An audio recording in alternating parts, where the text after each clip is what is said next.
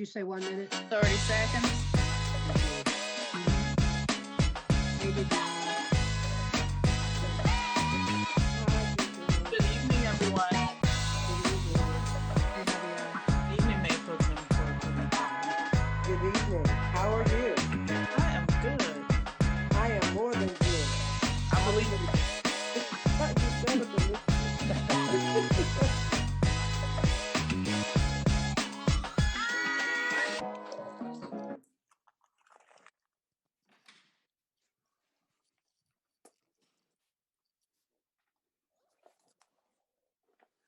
Why is chorus on? Can you hear me? Now. Yes, we can. Okay, we're ready. Thank you. Good evening.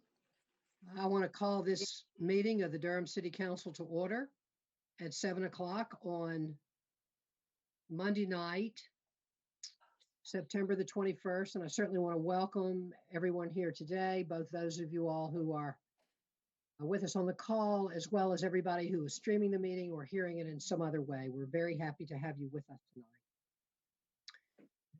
Before we have our moment of silent meditation, I do want to mention the loss of Justice Ruth Bader Ginsburg, Yes. one of our heroes of jurisprudence, someone who did as much perhaps for women in this country as any other person has ever done. And as we have a moment of silence now, will you please keep her in your thoughts?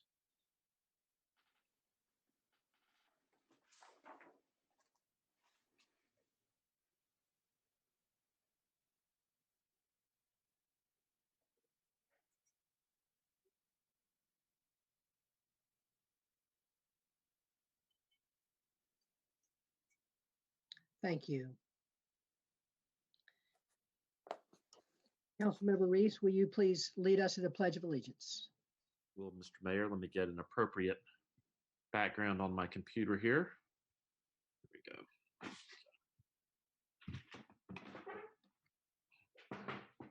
I pledge allegiance to the flag of the United States of America and to the republic for which it stands, one nation under God, indivisible, with liberty and justice for all. Thank you so much, Councilmember. Madam Clerk, will you please call the roll?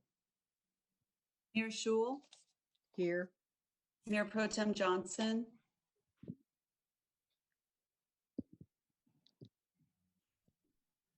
Councilmember Caballero, Here. Councilmember Freelon, Here. Councilmember Freeman, Present. Councilmember Middleton, I'm here. Councilmember Reese. Here. Thank Can you hear me now? Yes, we can. Yes. And we're now I'm you're here. Right. I want to just let everyone know ahead of time that the clerk is flying solo tonight. Our assistant clerk, our deputy clerk, Ashley Wyatt, is on vacation, and the two of them have been tag teaming these meetings. So I just want to thank the clerk, and we'll all have all the patience we need to tonight, Madam Clerk, and we appreciate all the great work you've done making these meetings happen. Normally, we would move into ceremonial items, but we have a very special item tonight. As you all know, this is the final City Council meeting for our extraordinary City Manager, Tom Bonfield. I have invited a few special guests to speak tonight, and so I'm going to ask our guests to speak first. So I know some of them will want to speak and have to leave, but I'm so glad to have them with us. And then we're going to follow that with remarks by the council, and then Tom may want to say a few words to us himself. Tom's at the City Council chambers, and Tom, we're glad to see you. I'm going to here's the order that I'm going to ask our speakers to speak in, and so maybe this will be helpful to the tech folks. I'm going to ask Mayor Bill Bell to speak first, followed by Mayor Pro Tem Cora Cole McFadden, City Council Member Diane Katati, Bill Kalkoff, Anthony Scott, former City Council Member Farad Ali, and Senator Mike Woodard. And I'm going to begin with Bill Bell. And if we could, there he is. Hello, Mr. Mayor. Hi, Mr. Mayor. How are you doing? Mr. Mayor, please keep it under an hour. Okay, I'm glad you started out right because I have a few words. Tom Bonfield, I don't know where you are, but I'm glad to be here and just sorry we can't do this in person. I'm here, Mr. Mayor. I probably should let you know that the mayor initially gave me less than 3 minutes to speak. And then after he thought about it, he said, okay, you can have less than an hour. I said, okay, I'll do 59 minutes. Then Cora Coleman Fadden said, well, in that case, I'll give up my 3 minutes. So Steve said, well, in that case, you got 62 minutes. Oh, All no. right. And I said, then I told the mayor, I said, look, I'm glad you gave me that because I was going to spend about 59 minutes thanking Tom for all the stuff he had to put up with for the past 3 years while I served as mayor with you. And I'll spend the last 3 minutes saying what you wanted me to say. Then he changed his mind again. He said, well, you no longer have 3 minutes, you got less than 2 minutes. So I guess we'll figure out how to make this work. But seriously, Tom, and to my good friend, Mayor Sewell, it has really been an honor to have had the opportunity to work with you as the city manager of Durham. And I said to you both publicly and privately, I've had the good fortune over the 40 plus years that I've served as an elected official, both on the county side and the city side, to work with some great managers. But you, by far and most, are the best manager that I've had an opportunity to work with. And I say that without any exceptions. You are a true professional. I always gathered that you fed everybody out of the same spoon, showing no favorites among council members. And you brought to the table your sincere thoughts in terms of what direction we should be going once we've set policy. And even though you may not have agreed with everything, you carried out those policies very diligently. And as I said, I've worked with a lot of managers, not just as an elected official, but I've seen managers across this country and have had an opportunity to interface with them. And Durham was well served by you deciding to become our city manager. It just seems like a few years ago that we were sneaking you up the back corridors into City Hall to have our interview. And I guess you must have wondered what you were coming into because we were under construction when that was happening. But by and large, you came, we talked, and we were all unanimous in agreeing that you should become our next city manager. I just want to wish you and your wife and your grandchildren and your children all the best as you transition to this next phase of your retirement life, and wish you the best.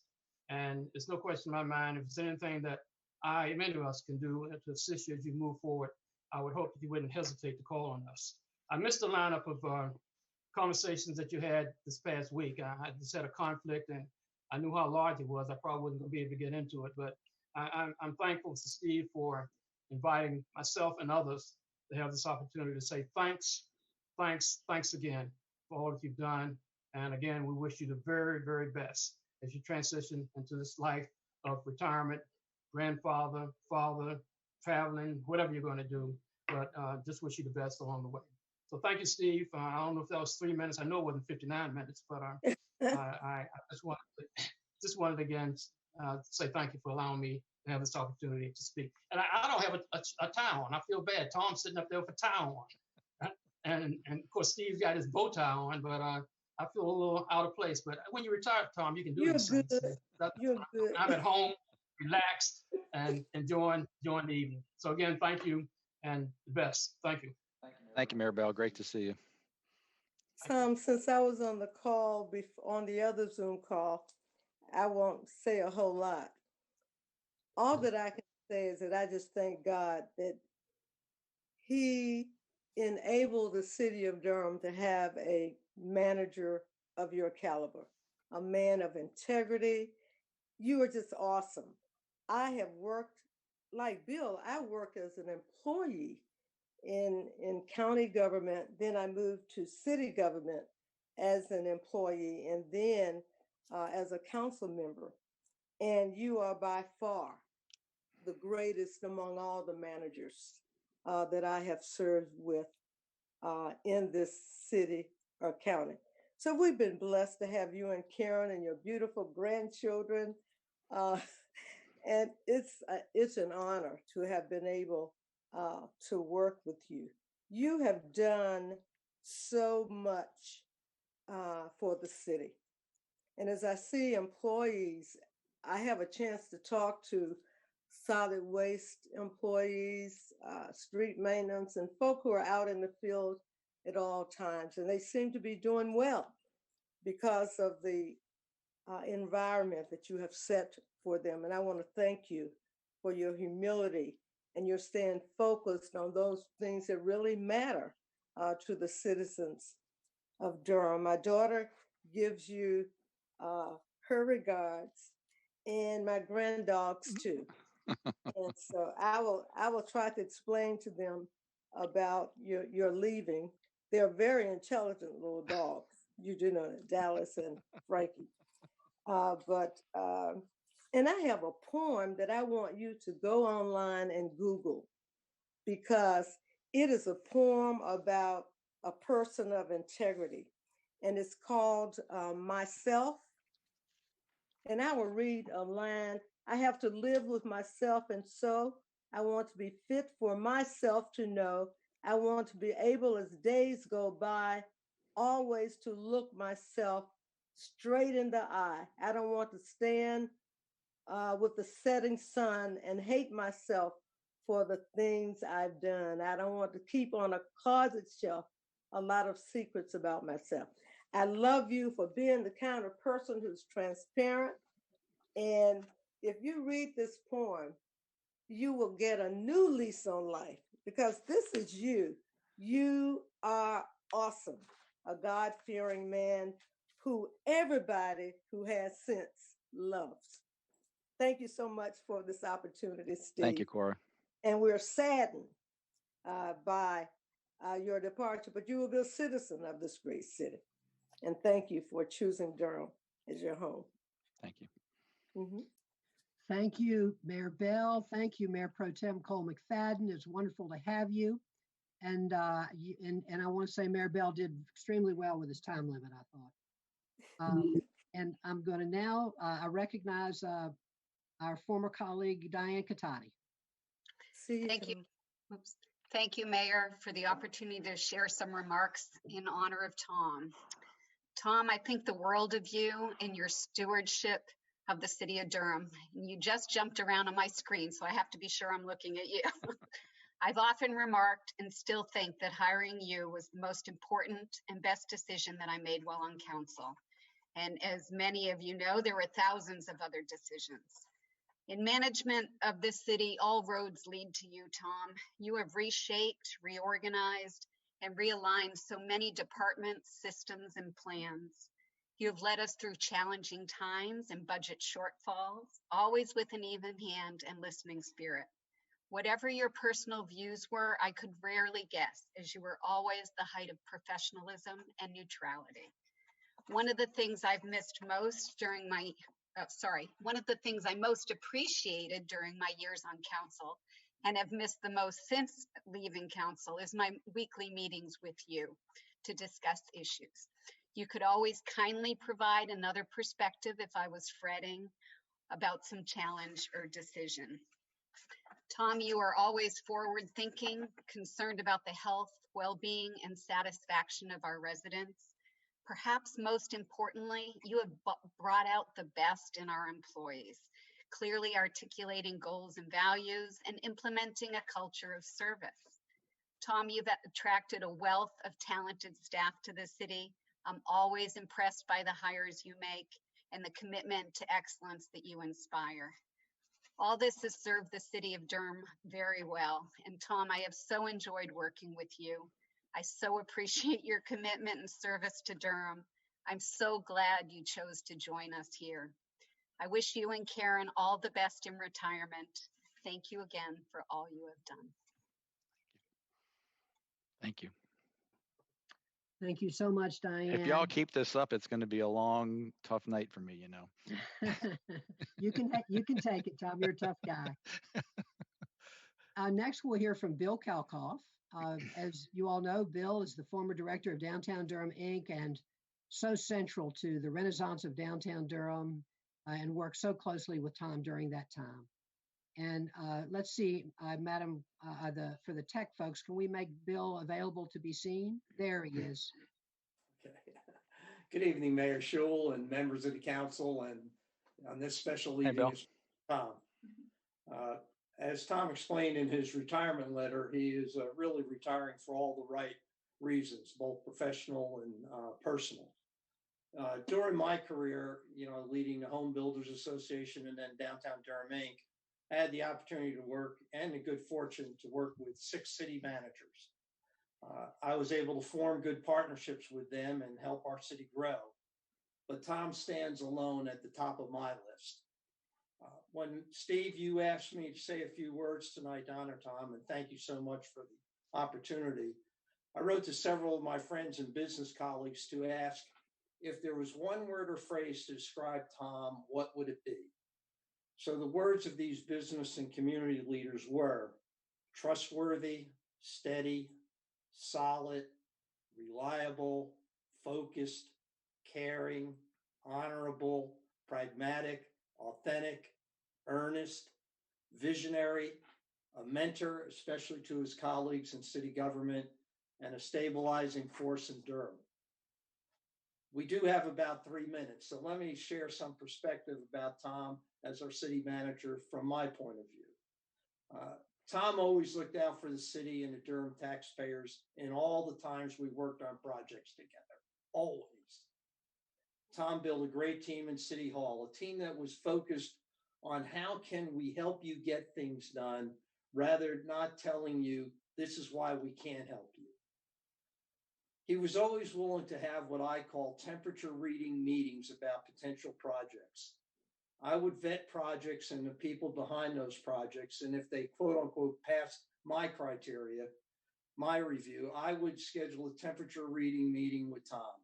The concept was to get an early sense about the city's interest in the project so that we did not waste anybody's time, not Tom's, not mine, not the private sector partner, not the council. And over the years, the private sector partners came to really appreciate this process. When it came time to begin serious negotiation about any project, as was his style, Tom wanted to see the numbers. If the private sector partner could make his or her case, a fair deal was negotiated in a manner which benefited the developer, the city, and especially the Durham taxpayers. Tom and his better half, Karen, have been very visible members of our community. Before the pandemic, and we will get through this darn pandemic, you would see Tom and Karen at business and political events and also enjoying what makes our community so wonderful. Our amazing restaurants, Durham Bulls games, DPAC shows, festivals, the list goes on. My point is that Tom not only worked here, he really lives here. In closing, Tom, our community was so very fortunate that you chose to be our city manager 12 years ago. And when you retire next week, you should know that our community is in a better place to live, work, play, and raise a family. And better than today than it was the day before you arrived. On a personal note, Tom, I consider myself so fortunate to have had the opportunity to work with and learn from you. And most importantly, I'm honored to call you my friend. Congratulations on your retirement. Best wishes in your next chapter. We're going to be a part of it. Cecily and I look forward to seeing you and Karen Friday night, and I'll see you out on the golf course. Congratulations. Thank you, Bill. Thank you, Bill. Thank you so much, Bill. Our next speaker will be Durham Housing Authority Director Anthony Scott. Welcome, Anthony. Thank you. So that I met Tom for the first time. It's not too long after my tenure here at DHA. So during that meeting, I explained where DHA was and the various issues that we face and how we intended to address those. I also talked about a renewed and expanded vision for how we could improve our public housing communities, including not only preserving the existing number of public housing units, but how we could expand affordable housing and build great communities. I shared how our plan would not only preserve the 447 units in the downtown area, but how it could also bring even more affordable housing for all income groups. So when I finished outlining my plans, this was Tom's reaction. Kind of like that, that emoji with the two eyes and a straight line underneath. So he asked a few questions and that was it. But basically throughout the entire time, there was no approving head nod, no facial expression one way or the other. So I kind of began to think to myself, well, did I articulate myself well? Does he get it? Does he even care? Does he get housing? So shortly thereafter, I learned that rather it wasn't important that I articulated myself well, that it really didn't matter, because the reality was that he got it. He understood it. And most critically, he put his support behind the cause of affordable housing for Durham's families to make it a reality. So Tom, as I said at the work session last week, I've worked in several cities, including Los Angeles and Baltimore. The leadership that you have exhibited is second to none. We'll miss your steady insight. I will miss your thoughtfulness that has led Durham to being one of the best cities to live in. I wish you all the best in your retirement. Thank you, Anthony. It's been great working with you. Thank you so much, Anthony. You as well. And now we're going to hear from former City Council member Farad Ali. Can we? Yes, there he is. Welcome, Farad. What's up? What's up? What's up? Good to see you, Tom. You have an AKA name, GSD, but we're on public television, so we will be appropriate. No, seriously, thank you, Mayor Schewel, for giving me the opportunity to speak with this robust group of people that are close to Tom.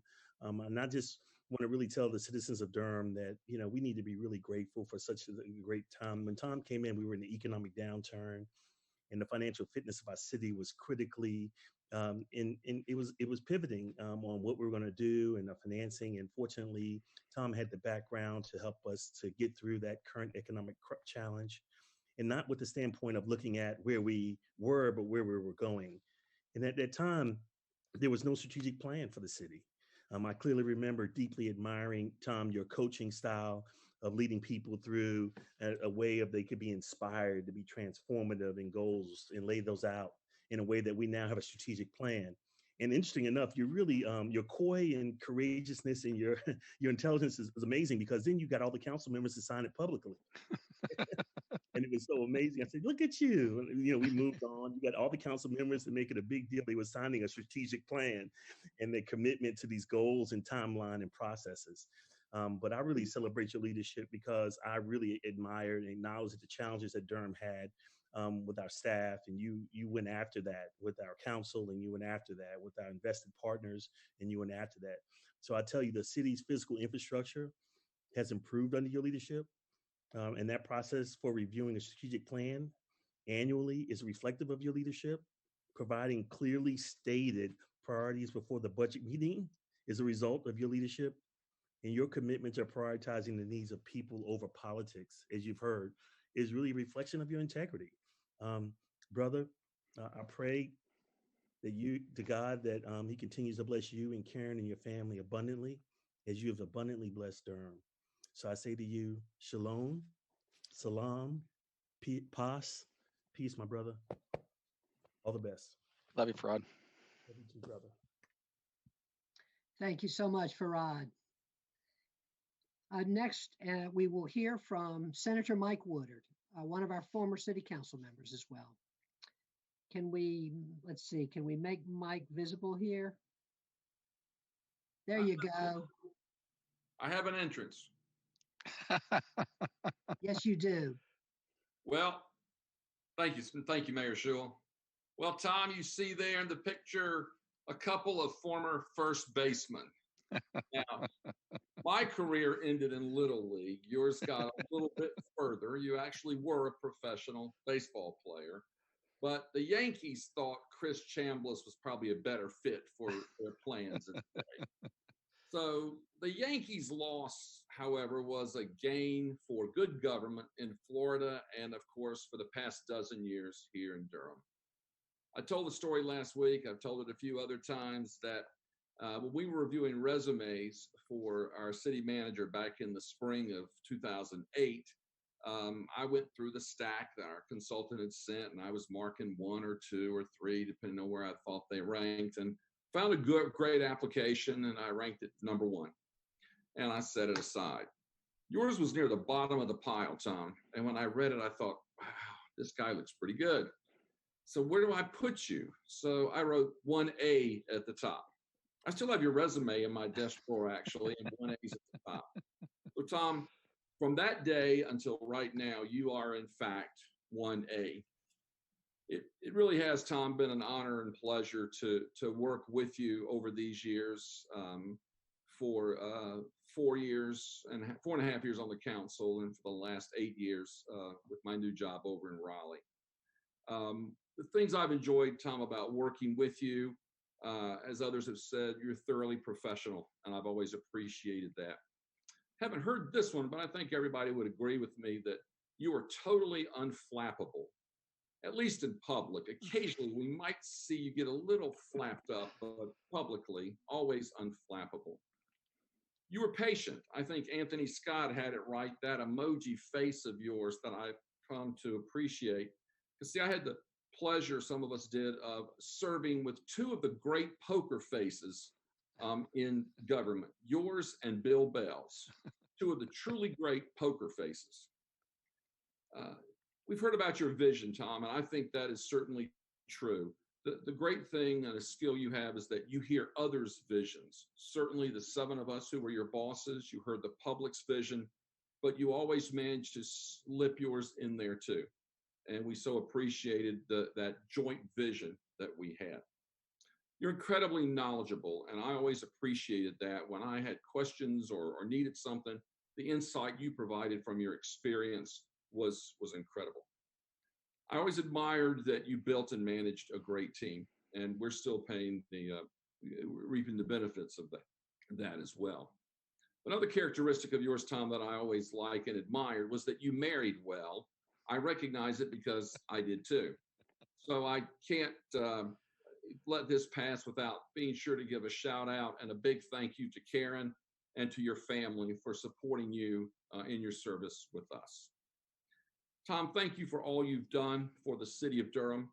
As a community, we're going to continue to reap the benefits of your service and leadership for many, many years ahead. I want to wish you good luck and Godspeed. Thank you, Mike. Thank you so much, Mike. Tom, as you know, I could have had a whole lot of other people invited here tonight. I invited people that I knew were special to you, and people that I knew had special things to say about you and felt the same way about you. There's so many more, and I know that you have heard from and will be hearing from more of them as well. But I really want to thank those that have been here with us tonight. And now I want to turn to members of our council for any remarks that they would like to make. Who would like to start us off?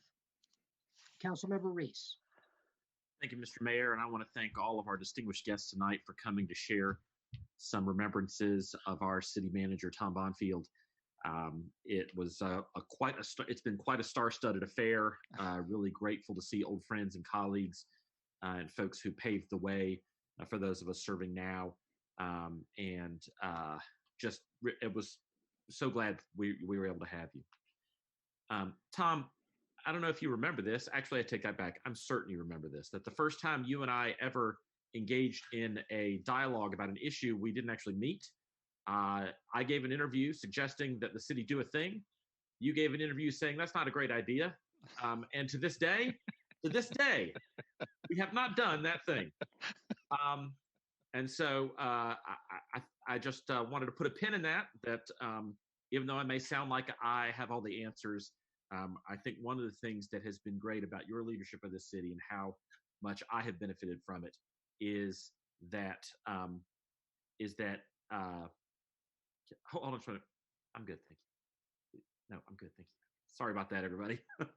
One of the things that's been so great about our partnership is that you have helped me kind of flesh out ideas that I might have had that might not have been so great. And so that's been a really important part of my relationship with you, Tom. The someone mentioned your patience earlier, and I think that's been something that has served me in good stead in my time on the council, has been your patience with me.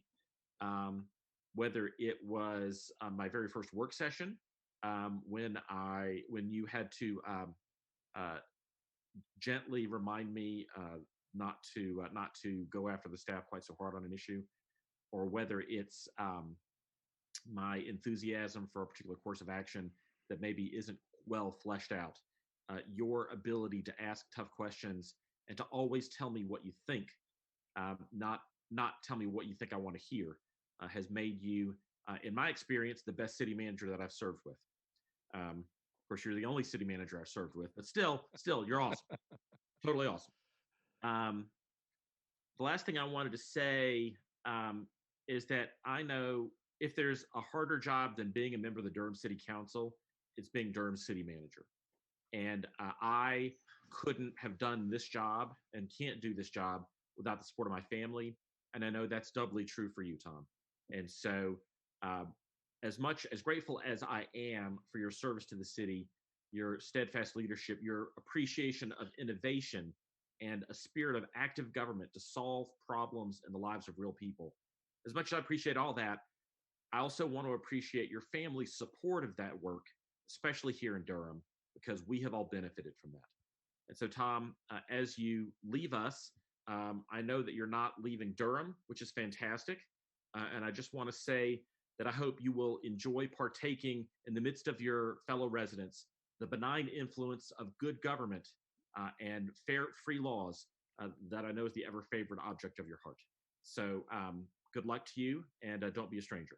Thank you, Mr. Mayor. Thank you, Councilmember. Thank you, Councilmember Reese. Who would like to go next? Mayor Pro Tem. Thank you, Mr. Mayor. So when I was thinking about what to say, I was thinking back to when I first started on City Council, Tom, and you gave me a tour of the City Manager Suite. And the thing that was the most surprising to me was that the City Manager's office had a shower. And I was like, this is terrifying.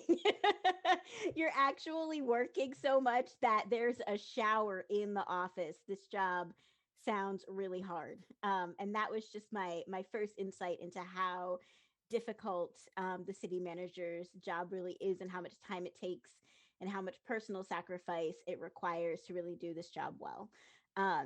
It's notable, I think, that you came to Durham during the major financial crisis 12 years ago, and now you're leaving in the middle of another incredible crisis. And I really believe the work that you've done in between those two moments is what's really gotten us ready for the city to be able to deal with the economic situation that's coming our way. I feel like we're on really good, steady ground because of your leadership over the last 12 years and the lessons that were put into place from that situation in 2008 that we are going to be able to apply dealing with COVID and the economic crisis here in 2020. And all the work that we are so excited about moving forward, the work on racial equity and expanding the people who are able to participate in the process and building thousands of units of affordable housing. All of that work really depends on a strong foundation. And you can't have a racial equity initiative if you don't have your streets getting cleaned and your garbage getting picked up and your water that's clean and safe and delivered to everybody's house. And all of those pieces have been in place in Durham for years and years, and that's due to the work that you've done to really move the city forward, so that we're able to now have all of these really exciting conversations about new initiatives and work. So I just want to thank you for building that foundation for us over the last 12 years, and hope that you really enjoy your retirement, being able to shower entirely at your home and not in your office. We appreciate you and thank you. Thank you, Mayor Pro Tem. Thank you, Mayor Pro Tem. Who would like to go next? Councilmember Middleton. Thank you, Mr. Mayor. Tom, it's almost, I think, Shakespearean that on this evening you would be sitting alone. I'm going to assume almost alone in our chamber. That room is cavernous and it conveys the gravity of our government and how important the issues are. But on this night, you sit solely in the room. And I think that's such a wonderful metaphor and graphic depiction of your leadership and leadership, period. These large decisions, these multifaceted decisions, ultimately comes down to one person and one desk. And you have managed it marvelously. So I'm glad to be talking to you while you're in the chamber by yourself tonight. About 5 years ago, while I was still a private citizen, but publicly active person, you and the administration tapped me to participate in a fact-finding trip to Boston to find ways we could perhaps improve community and police relations here in our city. And I came back and we had some conversations.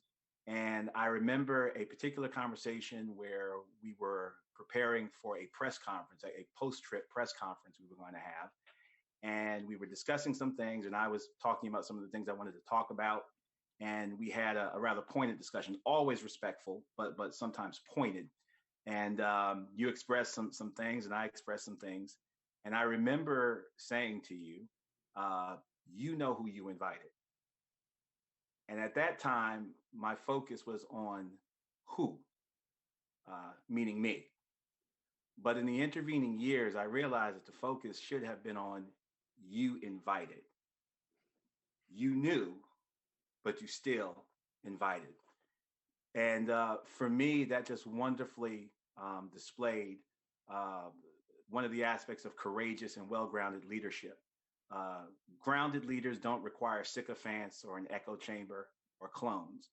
They're unafraid to invite folk with differing opinions to the table and engage them.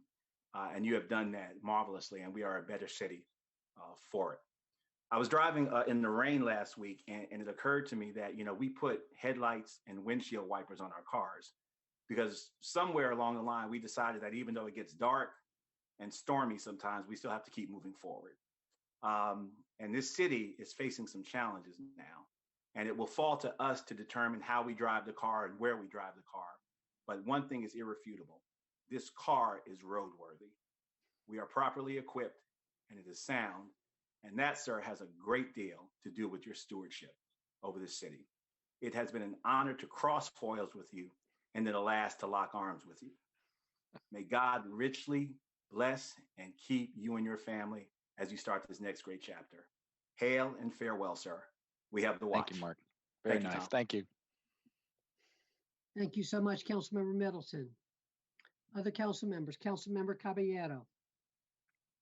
Thank you, Mayor, and good evening. So I've worked with you, Tom, for a little bit over 2 years, and some of my observations, I have seen you roll your eyes once during a meeting. Don't know if anyone ever caught that roll of eyes, but I remember you very subtly rolling your eyes, and I was like, oh, he does emote during meetings. Good to know. I always genuinely appreciated that during our one-on-ones, you always asked about my family, you always asked about my children, and that you genuinely cared how we were doing. That was something that I always deeply, deeply appreciated.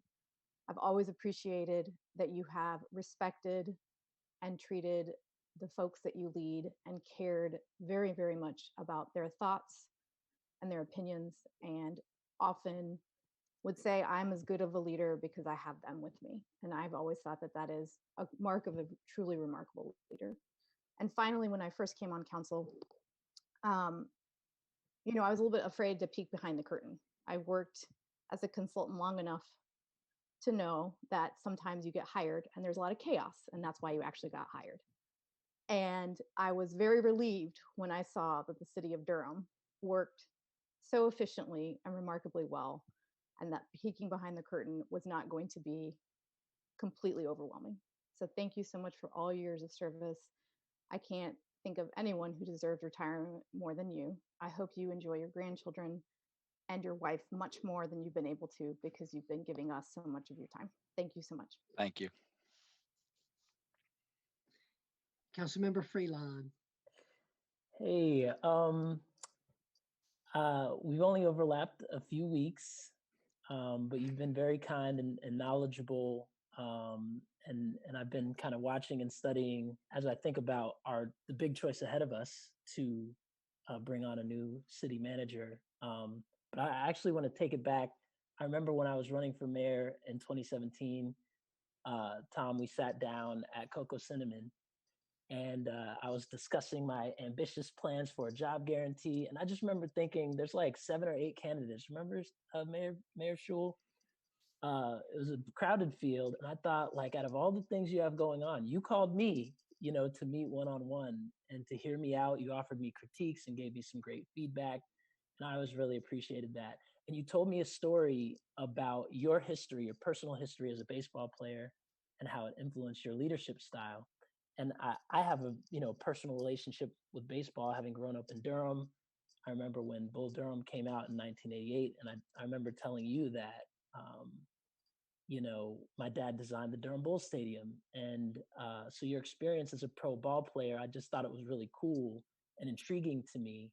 And I've seen in your leadership style, just the discipline, the focus, the skill, the teamwork that you've taken from that practice as an athlete into your role as city manager. And I just got to say, echoing Mayor Bell and Mayor Pro Tem Cole McFadden, they said, you're the best they've ever served with. So I just wanted to congratulate you and thank you and just say you knocked it out of the park.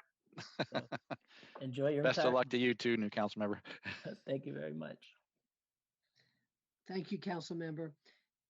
Council member Freeman. Thank you. I want to thank you, Mr. Mayor, for bringing those voices in so that they could share all of the history of Tom here in Durham. Knowing that we're mostly new here as council members, I was afraid that some of that might get missed because that conversation on Friday was really rich, and I kept thinking about all those words people kept using and what kept rising and rising. And I want to say that Mayor Pro Tem's Cole McFadden's poem myself spoke exactly to that, and acknowledging just how much your integrity speaks in the work that you do. I'm going to hold it together today. I'm not going to get into tears, but being the only manager that I've served with, I can honestly say that you've set the bar very high. And I'm not one for like gratiation in that way. And so when I'm saying these things to you, you have to understand it's not a comfortable thing for me to just kind of pour it on, but I feel like it's necessary acknowledging that you've spent 42 years of service and 12 of those years here in Durham. I've learned a lot from you, and I appreciate all that you've been doing to make sure that we're on track and fiscally strong here in Durham. I know we first met at an event at the Cotton Room and Golden Belt. And I can remember because during that very brief but detailed conversation, we talked about, this great new idea you had about a trolley going east to west, something around buses. And I tried not to take it personally, considering that I was, about, like 7-8 months pregnant with twins. And just acknowledging that you weren't staring at my stomach when you said bus, but I kind of felt it. But who knew that fare free, Bull City connector would come to life, and I would be the one encouraging riders to ride it with Clean Energy Durham and continue to kind of cross ways with you on transportation and issues in the communities around neighborhoods and historic preservation, and so many zoning and planning cases where we weren't quite seeing eye to eye, but I always understood where you were coming from. I know that as you leave, I appreciate Councilmember Caballero pointing out, the peeking behind the curtains. I have been one to take it for granted that I don't have to look behind the curtains, because I've always felt comfortable with the way that the city operated under your leadership, knowing that you put the right people on the bus and they were in the right seats. And so I'm grateful that you're not, that Wanda Page is not leaving with you, and knowing that her leadership will sustain us through this search. I know that there is so much more that I want to say, but I won't. I appreciate during the virtual celebration that there was so much conversation around your integrity. I think that word must have came up at least about 30 or 40 times. And noting in that word integrity is this grit. And that grit is what I'll always remember you by, and acknowledging that your ability to challenge with sternness and kind of focus that is even is something that I will be working towards and trying to be as even as you've been in the years that I've known you. And I want to thank you. I want to make sure I know that you've left us with all the tools to build the shared economic prosperity that this city deserves, and to make sure that race equity is at the center of that conversation. And knowing that, you know, probably when I first started on council, I wasn't quite sure where you would go with it. I have never been more grateful to watch you perform and to pull it together in each of those budget cycles and budget meetings. And I mean, that's the most that we interact is during budget season. And I am eternally like in awe of how you pull it together and how you make it seem so effortless every year, from alligators to, to broken eggs in a basket. I definitely learned a lot. I want to make sure that I don't forget to thank your wife, Karen, and to congratulate you on taking the step to make sure that you spend more time with your grandkids.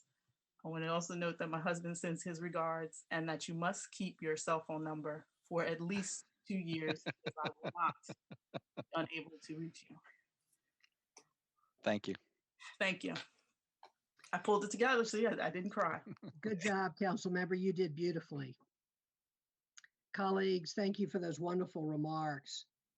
Tom, so much has already been said tonight about your remarkable qualities as a manager and leader, and I have a few to add of my own. But first, Tom, I'm excited to let you know, and to let our community know, that in your honor, an endowed scholarship has been established at Durham Technical Community College.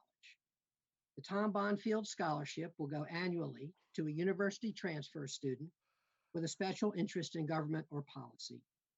And this too will be a permanent part of your legacy. And I'm very excited. Oh my gosh. Announce that. Oh my gosh. Thank you. It's been my deep privilege to work very closely with you for the past 9 years, 6 of them as a city council members and 3 as mayor. We've had a wonderful partnership. We've struggled through many challenges together, shared so many candid conversations, lamented the failures, reveled in the successes, and built a deep and abiding friendship, which I will always cherish. There's so much about you, Tom, that I admire. Your genuine humility, your preternatural calm, which so many people have already talked about, your intense loyalty to our city government, and especially to the people who work for the city government and who know that you always have their back. I admire the way you face every problem directly and right away, how you never shy away or push it off until tomorrow. And I'm really trying to learn from that, Tom.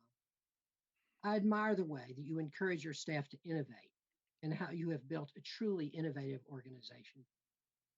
I admire your exceptional ability to make sure we are conducting the basic functions of local government at the very highest level, as Madam Mayor Pro Tem mentioned, what you call, Tom, blocking and tackling. It's no wonder that in the past few years, we have consistently ranked as one of the 10 best managed cities in the country. You can be so proud of that, Tom. I admire your ability to push back against the many, many ideas that come your way, including from council members, including from me. How you test our ideas, how you probe them, how you make sure staff vets them, and how once the council majority is clear You absolutely crush it. Once the council adopted participatory budgeting, our staff did it better than anybody anywhere. Maybe 2 months ago, the council voted to analyze our hundreds of thousands of 911 calls to understand which might be answered better by people other than the police. And in those 2 months, you have gathered a coalition of cities to join in this work. You have found a great technical partner, and you've made it happen in a way that will be a model for cities everywhere. And that kind of action is so characteristic of your work. Tom, I admire your ability to deliver a tough message in a straightforward way. I admire your ability to say no. And you have to do that a whole lot, because the ability to say no is what keeps us focused on our strategic goals and what keeps our finances in such amazing shape. I admire your helicopter management style, your ability to stay at 10,000 feet, to think strategically, and then when something truly needs your close attention, to swoop down to the ground and get enmeshed in the details until it's fixed.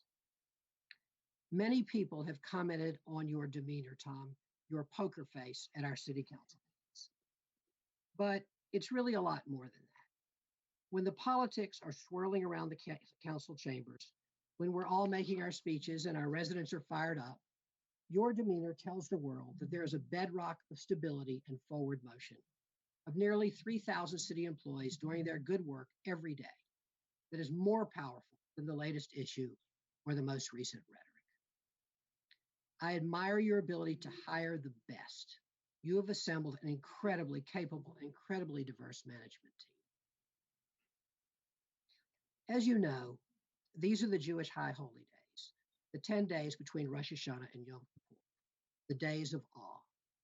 This is a time to pray, a time to fast, a time to repent, a time to commit to doing better, and a time to reflect.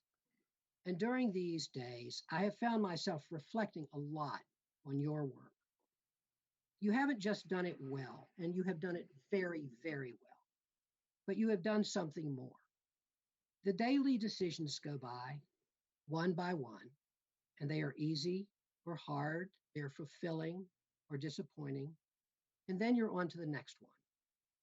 But over your 4 decades in city management and in your 12 years as our city manager, these decisions have added up to a proof, a case, a ringing defense of government and the good that it can do. Slow, laborious, full of endless process and public input and legal limitations, often the target of anger and frustration. Good government is difficult and beset on all sides by critics who want to tear it down. But if I can switch from my faith tradition to yours, each of your daily decisions is a brick in a cathedral built over many years. You have built something good and glorious and strong. I am so glad that you are in the council chambers tonight, and I'm sorry we're not together in those chambers, because I love that room. It is our sanctuary. It's the place where we come to do the sacred work of governing, the work that you have done. Your life's work is a testament to what good government can and should be. You haven't just done this work well, Tom. By your daily devotion, you have consecrated it. You have made it holy. Tonight, I want to end with a poem, one that I have read once before at a council meeting several years ago, because I think it applies so well to you, Tom. It's about the work. This is a poem by Marge Piercy called To Be of Use. The people I love the best jump into work headfirst without dallying in the shallows and swim off with sure strokes almost out of sight. They seem to become natives of that element, the black, sleek heads of seals bouncing like half-submerged balls. I love people who harness themselves and ox to a heavy cart, who pull like water buffalo with massive patience, who strain in the mud and the muck to move things forward, who do what has to be done again and again. I want to be with people who submerge in the task, who go into the fields to harvest and work in a row and pass the bags along, who are not parlor generals and field deserters, but move in a common rhythm when the food must come in or the fire be put out. The work of the world is common as mud. Botched, it smears the hands, crumbles to dust. But the thing worth doing well done is a shape that satisfies, clean and evident. Greek amphoras for wine or oil, Hopi vases that held corn are put in museums, but you know they were made to be used. The pitcher cries for water to carry, and a person for work that is real. Tom, no one's work has been more real than yours has. Godspeed to you and Karen. Enjoy the kids and the grandkids. The city will really miss you. I will really miss you. And now, before we ask you to say a few words in response, we have a short film. Beverly, are you ready? Yes, we are ready. Viv?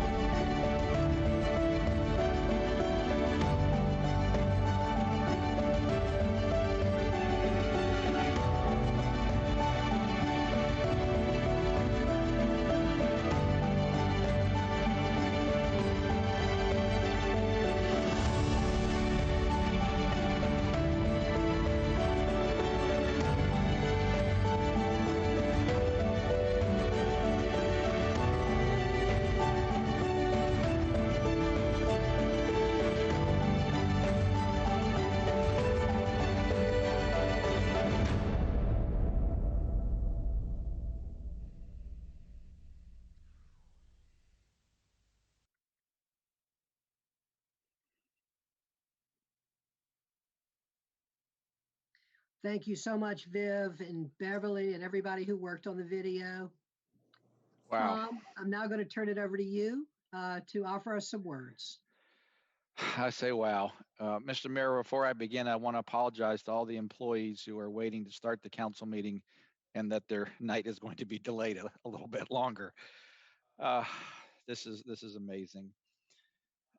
Mayor Schul and members of council, it is certainly with honor and humility that this evening I attend and participate in this last city council meeting of my professional local government career. It has been an honor for my public service career to have spanned over 40 years in 4 different communities.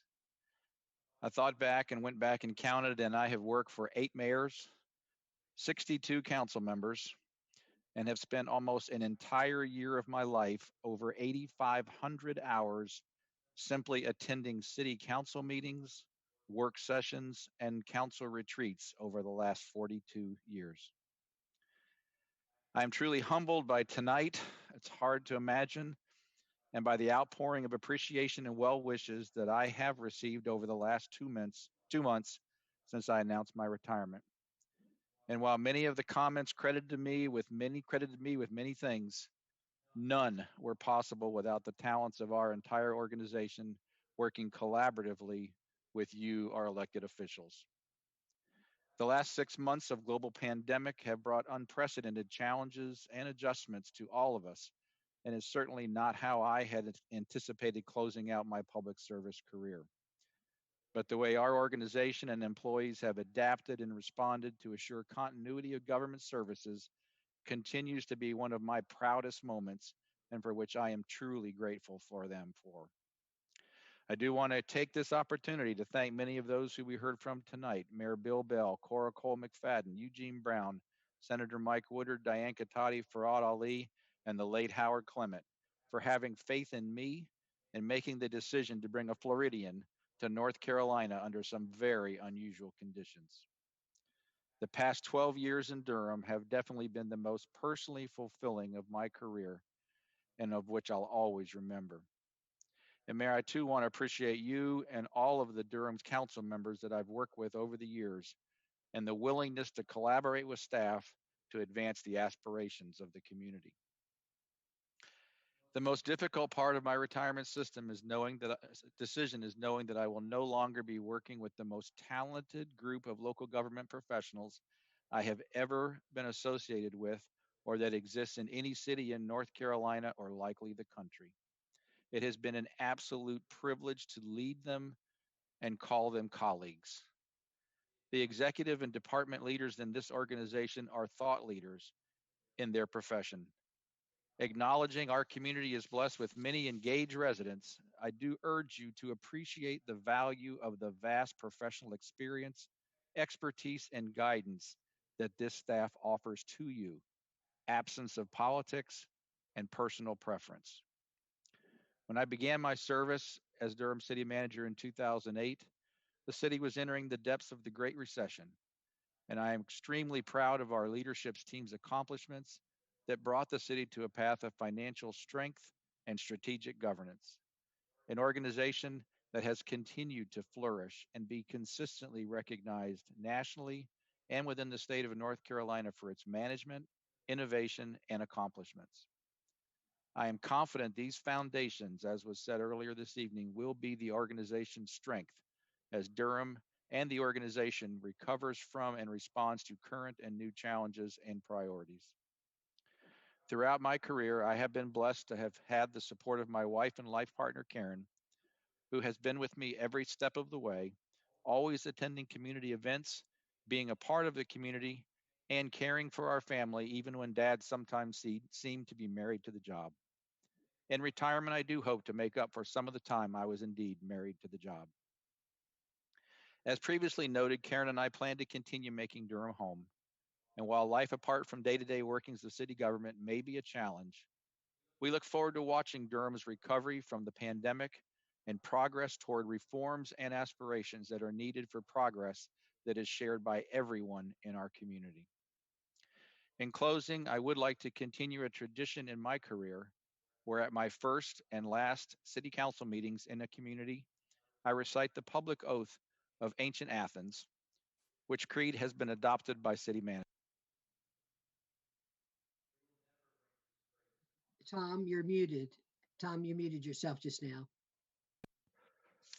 In closing, I would like to continue a tradition in my career where at first and last city council meetings in the community, I recite the public oath of ancient Athens, which creed has been adopted by city managers, the Athenian oath.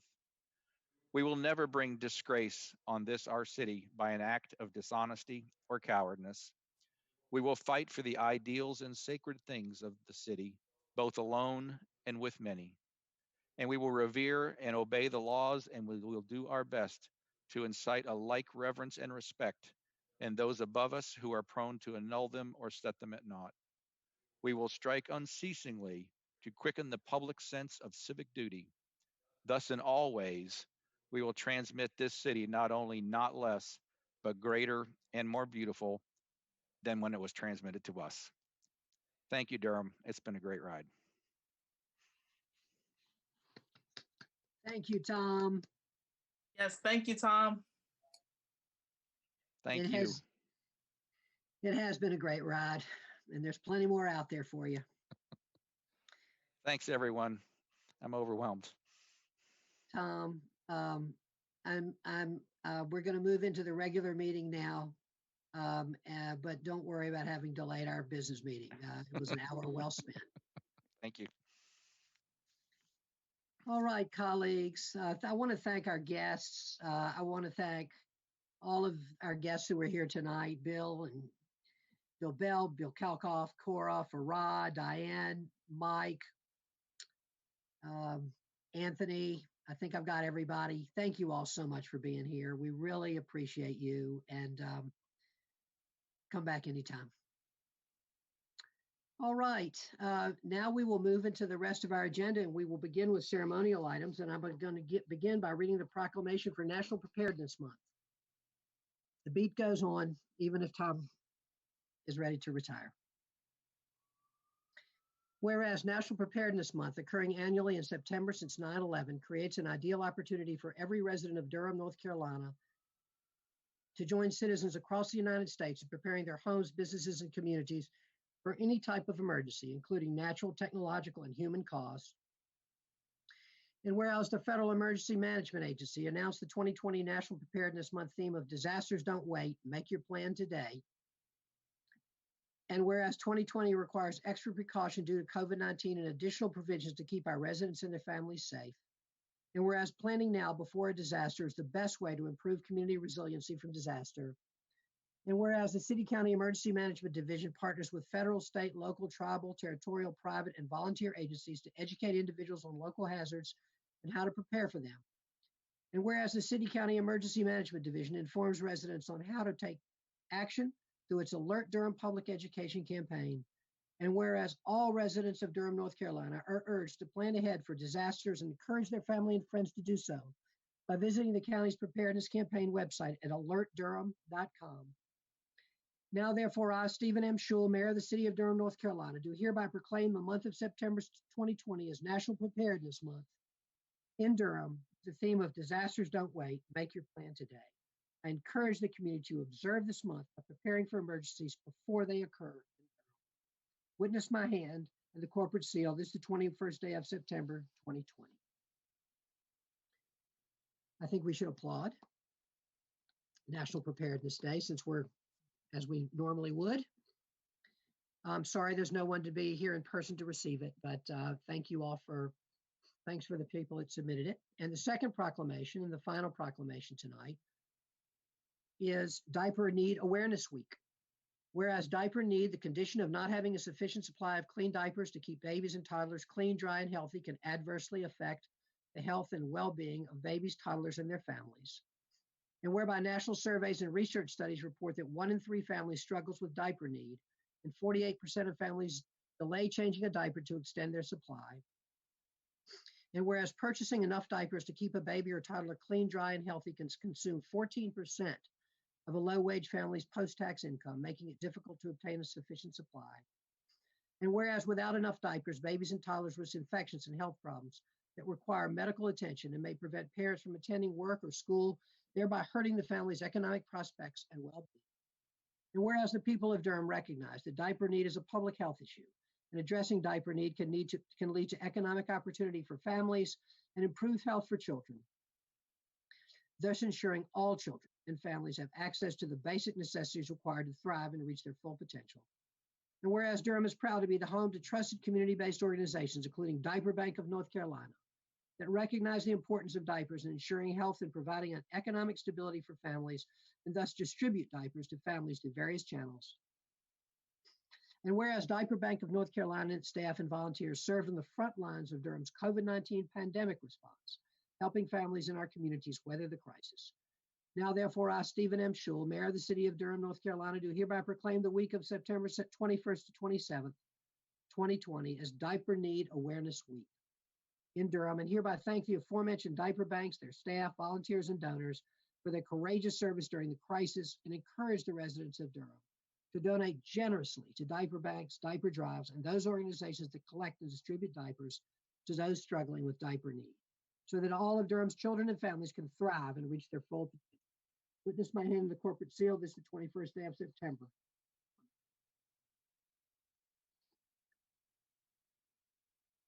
More applause, please. Thank you. And thank you to those who submitted this evening's proclamations. And now we will move to announcements by members of the council. Colleagues, are there any announcements? Councilmember Reese. Thank you, Mr. Mayor, and good evening again, colleagues. Before I get to my announcements, I just wanted to say that with all due respect to Councilmember Freeman, I would advise the city manager to change his phone number as soon as he pulls out of the garage on his last day. Otherwise, many of us are going to be calling him for advice, and you've got bigger fish to fry at that point. So just that's my advice on the subject. Second, and my first announcement, I got my flu shot last week. Everyone else should do the same. That's really, really important, especially this year, that we all take care of ourselves as much as possible. And so to my colleagues in the council, the city employees, and of course the residents of the city of Durham, please go out and get your flu shot as soon as possible. Second, the census is coming to a close very soon at the end of this month. And it's no exaggeration to say that it's one of the most important things that we're going to be doing as a country this year.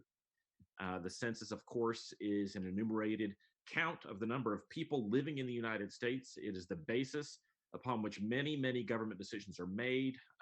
And the math behind that means that the more people that do get their census turned in, the more that North Carolina and Durham will benefit in terms of state and federal funding.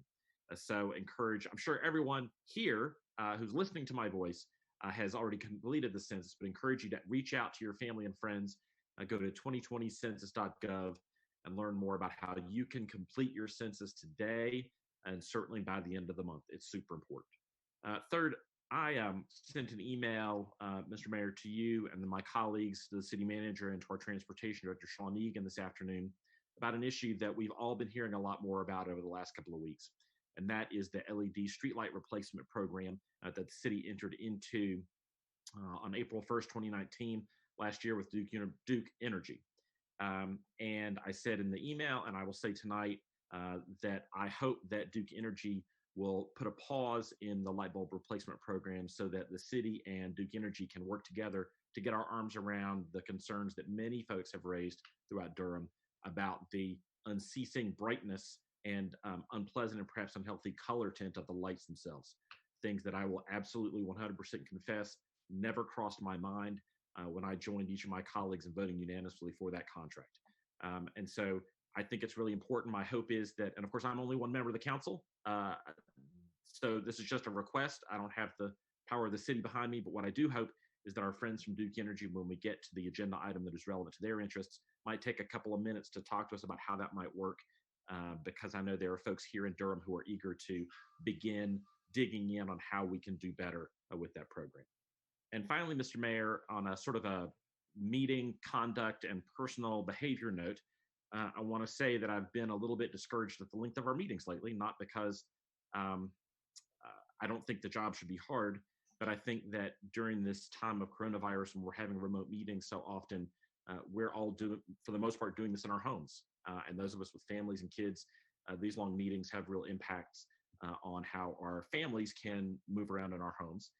And so to that end, Mr. Mayor, it's my intention to begin tonight. The other thing I wanted to mention is that I know that I am largely responsible for the length of these meetings, because I can be a pretentious gas bag from time to time and suck the air out of any room that I'm in, and I often do that in these meetings, even though you're not in the room with me. That's how powerful my ability to speak at length is. And so I will begin tonight putting myself on a clock, as I did with my remarks about the city manager, and we'll try to restrict my comments to 5 minutes on any one agenda item, and will be very, very reluctant to the point of nausea before I try to get a second bite at the conversational apple with my colleagues. I am not egotistic. I have a big ego, but I'm not egotistical enough to think that good ideas only come from me. And so I'm going to try to conform my conduct. I hope that will shave some time off our meetings and make our lives and the lives of our employees and the folks listening at home a little better. And those are my announcements. Thank you, Mr. Mayor. Thank you, Council Member. Are there any other announcements? Councilmember Caballero. Thank you. I just wanted to say that Hispanic Heritage Month kicked off last week, and the city will be doing its proclamation October 5th. And I just wanted to wish Costa Rica, El Salvador, Guatemala, Honduras, and Nicaragua, along with Mexico and my beloved Chile, Felices Fiestas Patrias. All of them celebrated Independence Day last week, and I made sure to celebrate well on the 18th, which was Friday. Additionally, I appreciate Councilmember Reese's ask of Duke Energy, and I'm also interested to hear what they have to offer later this evening, because I know that that is a issue that is affecting many, many residents right now, including our house, where my middle child has informed me that the light is keeping them up at night as well. Thank you, Council Member. Any further announcements? Councilmember Middleton. Thank you, Mr. Mayor. I want to thank you as a native Brooklynite, the old Brooklyn, not the new Brooklyn. I appreciate your shout out to the notorious RBG at the beginning of the meeting, and we bid her hail and farewell, and are thankful for her service. Very briefly, Mr. Mayor, I just want to keep faith with a request that was made of me of a mother of this city. Since our last meeting, gunfire has continued to ring out in our city. Several young people, and the victims seem to be getting younger over the last 48 hours, were injured in our city. I had a conversation with the mother of one of the children, one of the young people that was injured in their car on their way to grandma's house. And she told me to keep talking about it, as many people have, so I'm going to keep talking about it. We talked about leadership in feting Tom this evening. And I think this is a leadership moment, and we have a lot of challenges facing our city, COVID being one of them. When COVID will pass, we will get by COVID. Our concern is that when COVID is done, that many residents will still live under the burden of gunfire in their communities. There's a saying that, when America catches a cold, black folk catch pneumonia. You can say black and brown folk catch pneumonia. It's always exacerbated the impacts on our communities. So I want to say to those that are watching tonight that we will continue to keep hammering on this issue and keep giving it the attention that it deserves. I'm often asked now, what are we going to do or what are we doing? I'm pleased that we will be receiving in I believe early November, a report from the staff concerning the possible on-ramp to the expansion of violence interruption. I want to also say to folk that are watching, parents and grandparents and uncles and mentors and ministers and non-ministers and religious and non-religious folk, anybody who cares about our community, that we do not need permission to save our own lives. The one talk that we have about how our children should comport themselves around the police, there's another talk that we're starting to have more vigorously in our communities. And I want to just continue to encourage folk to love our children and to place ourselves in the way and to inject ourselves and insert ourselves into every aspect where there's an on-ramp for us to do so, while continuing to press this government to bring to bear all the tools we possibly can on this issue. Mr. Mayor, I want to wish you blessings to all of our Jewish brothers and sisters as we approach the High Holy Days during this season. There's a wonderful story from your faith tradition, Mr. Mayor, of David and Goliath. And a lot of people read the David and Goliath story as an underdog story. But Malcolm Gladwell has a very interesting perspective that we think David was the underdog. But in actuality, in the technology of that day, David actually brought a gun to a knife fight. Pardon the metaphor. It was Goliath who was outmatched when he realized that it wasn't going to be a toe-to-toe brawl, but that he was about to get taken out from far away because David had the technological advantage in that day. And then I would just say that as daunting as COVID and gunfire are, we're David and these issues are the Goliath, and we have everything we need as a city to meet this challenge. And notwithstanding reticence on the part of the federal government or hesitancy on the part of the state government, we have what we need here in Durham to bring our ingenuity, our creativity, and our resources to bear to demonstrate wholly and fully to this country that children in this city, Black ones and white ones, are just as important. Brown ones and yellow ones are just as important and worthy of investment and intervention as any other child in this city. I want to thank you, Mr. Mayor, for continuing to give voice and focus to this issue.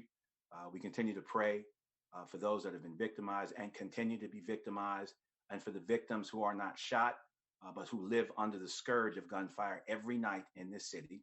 It is a quality of life issue that persists, whether it's getting covered or not. And those folk need to know that we hear them, we understand it.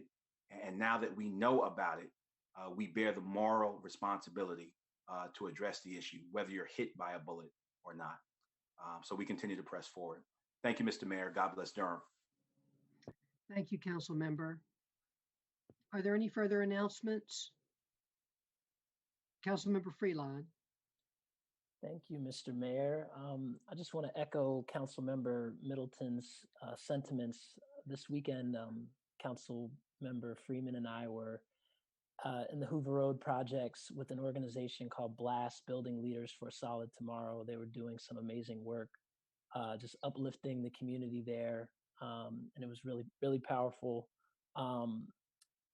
Part of the one announcement, one of two I wanted to share with the people of Durham is that I emailed my colleagues last week after a weekend of shootings and talking to community members and organizers and parents and children about a plan to reduce violence. What are we going to do about it?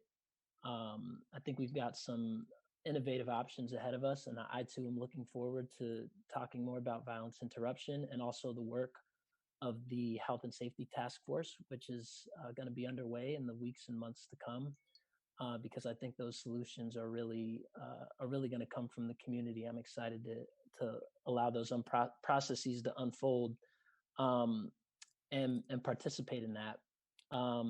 The other thing I wanted to mention is about Durham for Organizing Action has a plan that just hit our inboxes this afternoon to provide public transportation for those who need a ride to go vote. I think it's really important, that we consider that and leverage our resources to help make that happen. So, I've signed that. Councilmember Freeman, Senator McKissick, and many others have signed on to try to see how we can get our public transit involved in helping get folks rides to the polls, because it's not as easy as it was pre-COVID just to put someone in your car and whip them to go vote and back. So I would urge colleagues, everyone, to kind of take a look at the email we've all received from Durham for Organizing Action and see if we can move that forward to help increase voter participation this fall. That's it. Thanks so much, Mr. Mayor. Thank you, Council Member. Any further announcements? Councilmember Freeman.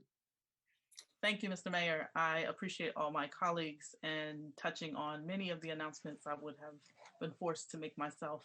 I appreciate Councilmember Reese on the census and Councilmember Javier Caballero on the Hispanic Heritage Month. And I want to add my sincerest frustration around the gun violence issues and appreciate Councilmember Freeland's digging deeper into exactly what it could look like. And I want to encourage him to continue knowing that I'm in full support. I also want to just note the work of the folks with Blast and many others who are much smaller grassroots organizations that don't have the funds to do what they're doing. I want to encourage us to really start to talk to those folks as well, because their voices are often missed in the community's conversations because they don't come to council meetings. They don't push for council members to be at the events. That's not the norm for them. And so there are a variety of opportunities to meet community leaders that are there and encourage them to support the children in those communities that are Durham Housing Authority's locations and around those neighborhoods. I also want to appreciate Coach Keenan and continuing to host these safe spaces events with our Durham Police Department and the full support of Chief Davis, and not just Hoover Road, but also at Cornwallis after that shooting of the young man that nearly broke me in his bed. I acknowledge the quality of life issue that gunfire has presented for a select group of folks in different communities that we all are aware of. And I want to make sure that the people who don't experience that gunfire also acknowledge their privilege in that and get to understand what's happening out here, and just kind of reach out, because folks in this community are hurting. And I want to note that this month is also Suicide Prevention Month, and acknowledging in the midst of COVID how much depression and anxiety can manifest itself, and how it manifests itself, not just as adults, but as children in very different ways again. And it's not getting better. So just noting that, please check with your children, ask them the questions. And if you need a resource, Durham's Together for Resilient Youth offered a lot of tips on how to ask the children questions. I lastly just want to note that the email you received regarding the public transportation is truly an opportunity for us to demonstrate what it means to have more people involved in our democracy. And so I just wanted to note that this is going to be an important moment or important piece, and it's COVID related. And so I'm hopeful that there will be funding available to make sure that folks can at least ride the bus and get to their poll locations as necessary throughout early voting and on election day. Thank you. Thank you, Council Member. All right, any further announcements? All right, thank you. And now we'll move to priority items. Are there any priority items by the city manager? Thank you again, Mr. Mayor. Good evening again. Before we begin, I did want to make a mention that we had a retired solid waste employee who had come back to work with us. As some of you may know, Donald Kimbrough passed away unexpectedly in the last couple days, and solid waste department has had a tough few days with an employee being hit while collecting the route. That employee is doing better. Don't want to get into too much detail there, but also want to ask you to keep your thoughts and prayers into the family of Mr. Kimbrough. He was a great employee, and it's been a shock to all of us that his passing occurred in the last couple of days. So wanted to pass that. Agenda items for this evening, Mr. Mayor. Agenda item number 11, the contract to support transit community engagement and performance management with Texas A&M Transportation Institute. Pursuant to your request, some additional information has been provided in the updated attachments number 1 and 2. Agenda item number 18, consolidated annexation, the Sykes property. Attachment number 16 has been added. And then agenda item number 26, which is the franchise and Duke Energy Carolinas public hearing item. I am requesting that this public hearing be moved up as the first public hearing on the agenda, and that attachment number 7 through 9 have been added in addition to that material. I think you already know that. Just wanted to ask that most importantly that we move that public hearing item up to the first public hearing. That's all my items, Mr. Mayor. Thank you, Mr. Manager, and we will move that item up accordingly to the top of the public hearings. Every single thing you do today, Tom, is the last. It's your last. Those are your last priority items. Thank you. I know there's a whole lot of that going on right now. Madam Attorney, do you have any priority items? Good evening, Mr. Mayor. The City Attorney's Office does not have any priority items, but since we are in the occasion of congratulating the manager on a job well done and a race well run, I wanted to add my personal congratulations to Tom and just express how grateful I have been that my first year as city attorney has at least overlapped with a full year with you. And I've learned so much, and you've been such a wonderful mentor and friend and colleague, and I'm just very, very grateful. Congratulations. Thank you, Madam Attorney. Madam Clerk, any priority items tonight? Good evening, Mr. Mayor and City Council members. The City Clerk's Office has no items, and I'd like to wish Mr. Bonfield happy trails. Take care. Thank you, Madam Clerk. We'll now move to the consent agenda. The consent agenda can be approved by a single vote of the council. These are items on which the council has previously worked during work sessions. And an item can be pulled from the consent agenda by an individual member of the public or by a council member. And if it is pulled from the agenda, it will be heard at the end of the meeting. I will read the items. Consent agenda. Item 1, approval of city council minutes. Item 2, Affordable Housing Implementation Committee appointments. Item 3, Carolina Theater of Durham Board of Trustees appointment. Item 4, Durham City County Environmental Affairs Board appointment. Item 5, Durham Homeless Services Advisory Committee appointment. Item 7, Durham Mayor's nominee to the Durham Performing Arts Center Oversight Committee appointment. Item 8, International City County Management Association Local Government Management Fellow Interlocal Agreement. Item 9, Longtime Homeowner Tax Deferment Program. Item 11, Contract to support transit community engagement and performance management with Texas A&M Transportation Institute. Item 12, Generator Maintenance and Emergency Repair Services Service Contract Award to National Power Corporation. Item 13, Sanitary Sewer Flow and Rainfall Monitoring Comprehensive Service and Maintenance Awards to ADS LLC. Item 14, Alpine Road Culvert Replacement SD 2020-04 Amendment Number 1. Item 27, Shannon Road Culvert Replacement SD 2021-02. You have heard the consent agenda. And I'll now accept a motion that we approve the consent agenda. So moved. Move. Second. It's moved by Councilmember Reese, seconded by Councilmember Freeman, that we approve the consent agenda. Madam Clerk, will you please call the roll? Mayor Schul, Aye. Mayor Pro Tem Johnson, Aye. Councilmember Caballero, Aye. Councilmember Freelon, Aye. Councilmember Freeman, Aye. Councilmember Middleton, I vote aye. Councilmember Reese. Aye. Thank you. Thank you, Madam Clerk. The ayes have it. Motion passes unanimously. We'll now move to the first public hearing item, which is the franchise with Duke Energy Carolinas LLC. Let me just also say before we get started here, I know that the manager is going to be at City Hall, Mr. Manager, until the end of this item. And then I believe you will be going home for the rest of the meeting. And Ms. Page, though, will be here in your stead while you're in transit. Is that correct? Correct. That's right, Mr. Mayor. Thank you.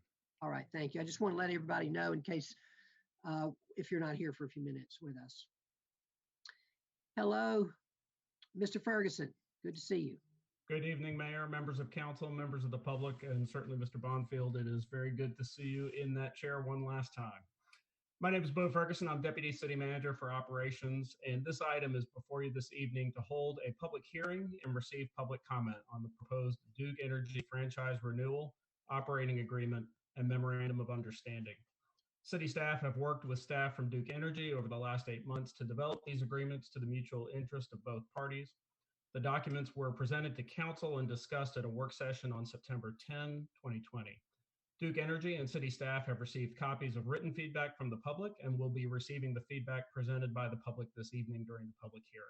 Staff will be prepared to respond to questions from council at their work session on September 24th, where this item has been scheduled, and also respond to any comments or questions received from council this evening. Thank you. That concludes my comments, and we're ready to proceed with the public hearing. Thank you so much, Deputy City Manager Ferguson. We appreciate you and all the work that you've done to lead this process. Colleagues, you have heard the report from staff, and I'm going to now declare this public hearing open. We have a number of people signed up to speak, and there may be others who haven't signed up that would like to speak tonight. But first I want to ask, does anyone want to begin with any questions for staff before we hear from members of the public? All right, then we will begin by hearing from members of the public. Let me just look at my list here for this item. I'm going to ask people to speak in the order in which they have signed up. And so, Madam Clerk, if you can help me here. First, we will hear from Melissa Chappell, and if you can make Ms. Chappell available to be heard.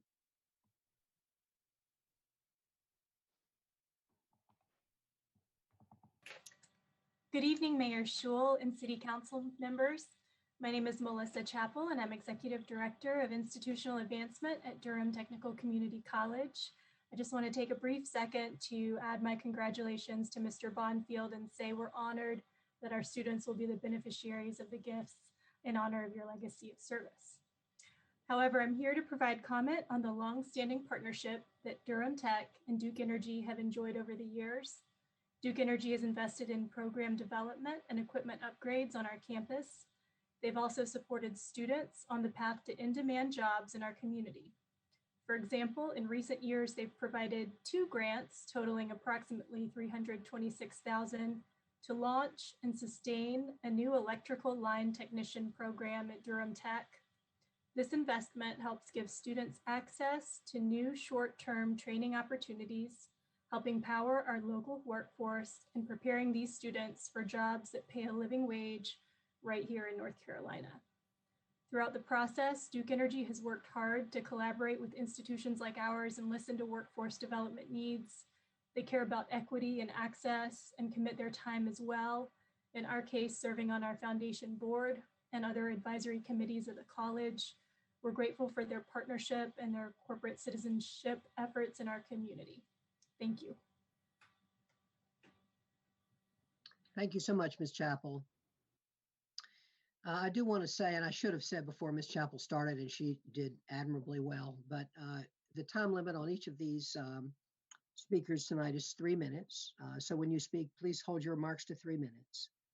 Our second speaker tonight will be Jeff Durham. Madam Clerk, can you make Mr. Durham available to speak? And following Mr. Durham will be Stephanie Foreman. Mayor, sure. Well, I thought we and I talked ahead of time. I had the 59 minutes, no?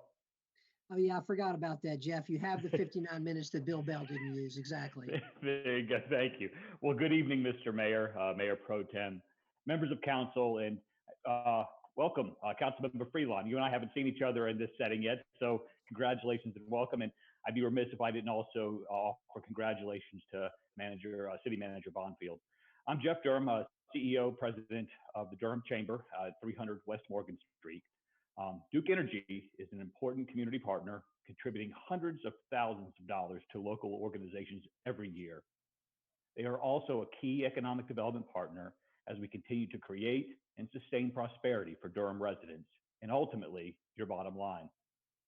We appreciate the dedication of city staff who work so hard to provide recommendations like this to keep our community operating with predictability while also elevating issues like sustainability, which the Chamber is supportive of.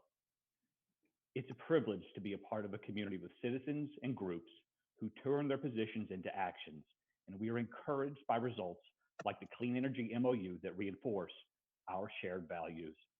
The Chamber supports moving ahead with these agreements. Thank you and have a good evening. Thank you so much, Mr. Durham.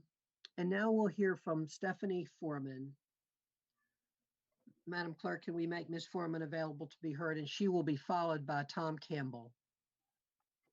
Good evening, Mayor Schewel and City Council members. I want to echo support for the Environmental Affairs Board's recommendations that the franchise and operating agreement should be no greater than 7 years, that Durham will retain the right to be an independent power producer with the rights to store and discharge power and to sell power to the grid at independently established prices, and that the city has the right to purchase solar power from independent producers for the purpose of supplying clean energy for our community. I also want to say that as a resident of a Durham neighborhood that was recently affected by the new LED lights, we've seen time and again that Duke can be out of step with the city. This week, they rolled out these bright nuisance lights in our neighborhoods. Thousands of cities across the country and internationally have nailed the LED transition, and we didn't. And I suspect that that has a lot to do with our one-sided relationship with Duke. Thank you.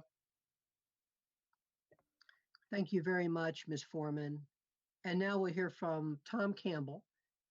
Before Mr. Campbell speaks, I do want to say that Mr. Campbell is a former member of this body, having been elected to the council in, I believe, 1981, and re-elected as well. And so, Mr. Campbell, we are glad to have you with us. Thank you very much. So as you can tell by Mayor Schewel's introduction, I'm a person of a certain age at this point, but I'm still engaged in the community, and I would like to, again, echo the support for the Environmental Affairs Board Energy Committee's September 18th memo that I think you all have before you, where they ask for 5 outstanding issues that they think the city could do better on, so that we can really become a partner in fighting against climate change. And 2 of those issues in particular, the term of the agreement, they're asking for at least 7 years. I know Duke Energy is saying, well, it's just taken them so long to come to this agreement with Durham that they'd rather not have to do this again in a short period of time. And that is perhaps because their business model needs some major changes. If they had a better, more climate-friendly business model, these negotiations would have not taken very long at all.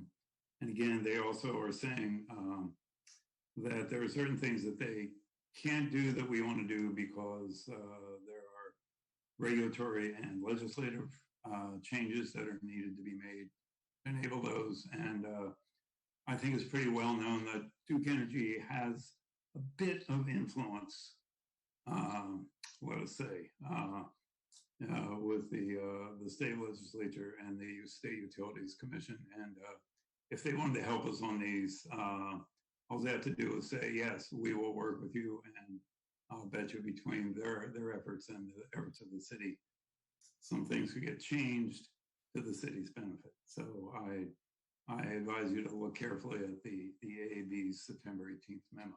Thank you. Thank you very much, Mr. Campbell, and welcome back to these chambers. Colleagues, I do want to mention, the manager mentioned, and a couple of speakers have mentioned, late in this, or sometime this afternoon, we had 3 additional attachments added, which included the EAB's most recent letter. I do want to remind you all that we have plenty of time to talk about this at the work session. And so the fact that we this came late in the process and we haven't been able to fully absorb it, I know you all haven't been able to. We will get to talk about this again on Thursday. So I just wanted to let people know that when you're hearing the reference to that letter. All right, now we will hear from Pilar Rocha Goldberg, to be followed by Madeline Parker. Ms. Rocha Goldberg, welcome. Thank you so much. Good evening, Mayor and City Council members. Thank you for the opportunity to speak to the Council tonight about the topic in consideration. Today, I'm here to speak about Duke Energy as a corporate partner that has supported us as an organization and the community we serve, and who is truly committed to social responsibility. Duke Energy has been a long-standing partner with the Durham community, from investing in local nonprofits and educational initiatives through their foundation to supporting our business community. El Centro has appreciated their support and ongoing collaboration with the Latinx community. Collaborations have included a crucial funding for those members that cannot afford their heating and cooling bills, as well as annual disbursements of backpacks with school supplies for those families that don't have the resources to purchase them on their own. Today, I'm proud to talk about Duke Energy as a good corporate citizen because it supports us and several other nonprofits in the community, which is appreciated. We hope the City Council continues its collaborations with Duke Energy as well. Of particular interest is how the Latinx community can engage in the discussions and future action plans around the Clean Energy MOU. We recognize that this is a very important process, and I appreciate the opportunity to speak tonight. Thank you. Thank you, Ms. Rocha Goldberg. We will now hear from Madeline Parker, to be followed by Tom Feltner.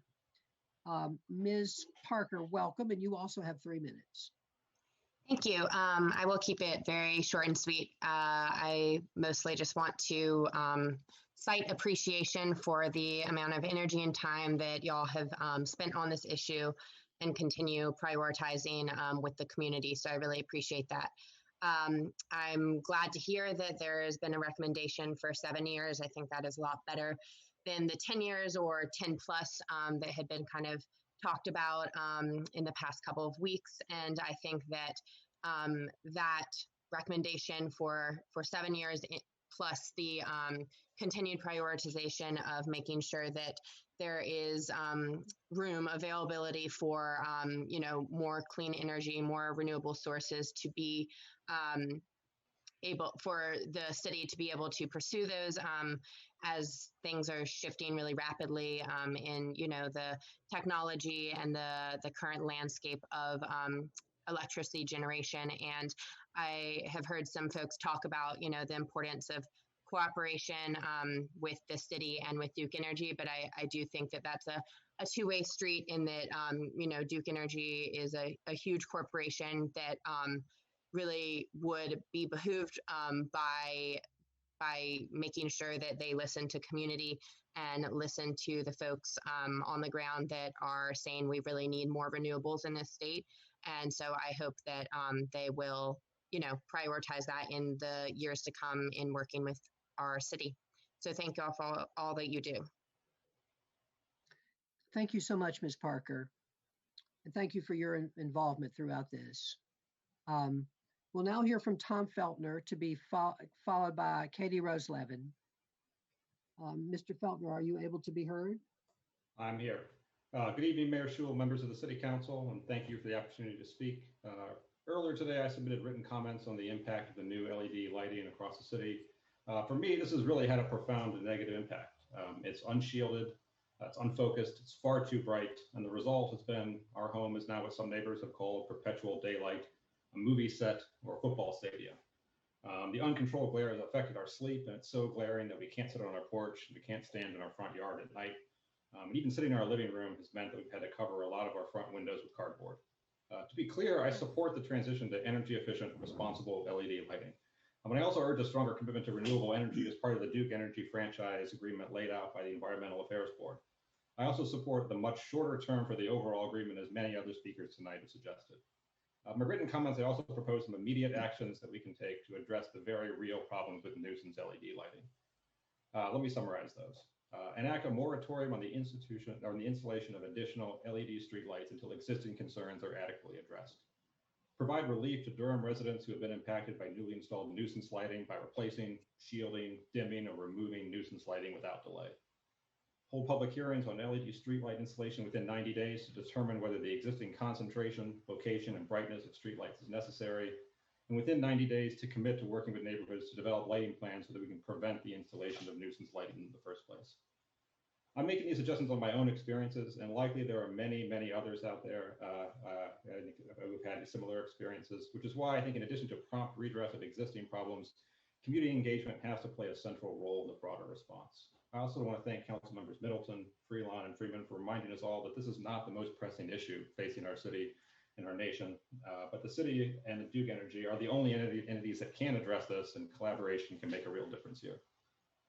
Finally, I want to commend the Transportation Department staff for being really responsive to and working really hard to keep up with community concerns. The street lighting team in particular has taken this on with compassion, and that compassion has shown through in my and my neighbor's discussion over the past weeks and days. Thanks for your consideration, and I look forward to progress on this important issue in the coming days and weeks. Thank you, Mr. Feltner, and we'll hear later from our Transportation Department on this. And now, next is Katie Rose Levin. Ms. Levin, you also have 3 minutes to be followed by Russell Thompson. Can you hear me? Yes, we can. Excellent. I'm Katie Rose Levin, the Executive Director of Trees Durham. We're an environmental justice organization that combats climate change by making our tree canopy more healthy, sustainable, and socially just. And we would like to speak in support of partnering with Duke Energy with this MOU and talk a bit about our experience working with them towards creating a more healthy, sustainable, and just Durham.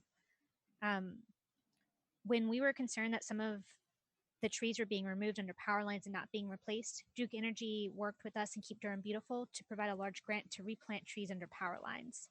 When we were concerned that some of our neighbors never had those trees in the first place, Duke Energy provided a large grant to launch and sustain Trees Durham. Then Indira Everett herself joined our board to help support us as we work to address the environmental racism that exists in Durham's tree canopy due to racist redlining programs from the past. In this way, Duke Energy has gone beyond simply addressing trees under power lines, but reaches out to address larger environmental justice issues in the community they serve. When we were concerned that climate change was accelerating and damaging the very forest that Trees Durham works to preserve, Duke Energy invited us to a meeting with their president to discuss how they would move forward with their transition to renewables. We discussed our desire to move quickly, and they expressed their concerns on the impact of low-income ratepayers. We don't always agree on everything, but we did agree to continue the conversation and continue working together towards a more healthy, sustainable, and just world. Trees Durham and Duke Energy are different organizations with different goals and different drivers. Even so, we've always found the people who work at Duke Energy to be open and honest, willing to compromise, and willing to work together to find a solution that pushes us both to be better community members. This MOU lays out a vision of a future that involves us working with an energy provider to create a healthy, sustainable, and viable energy system for Durham. We support this type of collaborative visioning and look forward to continue to partner with Duke Energy as a problem solver by our side. Thank you very much. Thank you very much, Ms. Levin. We will now hear from Russell Thompson to be followed by Michael Page. Mr. Thompson, are you able to be heard? Yes, good evening. Good evening, welcome. You have 3 minutes. For the past 13 years, I have served as Director of Utilities and Engineering for Duke University, and I'd like to thank the Council for their time tonight. As you can imagine, dependable electric service is critical to supporting the university's missions of education, research, and healthcare. Many people in the Durham community and surrounding areas depend on our hospitals and clinics for their healthcare, especially during this pandemic. I can attest that Duke Energy's performance in delivering electricity to our facilities has been excellent during my time at the university. As one of the most critical suppliers, we have worked with Duke Energy on a number of projects, initiatives, programs in regards to reliability and sustainability.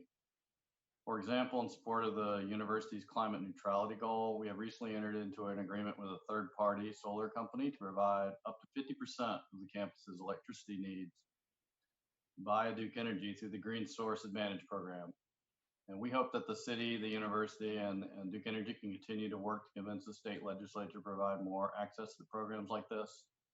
We also hope the city and Duke Energy working together on this agreement that will provide reliable, cost-effective, and sustainable electricity to the Durham community. I want to thank you, and also want to wish Tom the best from all of us at Duke. Thank you so much, Mr. Thompson. We'll now hear from Mr. Michael Page. Thank you. Good evening. Reverend Page, welcome. It's good to have you with us. It's good to be with you. Thank you so very much. And please allow me, I'm going to speak, but I got to say thank you to Tom Bonfield. Everybody's so on target. He's such a noble gentleman with full of integrity, and I enjoyed my years of working with him, and so glad to know he's going to stay in Durham. Hopefully we'll see each other around. Thank you, Tom, for being the manager that you have been. Thank you. Right. Again, I greet you tonight on behalf of our Chancellor at North Carolina Central University, Chancellor Johnson O. Akinley, and the entire North Carolina Central University family. We are grateful for this opportunity to speak with you tonight on this franchise agreement with Duke Energy. This is an important step tonight, and Duke Energy has long been a partner with the Durham community, and in particular with North Carolina Central University. We value our relationship with Duke Energy and deem it critically important to voice our support of this agreement tonight. I want to applaud the City of Durham staff and Duke Energy team in working diligently through this agreement to serve the community we all love and we enjoy serving in. Back in 2016, Duke Energy was instrumental in helping North Carolina Central University stand up its dual enrollment program with North Carolina State University, where students earn a dual Bachelor of Science degree in physics and electrical engineering. That program is still thriving, and Duke Energy has provided the college to date over $135,000 in grant funding to support this program. Not only does this investment help give students scholarships, but also new experiences at another major university. This grant funding helps North Carolina Central continue its recruitment efforts and target academic support to increase the number of workforce-ready graduates. This is just one of several ways that Duke Energy has been a community partner, and because of this commitment this company has shown our community, we want you to be sure you know, that we appreciate how long they have been impactful to the Durham community. We support tonight their efforts to work with the City of Durham on these important matters before you, as you continue to impact our community as well. We support continued partnership with them and an ongoing collaboration around the great possibilities that a clean energy MOU will bring. Thank you again for this opportunity to speak. And as always, we appreciate your service to this community. Thank you. Thank you so much, Reverend Page. You are welcome. Now, Madam Clerk, I'm going to ask if there's any other attendees, this is a public hearing, who would like to be heard on this matter. I'm going to ask anyone who would like to be heard if you could raise your virtual hand in the or make yourself known in the chat box. Either one. I'm looking here. I don't see anyone having raised their virtual hand. And I don't see anything in the chat, but I just want to make sure since this is a public hearing. Mr. Mayor, we have two members of the EAB, the Environmental Affairs Board here. I believe they would like to address the council. I see that Matt Kopak would like to address the council. And Ms. Levin, would you like to speak again? If you could unmute them, Madam Clerk, Matt Kopak and Katie Rose Levin.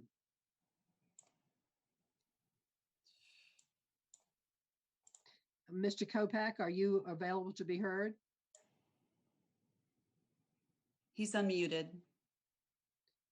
Mr. Kopak, are you available to be heard? Can you unmute yourself?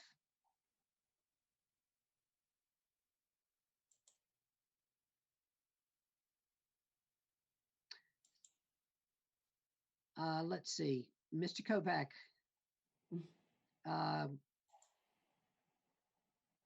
Yeah, I see that your hand is raised. Madam Clerk, are you sure he's unmuted? Yes, Mr. Mayor. Okay.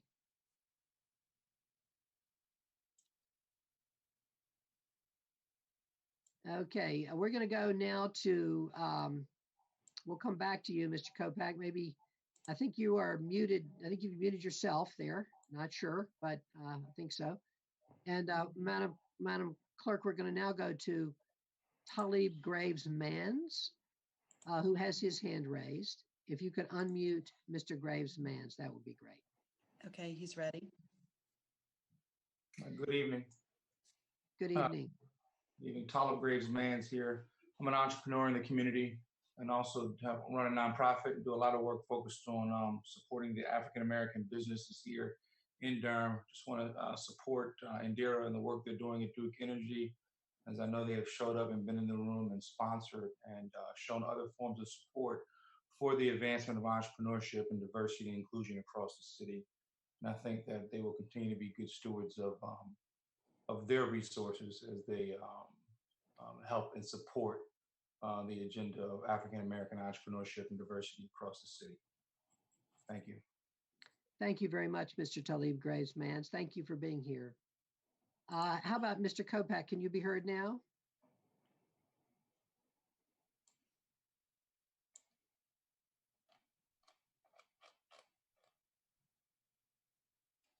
Is Mr. Kopak still with us? I don't see him. Okay. Well, I'm sure between now and our work session, Mr. Kopak will make his ideas known to us. All right. I think we have heard all of our speakers. And now I'm going to, colleagues, here's how I'm planning to proceed and would love to hear any thoughts that you have on this. First of all, I'm going to ask Mr. Bill Judge, who's here, to talk about the street lights. After Mr. Judge does that, we'll have any questions that you all might have on that. And then if there are any questions at this point for staff concerning the MOU, the franchise agreement, the operating agreement, or the MOU, this is one opportunity to ask them. And of course, we have another opportunity at our work session on this coming Thursday. So, Mr. Judge, yes, welcome. And I think you know that one of our topics tonight is the new LED lights that the council approved. Gosh, it seems like a couple of years ago now. And was you've been involved in, and you've heard from members of the public, and I was wondering if you could just help us understand where we are on this right now. Yes, thank you, Mr. Mayor. So council did approve in, I believe it was March or April of 2019. Introduce yourself, Mr. Judge, introduce yourself. I don't think everybody. Sorry, Bill Judge, Assistant Director of Transportation. City Council did in, it was either March or April of 2019, did approve a program to convert a little over 21,000 high pressure sodium lights to LED lights. We have been working with Duke Energy. They started that in late June of 2019. And as of last week, they had completed conversions on 18,671 of those lights. So they're about 95%, not 95, 85% complete with the program. And unfortunately, the lights have generated a few complaints, not nearly as widespread. There's been a lot of activity the last week in particular, but in total, we've had 95 requests or concerns about the lights. We've been working with Duke Energy. About about 64, about 2/3 of those we've already resolved. The other third have probably come in within the last week or two. But so we can work with Duke Energy. They can install shielding on the lights if the lights are particularly located in the front yard of somebody's property. If there's either light, particularly if the house is real close, if there's light coming backwards from the light, or if you live across the street, what we call glare, they can install shielding on the lighting. We don't typically install those unless we know or can document that there's a problem, because there is an added cost for those shields of about $100 a piece to the city. So obviously we don't want to necessarily go in and install 21,000 shields if we don't really need them, if we only need 100. So we have been working with Duke Energy on that and trying to get that message out. The other thing we've heard a number of concerns about is the color temperature of the lighting.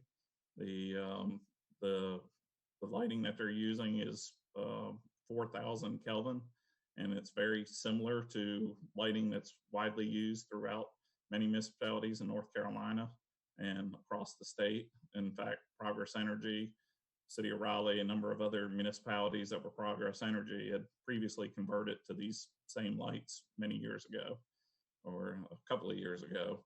And it's actually been the same light that we've installed in all new installations since about 2014 in Durham. So prior to the program beginning, we already had close to 1,000 LED lights that we had very few complaints on. So that's the primary. I mean, I did hear some concerns or desire to halt the program. I will say that's certainly, if that's the council's desire, something that we could do. There could be some impacts with Duke Energy. They have brought in additional crews to dedicate for this task in order to accomplish this program. If they suddenly send those crews away, I don't know how long it might take to get them back to complete the program. Whereas if we continue on, we would anticipate that most of the program would likely be complete probably in the next month and a half to 2 months. And typically once we do get complaints and are able to work with Duke Energy to address them, typically within less than a month, 2 to 3 weeks, I would say we're able to get the shielding in, and that generally satisfies the complaints that we're hearing from residents. Mr. Judge, could you remind us of the reasons that we undertook this program? Why have we chosen to change our lighting? Yeah, so there's 2 reasons primarily.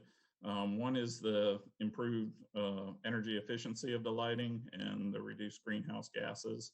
Overall, the lights will require much less energy to operate. To be perfectly honest, the city as the community sees the benefit, but financially there's not that much benefit to the city. It's not that we pay significantly less for these lights, even though they generate less electricity usage, because the initial cost is higher for the equipment.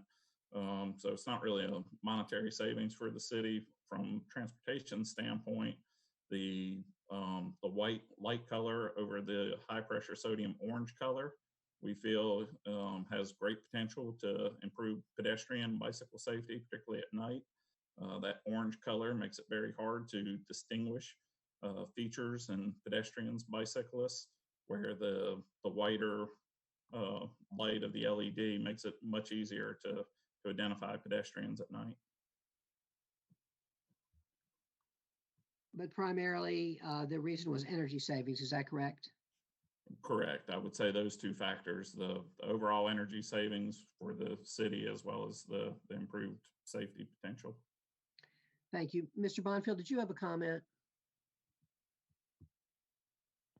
Thank you, Mr. Mayor. I just wanted to make sure Mr. Judge was communicating what's the process by which residents can file complaints and concerns. I'm not sure we've completely articulated that. Might be helpful just to reiterate that for the record. And then he addressed the other issues about the responsiveness and how timely a response could happen once a complaint was received. Yes, thank you. So we did try to send out some additional information and post some additional information last week as we became aware of growing concerns within the community. But essentially, they can contact if they contact our office, one of 4 ways. They can either call our main transportation number, 919-560-4366, and press 1 for street lighting. They can speak to somebody or leave a message, and we will get back with them the same day to let them know that we've got their complaint. We do need a specific location, though. It can't just be, yeah, we're concerned about the lights in general. So we need a specific address or a location and a way to contact the person. They can email Move Durham at durhamnc.gov, or myself or Terry Thompson. So there's a number of different ways, or you can also contact Durham One Call, and they will refer the complaint to us. Thank you, Mr. Judge. Mr. Judge, would you do us the favor of summarizing the information about this, how much how far the program has gone already, just give us something, a written report on this in the next few days, so that we can be able to be well educated and be able to talk to our residents about this. How to, the things that you've told us, the situation with the program so far, why we initiated the program, how far along it is, the shields, how to get them, that sort of thing. Yes, we will follow up to the council members with all that information. All right.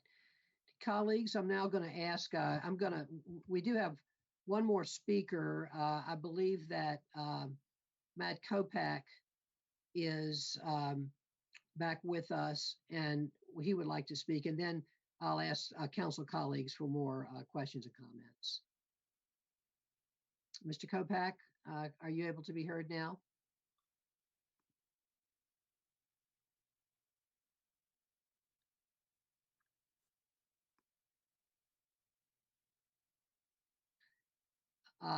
Mr. Kopak, are you able to be heard?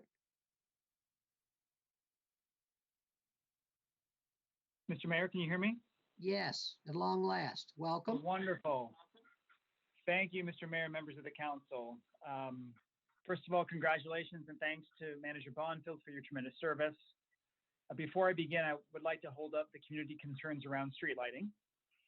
But primarily today, on behalf of the Durham Environmental Affairs Board, I'm pleased to speak about the agreements with Duke Energy, which are before the city. I first want to commend staff and representatives from Duke Energy for what was no doubt significant labor to arrive at the documents that were proposed.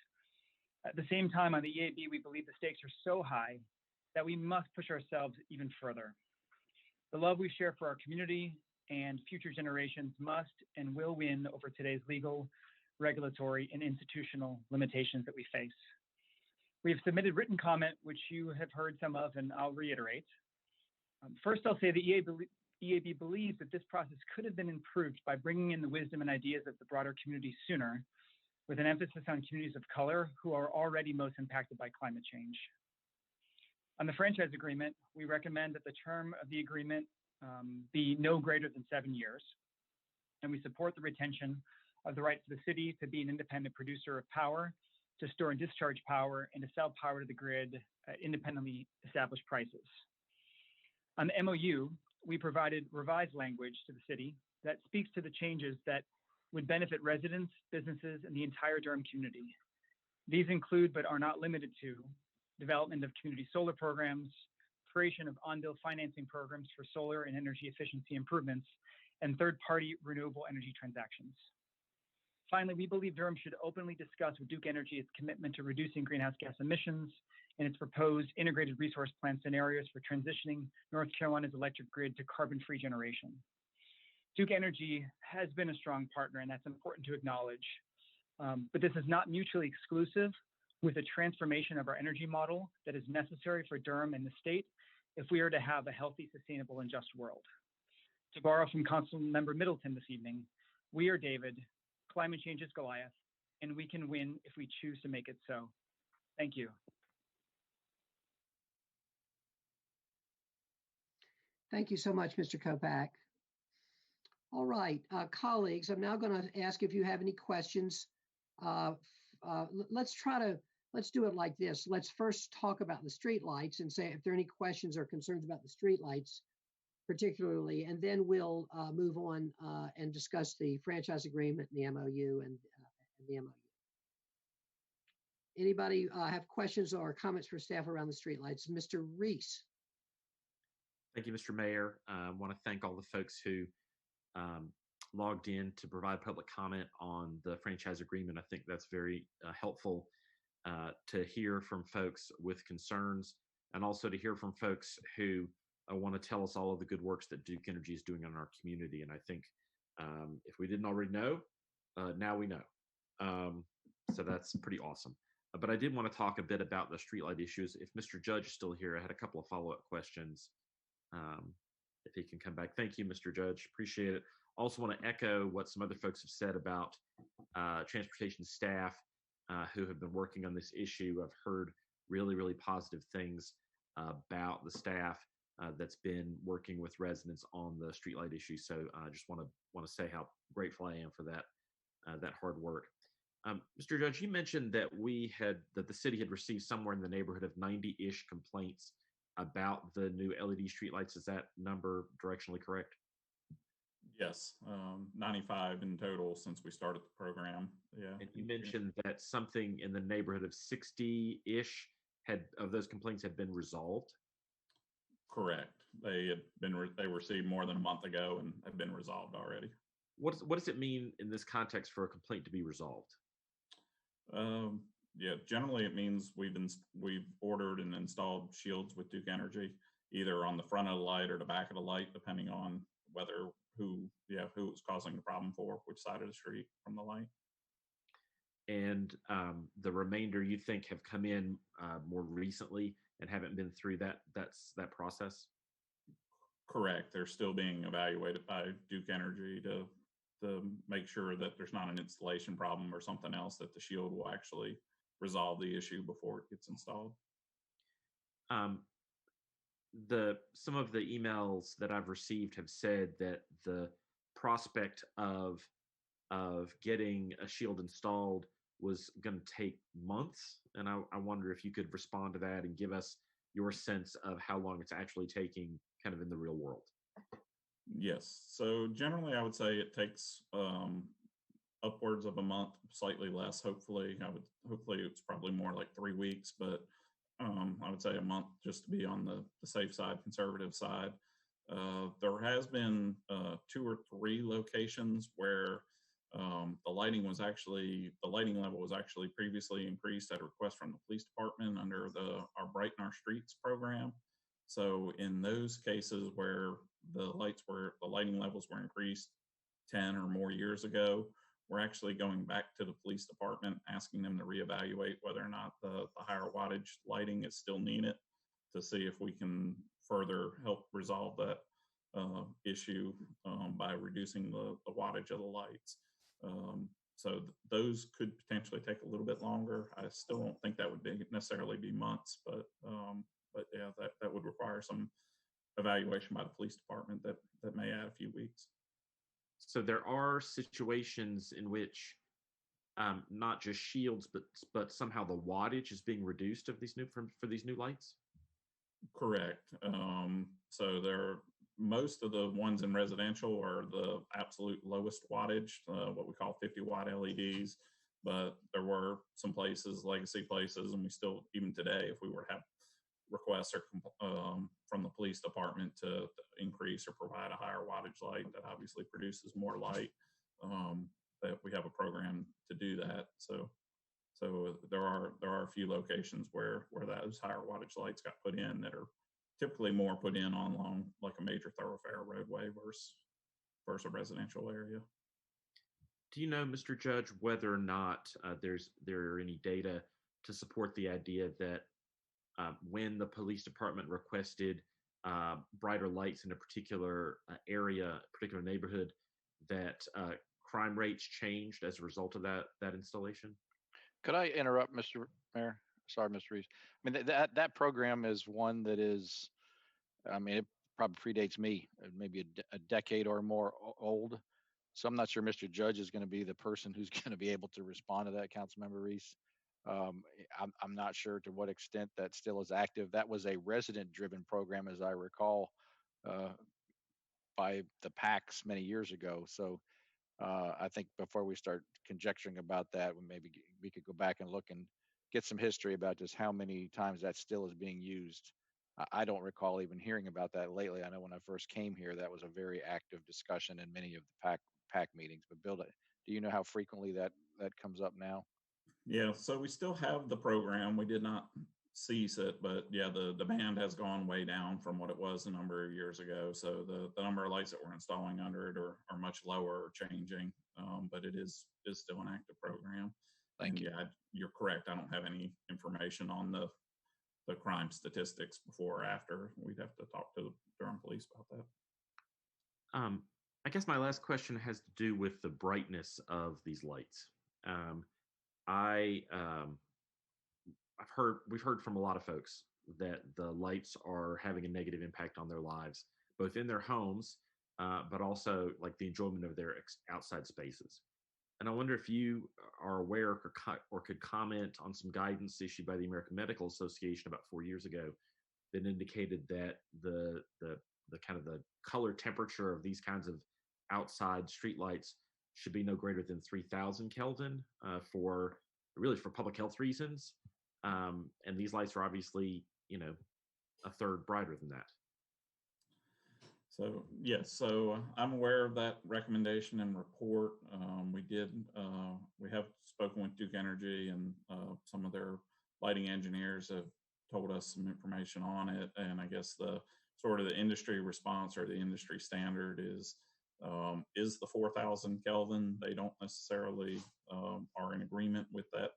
American Medical Association, my understanding, and like I said, I'm not a medical researcher, is that a lot of the research that went into making that recommendation was based on older LED lights in a more industrial setting that were at a much higher level of closer to 6,000 or 7,000 Kelvin on the temperature scale, much closer to blue light versus white light, and that those were the findings or the basis. But yeah, basically nationwide, the 4,000 is the industry standard.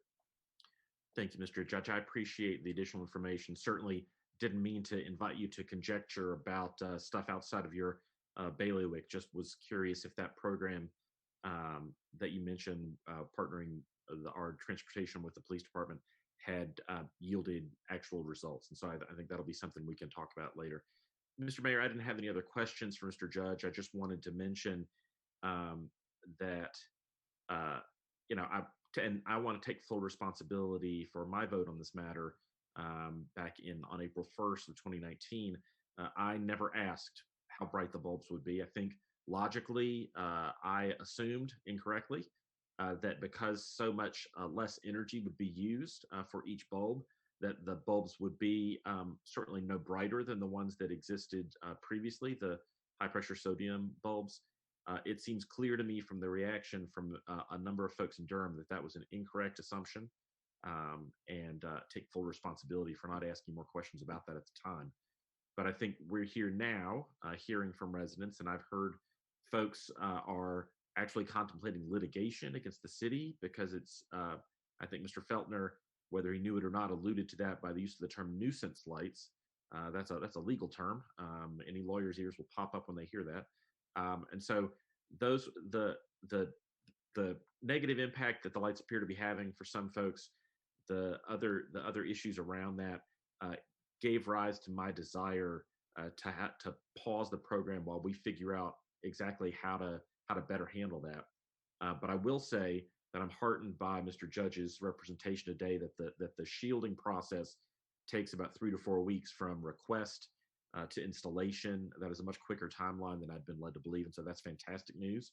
And so I think the other thing that we can all do is make sure that folks in our networks know about how to contact the right city department and employees to begin that process.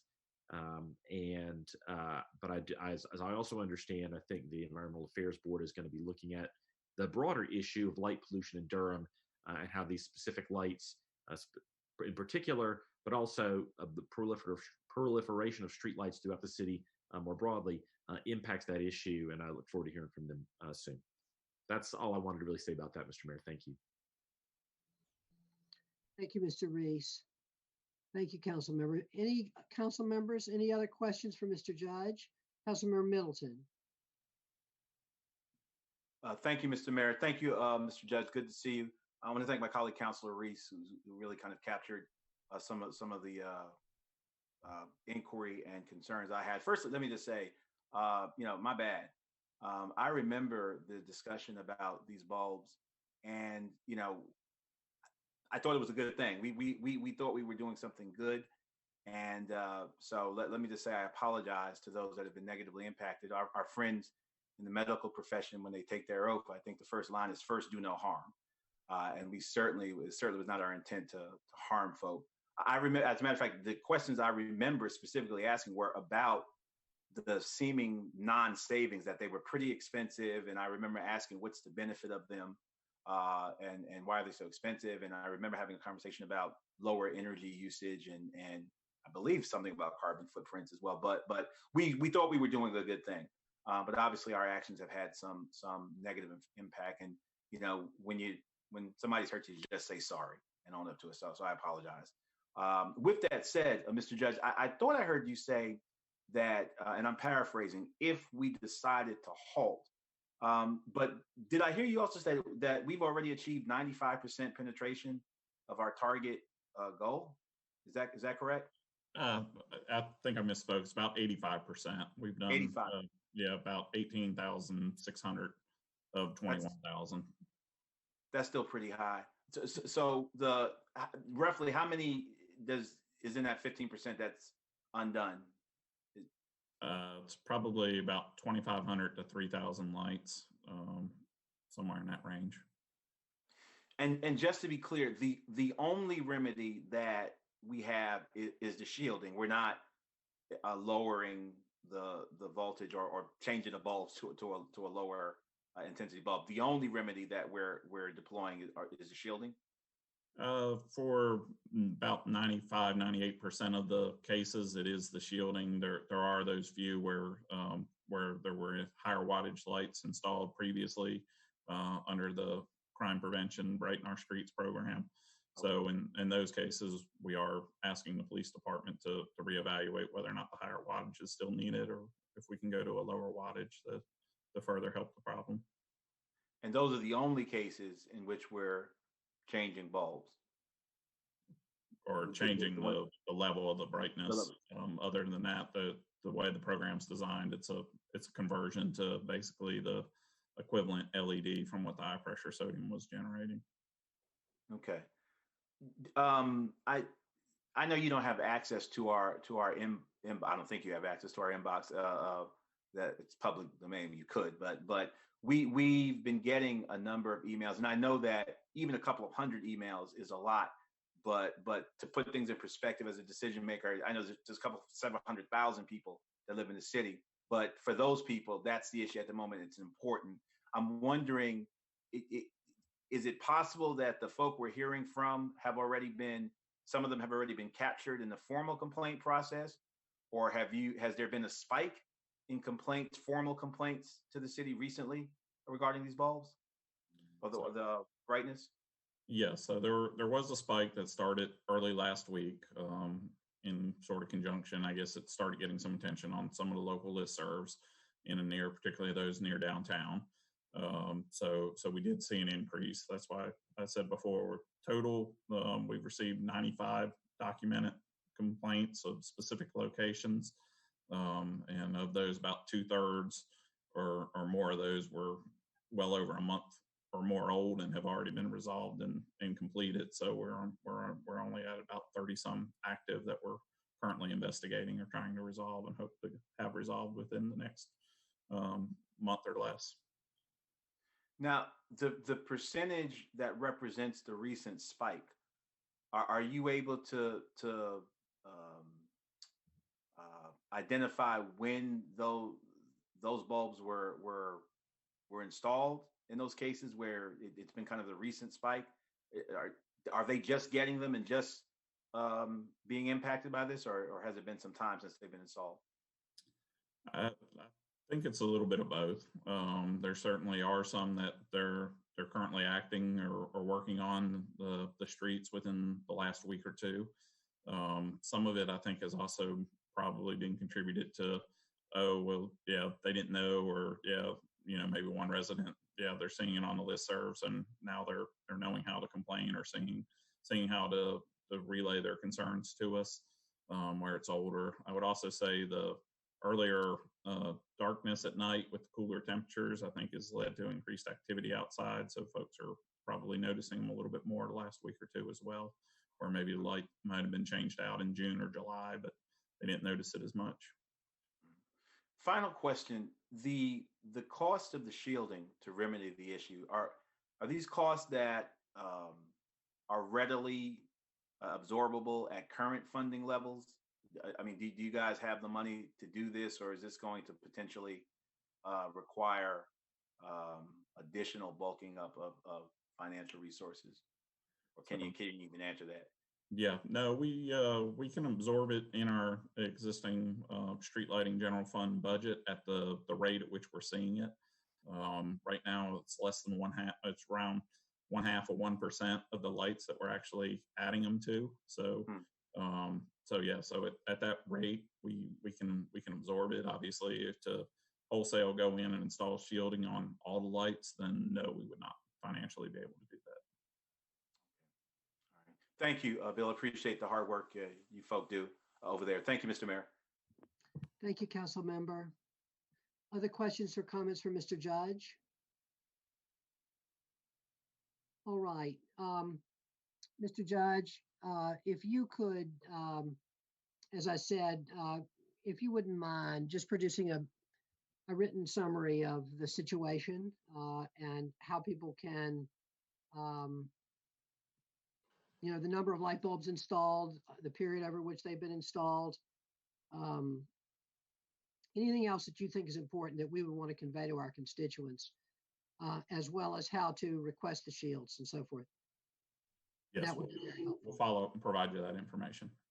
And if council members have other suggestions and thoughts about how any other things about this, I see Councilmember Caballero. Go ahead. Yes, I just wanted to share that I have asked the Environmental Affairs Board to, if they have room on their next agenda, to discuss this, and then have been sending emails to individual residents with the link from the city's website from the Department of Transportation on who to reach out to. Thank you. I think that's a great forum for discussion. Councilmember Freeman. Thank you. Along those similar lines, I was just going back to the work session to acknowledge how, I guess, this kind of how we're all like focused on this now, considering the backlash of the community on this. And I just want to note that this is the similar situation that occurs when you don't account for people in the community involved in the process, and acknowledging that, as our outgoing city manager said, the agreements were set by his predecessor. And so just acknowledging that there are some other areas where this could also be an issue. I really do believe that a race equity commission will be helpful in trying to address some of those things that are already in play, so that we're not trying to kind of backtrack on the backside of this and kind of catching it beforehand, and acknowledging that there are a lot of balls moving or rolling that have the tendency to move in this direction, acknowledging that the focus is on one area where I think we were having conversations around energy efficiency and savings. And, you know, I think it was like $468,000 that would be saved, and, you know, moving to carbon neutrality and all of that conversation, without acknowledging what could have been acknowledged as light nuisance, acknowledging that all of these pieces were in our purview, so to speak, and that it's all public information, but it's not something we're focused on. And so just noting that this could be a helpful piece of support and creating an accountability advisory partner around some of this information. And I too, along with Councilmember Reese and Councilmember Middleton, want to apologize to the community for missing this, and acknowledging that I do need to pay closer attention to that aspect of how when we talk about racial equity, it's not just race, it's all of the things in between, because there are the bookends. So thank you. Thank you, Council Member.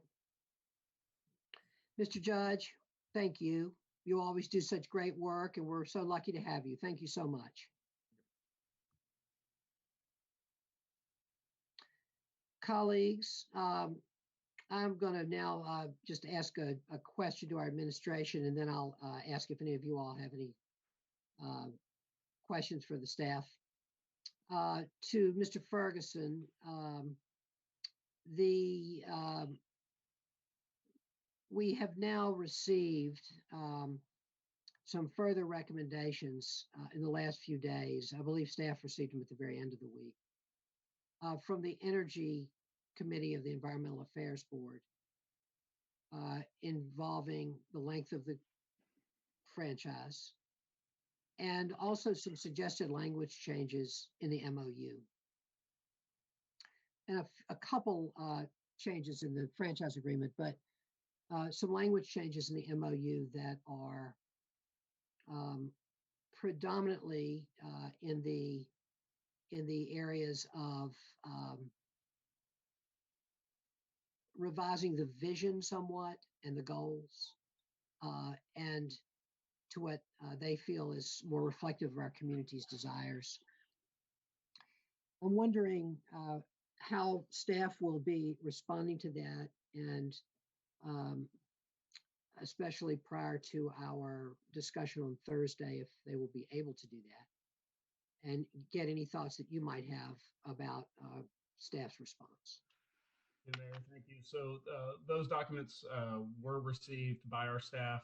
They've spent a good deal of time today with the city attorney's office as well in reviewing some of those suggestions and recommendations.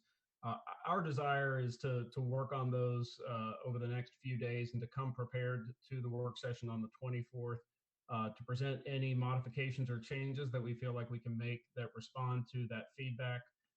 Obviously, in the interim, we'd be working with Duke Energy as well. These are agreements that we need to be able to sign, but that Duke Energy needs to be able to sign. And so it's our desire to find if we're able to find language that we believe is responsive and that also Duke Energy is comfortable with, to bring that to you. Where we cannot do that, I think we would highlight for you on the 24th those changes we were able to respond to and those that we felt like we could not. Perfect. That's what I was hoping you'd say, and I really appreciate that. I'm very grateful to the folks on the Environmental Affairs Board and others who have worked together over the past couple of weeks to bring us some suggested changes. And I'm grateful to the staff for already jumping in and working on that. And that sounds perfect, Bo. I think that's a really good way to proceed. All right. Other questions or comments at this time? Mr. Bonfield. I just wanted to clarify procedurally, Mr. Mayor, you had mentioned previously about you were going to make a decision about whether to close the public hearing, but not take any action until the October 5th meeting, or continue the public hearing until the October 5th meeting. So we just need clarity around that. So, Mr. Manager, I was planning to close the public hearing, but not take any action until the October 5th meeting. Is that acceptable? Oh, yeah, yes, I think that's fine. Okay. So if there's no one else to be heard at this time, I'm going to close this public hearing. And colleagues, our plans then are to discuss this. You've received and will have in the work session packet these additional attachments, which are essentially an MOU that's been edited, suggested editings by the EAB, Energy Group, and a letter from the EAB discussing some of their general ideas and concerns. It's a fairly short letter. And then we'll have, I'm sure, documentation from staff that after they have consulted, figured out what they can recommend, and worked with Duke Energy around that, they will bring that to us as well. Just to clarify the process. That'll be this coming Thursday. And then it's my intention that all this would be worked out and that we would take a vote on October 5th, which is the last day that the day the current franchise expires. I see our city attorney. Madam Attorney. Thank you, Mr. Mayor. Yes, I've been having some back and forth with a couple of the attorneys who are, the experts on this area. And we think it would be cleaner actually just to continue the public hearing. So keep it open so that you all can receive additional commentary and have additional deliberations. So you'll All right. to the work session, and then it will be continued again to the October 5th meeting, at which time you'll take action. All right, thank you. Instead of that will be a little cleaner. Sure, thank you. Instead of closing the public hearing, I will now say that we are continuing the public hearing until October the 5th. Thank you, Madam Attorney. Well, and just to clarify, you're first continuing it to this Thursday's work session. Okay, that will be a public hearing as well. Well, it's just open discussion of a public hearing item. All right. Because you've indicated to folks that you will continue deliberating at the work session. So let's just keep it open. Gotcha. I will now reopen I will now keep the public hearing open until we need to close it. Thank you for that advice. I appreciate it. And now we're going to move on to our next item. I want to, before we move on, I want to thank the folks from Duke Energy who are here. I know there's a lot of them who've been working on this. I want to thank the folks from General Services. I want to thank the folks from the City Attorney's Office. I want to thank Bo Ferguson and everybody who's been working so hard on this for so long. Thank you. We're getting closer. All right, we're now going to move back to our first public hearing item, and that is Item 17, Consolidated Annexation, NC Highway 55 ABC Store. And we will first hear from staff. Good evening. I'm Emily Struthers with the Planning Department. I would first like to state for the record that all Planning Department hearing items have been advertised and noticed in accordance with state and local law, and affidavits of all notices are on file with the Planning Department. Requests for utility extension agreement, voluntary annexation, and initial zoning map change have been received from Andrew Porter of Coulter Jewel Thames, PA, for two parcels located at 5608 and 5612 NC 55 Highway, totaling 11.97 acres. The annexation petition is for contiguous expansion of the corporate city limits. The site is presently zoned commercial neighborhood and residential rural, and staff recommends an exact translation of the zoning designation. The proposed annexation area is designated on the comprehensive plan's future land use map as commercial and in areas corresponding with flood zones, recreation/open space, which is consistent with the zoning request. If approved, this request would become effective on September 30th, 2020. City and county operational departments such as solid waste, fire, police, and EMS have reviewed this request and have not identified any significant negative service impacts.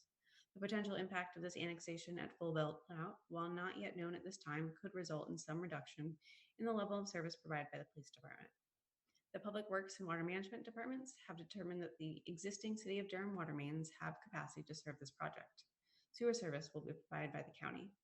The Budget and Management Services Department determined that the proposed annexation will become revenue positive immediately following annexation. Additional information can be found in the staff report. Staff determines that these requests are consistent with the comprehensive plan and applicable policies and ordinances. 3 motions are required for this application. The first is to adopt an ordinance annexing the property and entering into a utility extension agreement. The second is to adopt a consistency statement, and the third is for the zoning ordinance. Thank you, and staff is available for any questions. Thank you very much, Ms. Struthers. You have heard the report from staff. I'm going to declare this public hearing open. And I'll first ask if there are any questions for staff by members of the council. All right, seeing none, I see one person has signed up to speak on this item, and that is Mr. Andrew Porter. Mr. Porter, Madam Clerk, could you make Mr. Andrew Porter available to be heard? He's available. Mr. Porter, can you be heard? Yes. Good evening, City Council members and Mayor Schul. My name is Andrew Porter, 5714 Williamsburg Way, Durham. I'm a registered landscape architect and work for Colto Jewel Thames, PA. I'm here this evening on behalf of Nigel Sullivan, General Manager, Durham County ABC. We don't have a formal presentation this evening. Emily has run through the staff details. We believe the request before you this evening is pretty straightforward and further request approval based on staff recommendation for approval. I'm available for any other questions that, if there are any. Thank you. Thank you, Mr. Porter. Now let me ask, is there anyone else who's present among the attendees who would like to be heard on this item? This is a public hearing matter. If you are an attendee and you would like to be heard, could you please raise your virtual hand, or please let us know in the chat. I don't see anyone else who would like to be heard. And so now I'll ask if there are any questions or comments by members of the council at this time. All right, seeing none, I'm going to declare this public hearing closed. And this matter is now back before the council. We would need 3 motions on this matter. The first will be to adopt an ordinance annexing NC Highway 55 ABC Store into the city. Can I have a motion to that effect? So moved. Second. It's moved by Councilmember Reese and seconded by Councilmember Caballero, I believe. Madam Clerk, can you please call the roll? Mayor Schewel, Aye. Mayor Pro Tem Johnson, Aye. Councilmember Caballero, Aye. Councilmember Freelon, Aye. Councilmember Freeman, Aye. Councilmember Middleton, I vote aye. Councilmember Reese. Aye. Thank you very much. The ayes have it and the motion passes unanimously. Item motion 2 to adopt a consistency statement. So moved. Second. Moved by Mayor Pro Tem, seconded by Councilmember Reese. Madam Clerk, will you please call the roll? Mayor Schewel, Aye. Mayor Pro Tem Johnson, Aye. Councilmember Caballero, Aye. Councilmember Freelon, Aye. Councilmember Freeman, Aye. Councilmember Middleton, Aye. Councilmember Reese. Aye. Thank you. Thank you, Madam Clerk. The ayes have it. The motion passes unanimously. Third, we'll need a motion to adopt an ordinance amending the UDO. So moved. Second. Moved by Mayor Pro Tem, seconded by Councilmember Freelon, that we adopt an ordinance amending the UDO. Madam Clerk, will you please call the roll? Mayor Schewel, Aye. Mayor Pro Tem Johnson, Aye. Councilmember Caballero, Aye. Councilmember Freelon, Aye. Councilmember Freeman, Aye. Councilmember Middleton, I vote aye. Councilmember Reese. Aye. Thank you. Thank you, Madam Clerk. The motion passes unanimously. Thank you, Mr. Porter, for being here. We'll now move to item 18, consolidated annexation for the Sykes property, and we'll hear the report from staff. Good evening, Mayor and council members. This is Grace Smith. I'm sitting in for staff this evening. Jamie Lawson has left the City County Planning Department to pursue a job with the City of Burlington, so I'm filling in for her this evening. And so we will miss her as we move forward, but I wanted to make sure you knew that we are here tonight and we're representing. So thank you, Ms. good Smith. evening. We're always glad to see you. Well, thank you. Good evening. And again, I'm Grace Smith with the Planning Department. This request is for a utility extension agreement, a voluntary annexation, and initial zoning map change from Jessica Hardesty of McAdams for 2 parcels located at 7008 and 7012 Leesville Road, totaling 40.36 acres. The annexation petition is for a contiguous expansion of the corporate city limits. There's a conservation subdivision also associated with this parcel, case D200010 for 80 single-family lots. You can find more information about that in attachment 14. It might be actually attachment 16 for you. It's the site plan. The site is presently zoned rural residential RR, and the staff recommends an exact translation of the zoning designation. The proposed annexation area is designated as low density residential and recreation open space on the comprehensive plan's future land use map. which is consistent with the zoning request that staff recommends. If approved, this request will become effective on September 30th, 2020. The city and county operational departments such as solid waste, fire, police, and EMS have reviewed this request. The potential impact of annexation at full build out is not yet known completely at this time, but could result in some reduction in the level of service provided by the police department. The Public Works and Water Management departments have determined that the existing City of Durham water and sanitary sewer have capacity for this proposed development, and the Budget and Management Services Department determined that the proposed annexation will be revenue positive immediately following the annexation. Additional information can be found in the staff report about that. Recommendation, the staff determines that the requests are consistent with the comprehensive plan and applicable policies and ordinances. There are 3 motions required for this action. The first is to adopt the ordinance annexing the property into the city and entering into a utility extension agreement. The second is to adopt a consistency statement, and the third would be to adopt the zoning ordinance. And staff is available if you have any questions.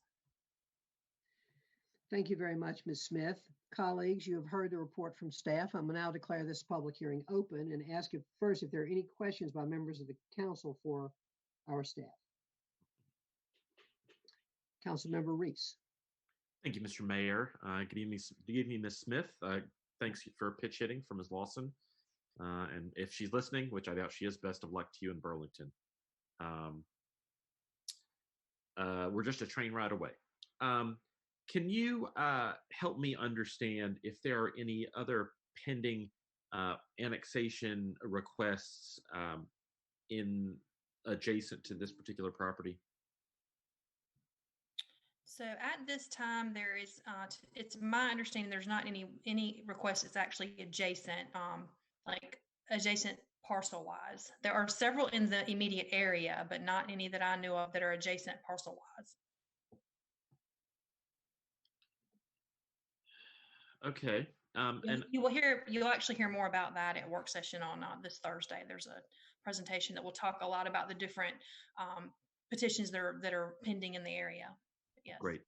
I must have missed the description of how many units this plan will build on this property. Can you help me with that? Since we have Sorry, a site. I was muted. It's proposed for 80 units. So they'll develop roughly half the property and leave half in a conservation subdivision and undisturbed.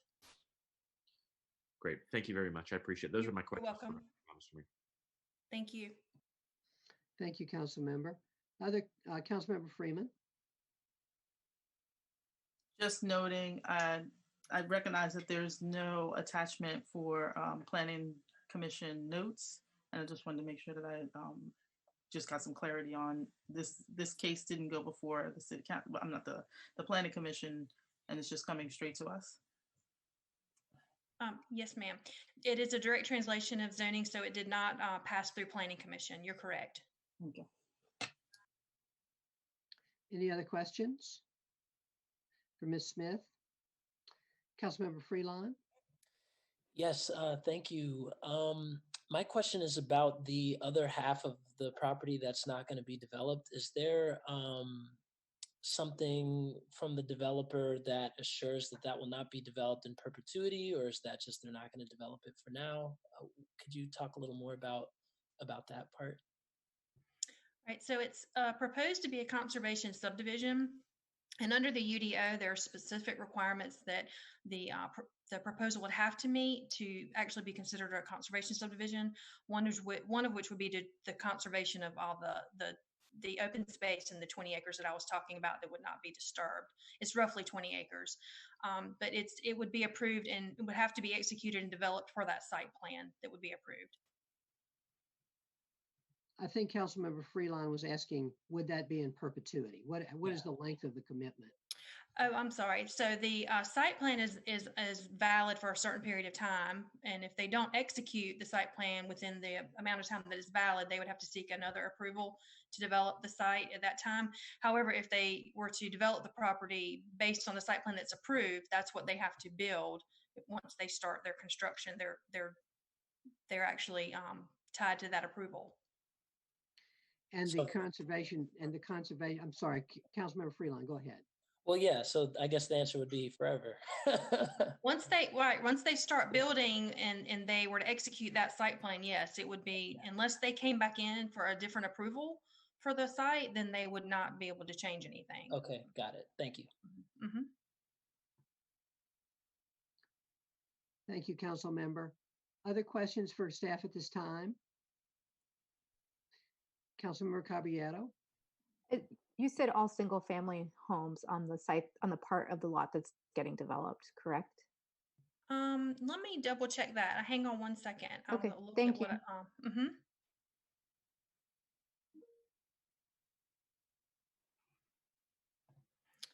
Yes, it is. It's all single family. Mm-hmm. And since there's not a builder associated with it yet, we don't like have a price point. I would have to let the applicant answer that question. I'm not sure, 100% sure if there's a builder or not. So if someone from McAdams is on the line or someone else representing the application, they could answer that. Thank you. Colleagues, we do have members of the public here to speak who've not heard yet. So maybe we should go ahead and hear them, and then we can direct those questions to them. That's fine. Thank you, Mayor. Thank you, Council Member. All right. We have 3 people who are so far signed up to speak on this: Neil Ghosh, Erica Leatham, and Stephanie Berry. And I'm going to all of the so this is since this is an annexation case, I want to make sure that we understand if people are proponents or opponents. Mr. Ghosh and Ms. Leatham are proponents. I'm not sure about Ms. Berry. We'll find that out when she's ready to speak so we can make sure the time is divvied up fairly. Mr. Ghosh, welcome. Mr. Ghosh, I'm going to give you 3 minutes, and we'll see if you need more time after that. Will that be enough, Mr. Ghosh? Probably so, and I don't think Ms. Leatham, who's my client, will be speaking necessarily, unless there are questions. All right, why don't you start with that, and then if we need more, we can do that. All right, thank you, and good night, I guess. Mayor Schul, Mayor Pro Tem Johnson, and members of the City Council. My name is Neil Ghosh. I am an attorney with the Morningstar Law Group at 112 West Main Street in Durham. I am representing the applicant for the proposed application, and also on the call with me tonight is Erica Leatham of MI Homes. I'll start first by thanking Ms. Smith for her presentation. As was mentioned, this is a request for annexation of about 40 acres, which will facilitate the development of a conservation subdivision off Leesville Road. This particular project will serve as the next phase of the existing Andrews Chapel neighborhood, which currently is being built by MI Homes. Now, the existing Andrews Chapel neighborhood, which is roughly west of the subject property, is zone PDR 4.793. Naturally, I think the question is, why isn't the developer requesting a similar density on the subject property? And the answer to that question is exactly why the concept of a conservation subdivision was introduced into the UDO. The existing Andrews Chapel PDR is about 115 acres, but the major difference between that acreage and this acreage are the environmental considerations. There is a stream and some floodplain features that run through the property, essentially cutting the property into 3 areas. It would be possible to get more density on the subject property, but the question is at what cost? The site plan for this project, which is included in your packet of information, includes exactly 0 stream crossings on the property. The conservation subdivision concept allows this property to be developed at a sensible density given the environmental constraints. The conservation subdivision site plan for this property preserves about 20 acres in total, but 9 acres of that are totally developable. Those 9 acres are unencumbered by floodplain or riparian buffers or anything like that. The only thing preventing them from being developed is the current zoning. If instead of an annexation, we propose a rezoning to PDR, it might be possible to fit 10 to 12 more homes on this property. But doing so would require at least 1, but probably 2 stream crossings. Moreover, sacrificing 9 acres of preserved open space and committing to some costly infrastructure, which would have significant environmental impacts for only about 10 to 12 more homes, simply does not make sense. It doesn't make sense from a planning standpoint, doesn't make sense from a financing standpoint, and it doesn't make sense environmentally. It is not worth it at all. As I said, this project is an exemplar of a scenario where a conservation subdivision is preferable. In this instance, the conservation subdivision will allow us to preserve 20 acres, almost half of which otherwise is developable. It allows us to prevent stream crossings. It also allows for a sensible density near environmentally sensitive areas. If you think about the requirements of a conservation subdivision, we're at 2 units to the acre on the overall acreage, but we are committing to the preservation of 50% of the acreage. So in a sense, the development is at about 4 units to the developable acre with the added benefit of the required preservation of environmentally sensitive areas. In sum, developing this acreage as a conservation subdivision makes all the sense in the world. More importantly, though, it makes sense for the city of Durham because it helps to provide some much needed housing while respecting environmentally sensitive areas. We hope to have your support tonight. We're available to answer any questions about the project you may have, and thank you for your time and consideration. Thank you very much, Mr. Ghosh. Ms. Leatham, if you would like to be heard, you could raise your hand in the chat. Of course, if you're just here to answer questions, we're glad you're here. I also see that Bob Zumwalt in the chat that he is here to potentially speak on this item. Mr. Zumwalt, thank you for being here as well. And if you would like to speak, please raise your hand in the chat. I'm not sure if you're here also just to potentially answer questions, but if you would like to speak, please do raise your hand in the chat or send me a message in the chat. Okay, great, just for questions, thank you. We now have here Stephanie Barry. Madam Clerk, could you make Ms. Barry available to be heard? Mr. Mayor, I don't see a Ms. Barry in the attendee list. Okay. There is a call-in user. I don't know who that is. A call-in user, yes. How would she, if she was the call-in user, how would she let us know that? I would allow her to talk and then she can respond. Okay, why don't you do that? Is this Ms. Barry? Are you on the phone?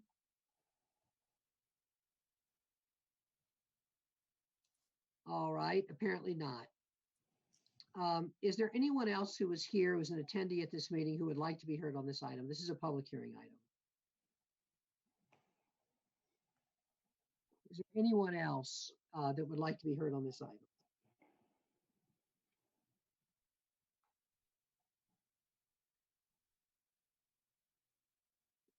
All right.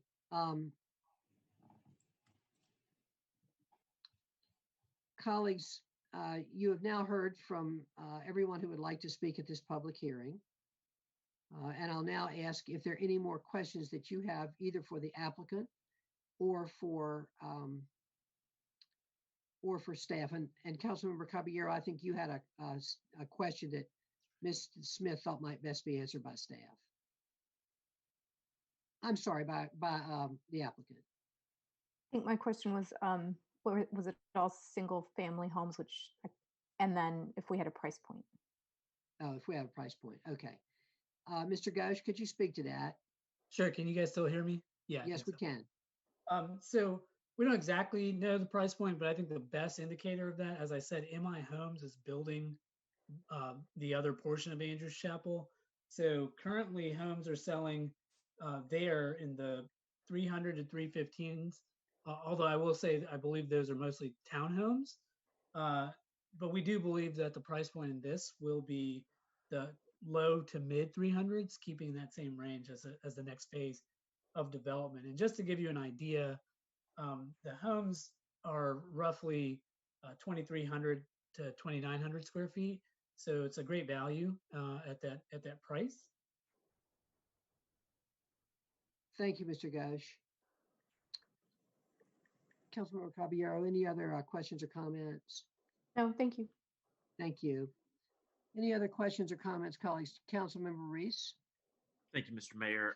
Good evening, Mr. Ghosh. Thank you for being with us today. It's good to hear from you.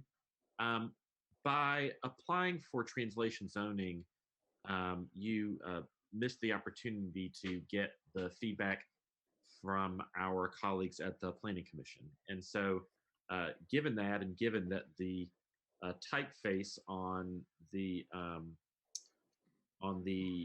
attachment that shows the development plan is too small for me to read some of the text in there, I thought I would just ask you one of the questions that Commissioner Miller likes to ask about, and that is design commitments intended to reduce monotony and make this a visually appealing community.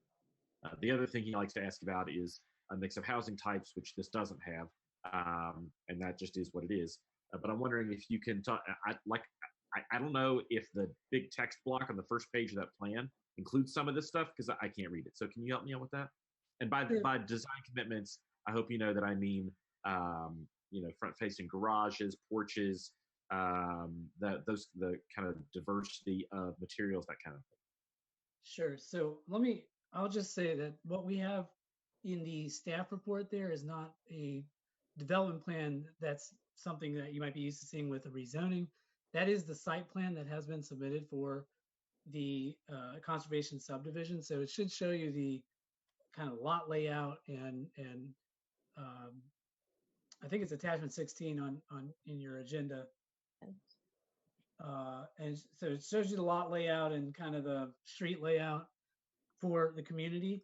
There are no design commitments listed on the site plan, and that's typical. Site plan would not include those items. So I guess I would say that there are not exactly any design commitments contained in the site plan or something that we could point to, but I will say MI Homes is the builder of Andrews Chapel. And so what they're planning on building here is essentially the same thing that they've been building in Andrews Chapel. In Andrews Chapel, I know there was both you and Councilwoman Caviera mentioned that, had questions about whether there was a mix of housing. So in this community, this section for which we're applying for annexation, there's not a mix of housing. In Andrews Chapel, there is. As I mentioned, the current homes that MI is building are townhomes.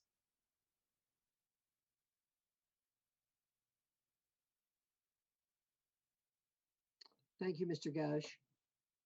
So I think that just to put add a little something further, I believe that since this is not a rezoning, it can't have a development plan associated with it, is what I'm thinking. Is that correct, Ms. Smith?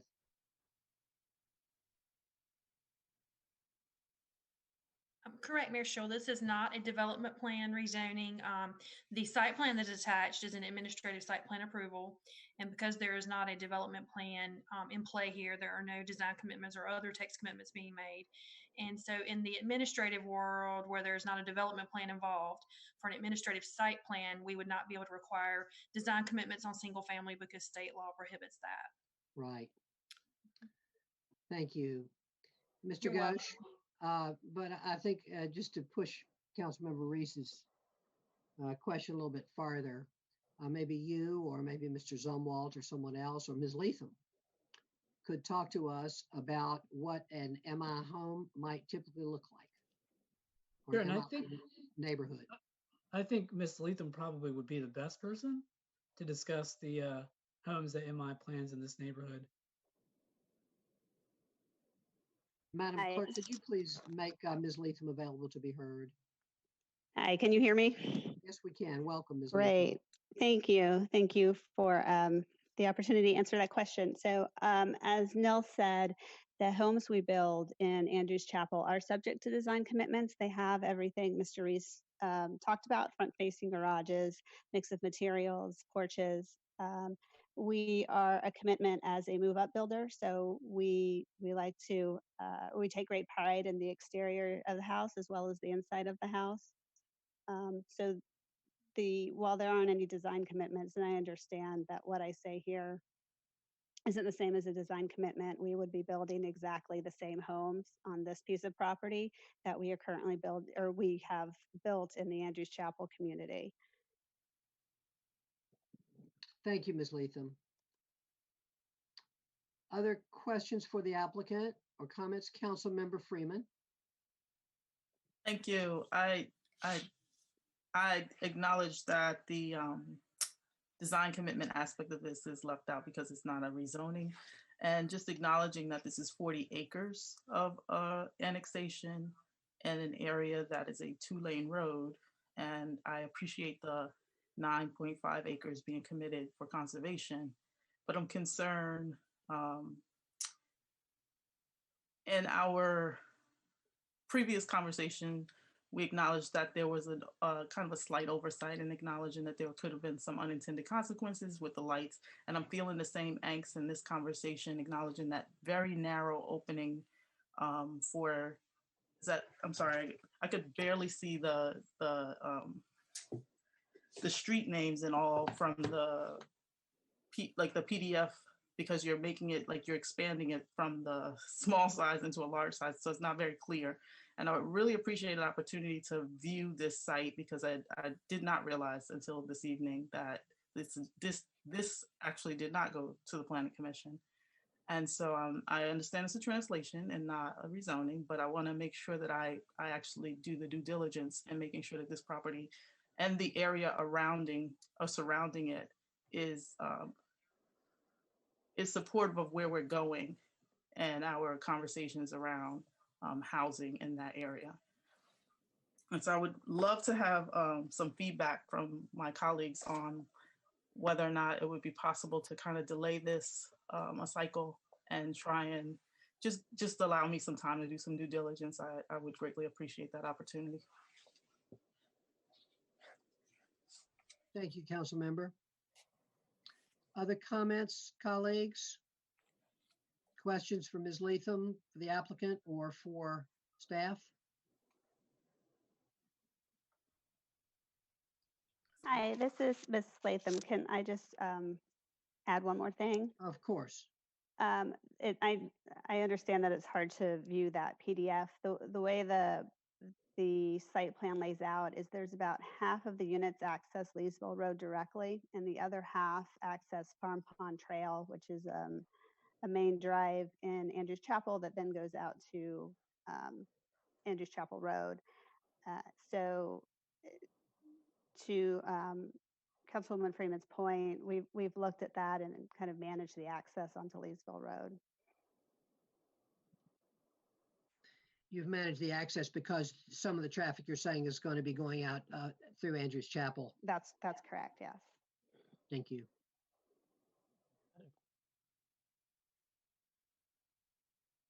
Oh, you're Councilmember muted. Freelon, I'm sorry. Oh, yeah. My question was just building on Councilmember Freeman's question about delaying a cycle. And this question is for the folks here on behalf of the project. Are there any, serious obstacles to being able to put this project in motion that would be, undermine? I'm wording the question poorly, but I'm saying, would it be a big monkey wrench in your plan if we were to delay things by a week or two?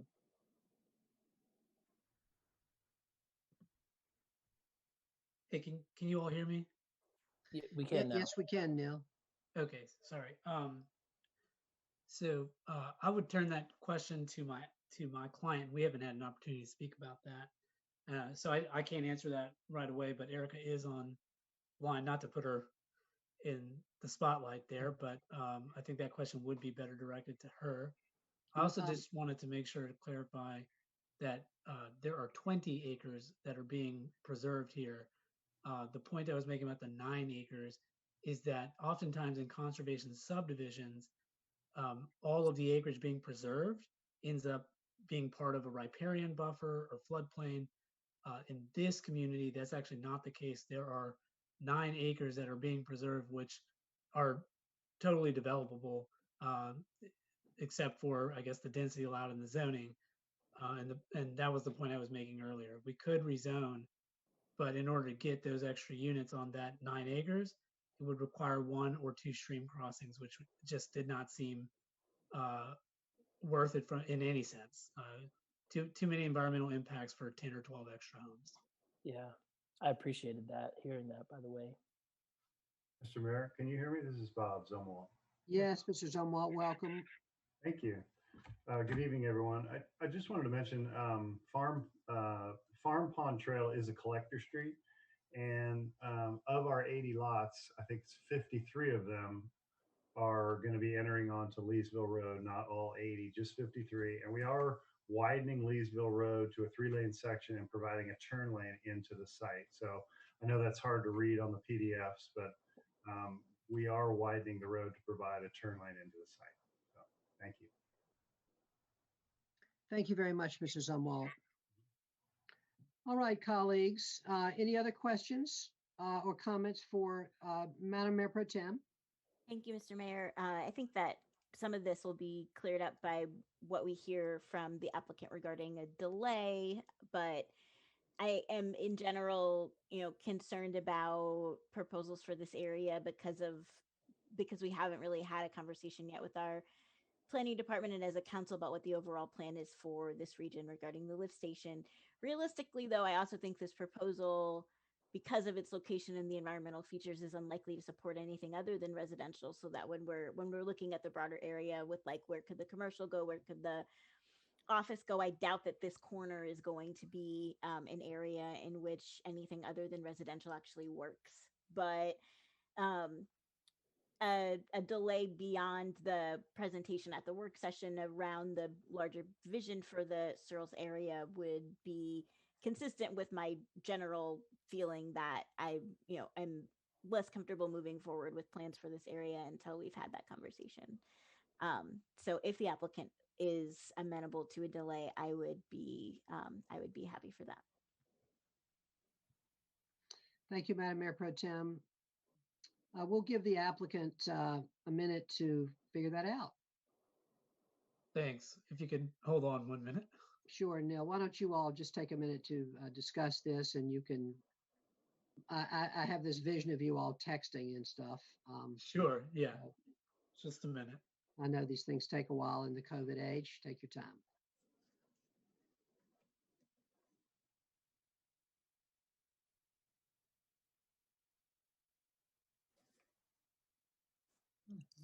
Mr. Mayor, we need a DJ for moments like these.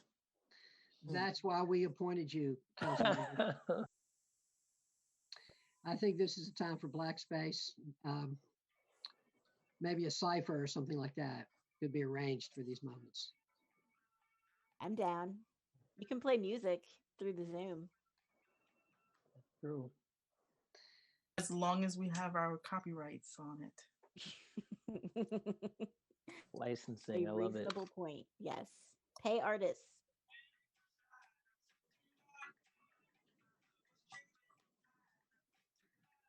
Mayor Schul? Yes, sir, Mr. Ghosh. So I just wanted to confirm, would we be delayed to the October 5 deadline? If so, that would be agreeable. Yes. We would hold the public hearing open until October the 5th. And we'll consult with the attorney about that, but that's the plan. That would be the plan. Mr. Mayor? Yes, council member. I think, I don't remember, we continued the Leesville Assemblage Road from September, I guess, 10th, which is, I think, almost next door to this or very close to this project. And I don't remember the date that staff gave us from that time. I'm just bringing it up because I know there's been 2 other cases that were continued. I see Ms. Young. Ms. Young, help us out. Yes, good evening, Mayor, members of council. Councilmember Caballero, to answer your question, the Leesville Road Assemblage case was continued to the next meeting, October 5th. There was an additional case that was moved to the first meeting in November as well. But I just wanted to, I know we're trying to be conscientious of y'all's time and the public's time. We already have 3 additional cases beyond that for the next meeting. So I just wanted to be very transparent about that and respectful of y'all's time. Ms. Young, thank you for being respectful of our time. I'm not sure how respectful we are of our own time, but that's not your problem. Colleagues, you have heard the request from the applicant that we delay that they would accept a delay until the October 5th council meeting. Can I see some thumbs on that, please? I'm seeing some thumbs, most of the thumbs. I think maybe all of the thumbs. Okay. I'm going to now hold this public hearing open until October the 5th. Madam Attorney, is that good? That sounds good, Mr. Mayor. Yes. Thank you.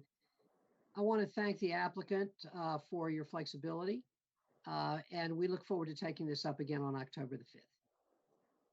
Thank you very much. Have a great night. Thank you. Colleagues, I do want to say, you all know that we were, as you remember, we didn't do a whole lot of, we didn't hear much for a long time. We didn't have public hearings for quite a while.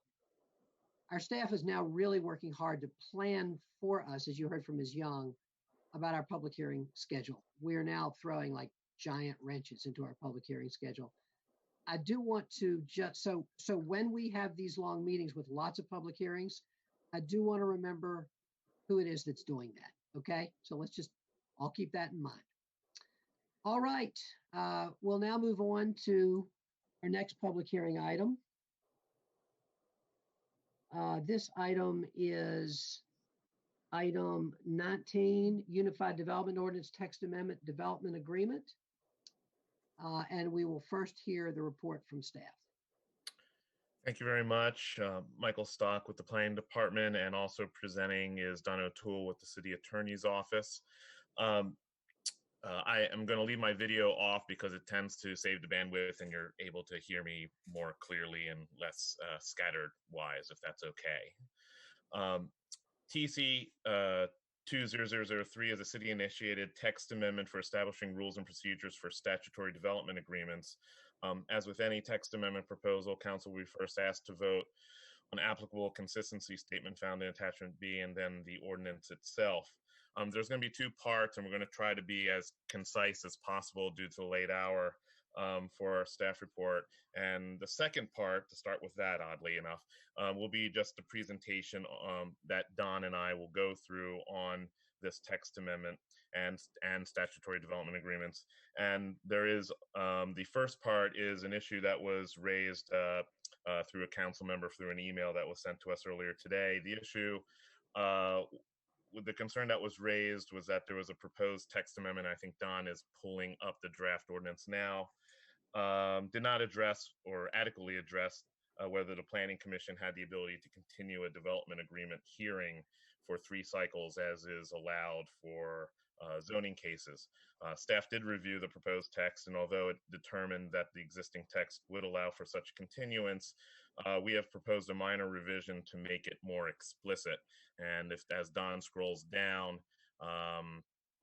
you will see it highlighted.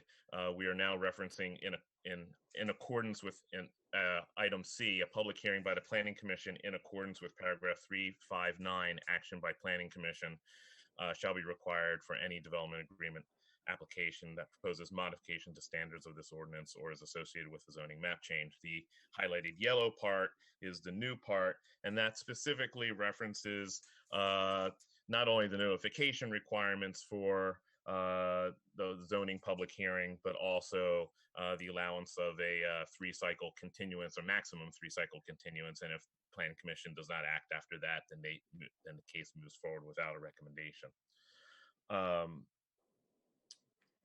That's what we just wanted to bring your attention. And this is the ordinance that we would ask for you to take action on tonight. Is attachment C, noted revised 9/21/20 for this date. And again, as highlighted, that the specific highlighted phrase is in accordance with paragraph 359, action by the Planning Commission. That's the only change that is proposed. Now on to the PowerPoint presentation, and we'll try to be as brief as possible through this. And again, Don is going to navigate for me. TC 20003 is for development agreements. Statutory development agreements are allowed per state statute. We listed the sections there, and as recodified in 160D 1001 and all, the enabling legislation for cities and counties has been reorganized and consolidated into a new chapter called 160D, so that's why we reference that. The UDO has prohibited them until 2015, until a text amendment removed that prohibition, but there was no additional language that was put in the UDO. So why now? There was a zoning proposal that you will ultimately see at your October 19th meeting, so don't add any more cases to that meeting, that was submitted to the city that proposed for market rate additional or density bonus for market rate units using for the construction of affordable housing units or land. That proposal didn't fit within the UDO affordable housing bonus provisions, and thus planning and consultation with the city attorney's office determined that a development agreement, statutory development agreement, was a potential pathway. And basically, in short, and Don's going to go into more details about it, it's an allowed regulatory tool for cities and counties to basically enter into contracts to obtain community benefits that zoning regulations cannot. And the quote up there, I'm not going to read it, but that quote comes straight from the statute. And ultimately, just like any rezoning case, just like the case you had before you just now, it's up to city council or the board of commissioners, depending upon the jurisdiction, as whether to exercise the tool and to whether to approve a development agreement or not. It's a legislative decision.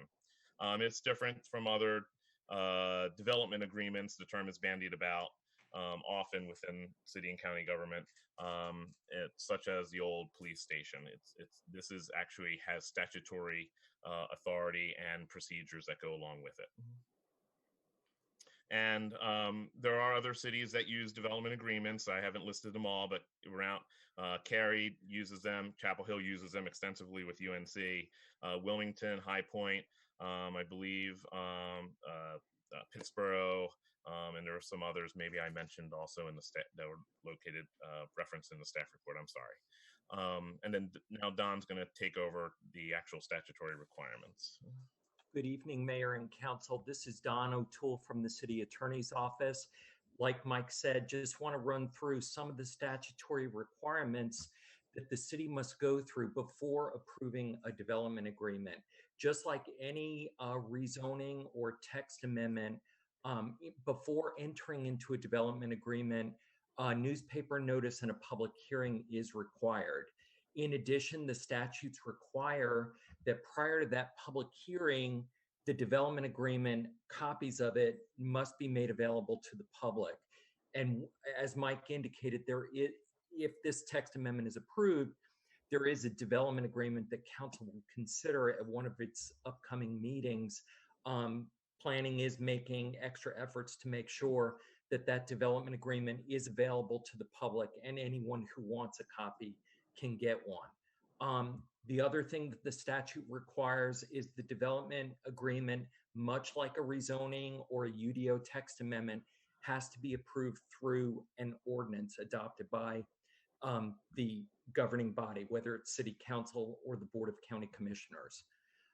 Additional statutory requirements, a development agreement can either be standalone zoning for a property in that it could include all of the requirements, or the development agreement could just be based on the base zoning district, and then the development agreement either supplements or modifies that base zoning district.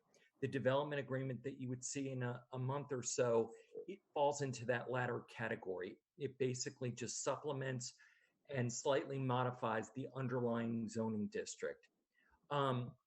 The statutes list out a bunch of different things that can be addressed through development agreements, and that list is provided there. Permitted uses, density, building type, intensity placement, design features, what public facilities, if any, the development would provide to the community, It can also include reservations or dedications of land for public purposes. An additional feature is it could also include additional protection if there are environmentally sensitive areas on a piece of property. Another requirement of a development agreement is there actually has to be a development schedule that's part of the development agreement. The agreement, if it's approved and signed by the parties, it then gets recorded in the Register of Deeds. And so it does what's called in legal circles as runs with the land. You can also address in development agreements whatever public health, safety, and welfare concerns may exist relative to that property that's a concern for the community.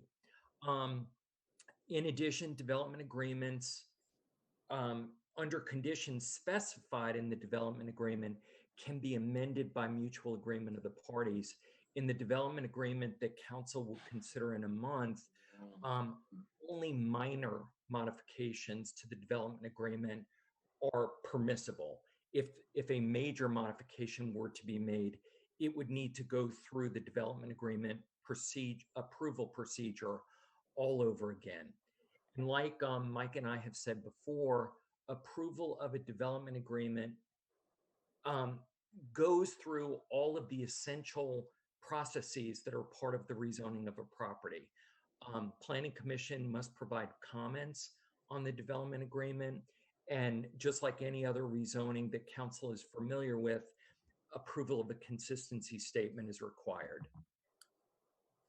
So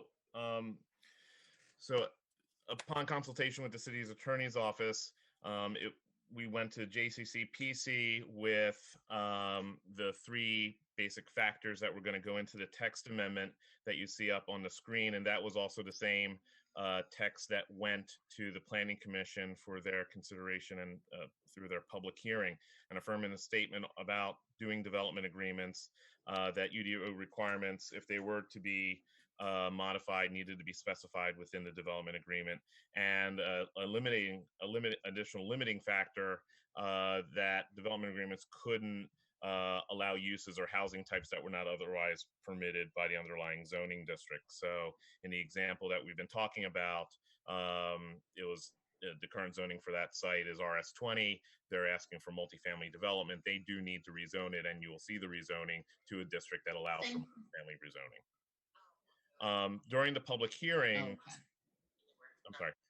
during the public hearing, there were additional texts Mike, added. just a second, Mike. Hang on a second. Beverly, I think you're unmuted.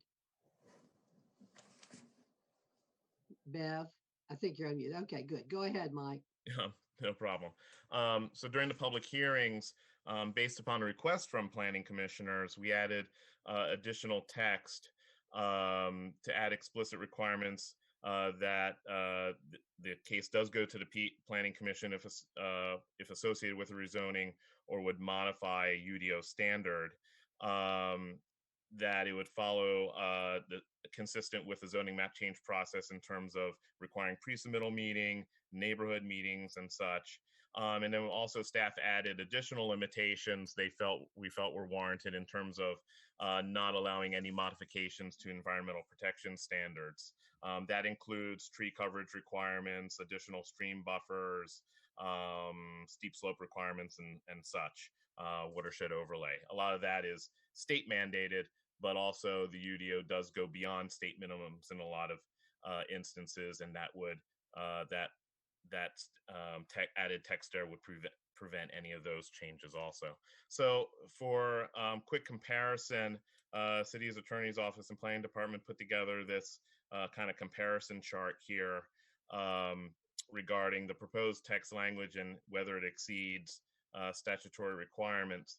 Only vary UDO requirements through a development agreement approved by applicable government body. It basically reiterates or makes explicit what the state statute says. Cannot vary underlying allowable uses of the zoning district. This is more restrictive. Shall not reduce an environmental requirement. More restrictive. The requiring a public hearing with the Planning Commission. It makes it more explicit to do it, and it does actually seem to exceed state statutory requirements, where it appears that the statutory requirements only require going to City Council. Having a pre-submittal meeting and a neighborhood meeting also are not required by state law, so that would exceed the requirements there. That's it for our presentation. Staff will be happy to answer any questions. Thank you very much. Thank you very much, Mr. Stock and Mr. O'Toole. We so appreciate all the good work you all have done on this, and others that have worked on it. Thank you. Colleagues, you have heard the report from staff, and I'm now going to declare this public hearing open. I'm going to first ask if there are any questions by members of the council for members of our staff. And we do have, when the time comes, we do have 3 or 4 people, it looks like, signed up to speak on this. Colleagues, any questions at this point for members of the staff? Councilmember Freeman. Thank you. I just had one question. I'm recognizing, has this been shared with the county already, or are we first in this conversation? I'm just making sure. I just want to make sure that they're also in line for this same presentation. Oh, sure. Yes, they will hold their hearing next Monday on the 28th. Okay, thank you. Thank you. I have a number of questions, but I'm going to hold them until after the speakers. But just want to make sure, is there anyone else has a question for Mr. Stock or Mr. O'Toole? Okay, then we'll hear from our speakers. I have 4 names here. Thomas Merrigan, Talib Graves-Mans, Michael Rogers, and Edward Lamas. Mr. Lamas says he's not speaking, which if he wants to change his mind, he can certainly do that. I see he's here.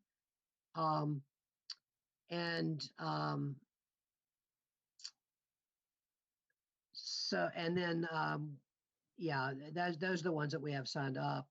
Mr. Merrigan is listed as an opponent. The others are listed as proponents. So I'm going to start with the proponents, which is our custom, and begin with Talib Graves-Mans. Mr. Mans, are you with us still? Madam Clerk, is Mr. Graves-Mans with us? Mr. Mayor, I don't see Mr. Graves-Mans. I don't either. I think he may have left the meeting. Okay, thank you. We do have a call. I'm sorry. We do have a call-in user, and they're available to speak, and they have a hand raised. Okay. Could the call-in user please identify themselves? Yes, hello, Mayor Schul. This is Ellen Pless, and I am speaking as an opponent this evening. Thank you, Ms. Pless. Ms. Pless, we're going to begin with the proponents, and then we will get you in. Of course. Thank you. Thank you so much. Michael Rogers, Mr. Rogers is here. And Madam Clerk, if you could make Mr. Rogers available to speak. He is. Mr. Rogers, welcome, and you have 3 minutes. Well, thank you, Mr. Mayor, members of council, and congratulations and thank you to Mr. Bonfield as well.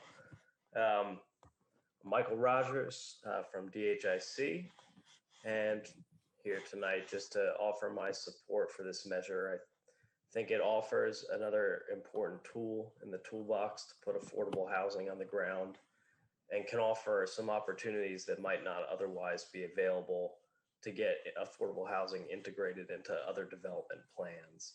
So for those reasons, I think this could be a useful tool. And I know myself and DHIC would look forward to the availability to use this to get more affordable housing developed as part of Durham. Thank you. Thank you, Mr. Rogers. And while you're here, Mr. Rogers, I am really enjoying seeing the construction going as well as it is on Willard Street. And so thank you all for that. Very exciting to see all that brick and mortar there. Thank you, and we really look forward to giving you a closer look. I'm excited. I want to cut a real ribbon, not a virtual ribbon, okay? Sounds good to me. Okay. Thank you, Mr. Rogers. We'll now hear from Mr. Lamas. Would you like to speak? You wrote down here you don't want to speak. If you would like to speak, please go ahead and just raise your hand. Okay. I will now ask, let's see. Okay, so Dion Nelson is signed up to speak as a proponent. Ron Stewart is signed up to speak as a proponent. And Mayor Pro Tem is very funny. Okay, check her out in the chat. We will continue with our proponents, and we'll go now to Ms. Dion Nelson. If you could please make Dion Nelson available to speak, Madam Clerk. I believe I am open. Is that correct? Yes, you are. Thank you. Welcome, and you have 3 minutes. Thank you. Good evening. I'm Dion Nelson. I am President and CEO of Laurel Street Residential. We are a North Carolina-based mixed-income housing developer. It is our desire to do more affordable housing development with you in Durham, and accordingly, I'd like to express my support for this item. It is our belief that development agreements will provide an additional mechanism to document the commitment, in often cases, of market rate developers to support affordable housing.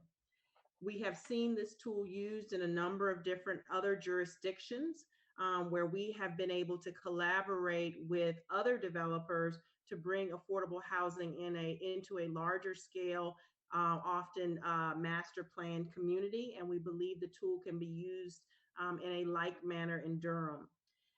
Lastly, I would say that this additional flexibility we believe could also be leveraged to support what is often complex affordable housing development processes.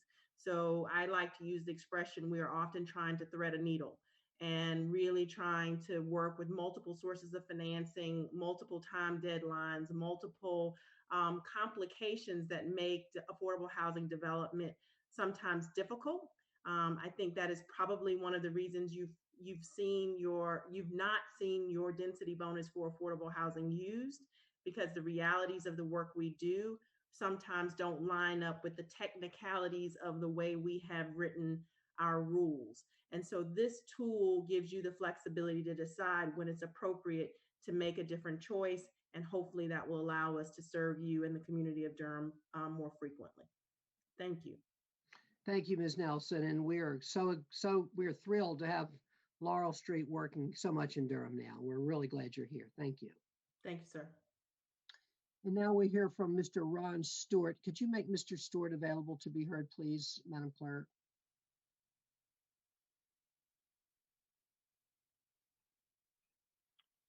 Good evening. Can you hear me?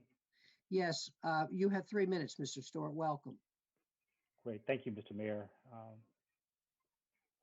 Again, my name is Ronald Stewart. I am Senior Vice President of Laurel Street. Again, thanks for having us. To kind of reiterate several points that Dion made previously, we believe, I want to speak in favor of this text amendment. And I'm going to make kind of, I guess, 4 key points. So one, from a planning perspective, I believe that development agreements have been instrumental in allowing creative land use, because the agreements can facilitate projects that would not have been allowed under otherwise applicable zoning regulations. Additionally, I believe that development agreements provide an alternative when literal compliance with the zoning ordinance prevents the desired outcome. It was stated earlier that the density bonus that's currently in place has not been utilized to date. By entering into development agreements, communities can avoid the uncertainties around land use, since the components and the requirements embedded in these development agreements are agreed to in advance with planning staff and city council members. And then lastly, I would like to state that the fact that a development agreement is recorded provides a convenient mechanism for binding future owners to the requirements and the obligations that's been created by the agreement. So again, Laurel Street is very proud to be working in Durham, and we think this is a very valuable tool that aids in our ability to provide much needed affordable housing. Thank you. Thank you so much, Mr. Stewart. All right, I see Ms. Pless, and I also see Katie Rose Levin as a speaker. Ms. Levin, are you a proponent or an opponent? Could you let us know in the chat? I asked because we have to be careful about time, giving everybody the time they need. Opponent, okay, thank you. Okay, all right. I'm going to first go to Ms. Pless, and Madam Clerk, if you could please make Ms. Pless available to be heard. Ms. Pless, the opponents have up to 9 minutes, and so I see 2 speakers who are opponents. So you could have up to, a little over 4 minutes if you need it.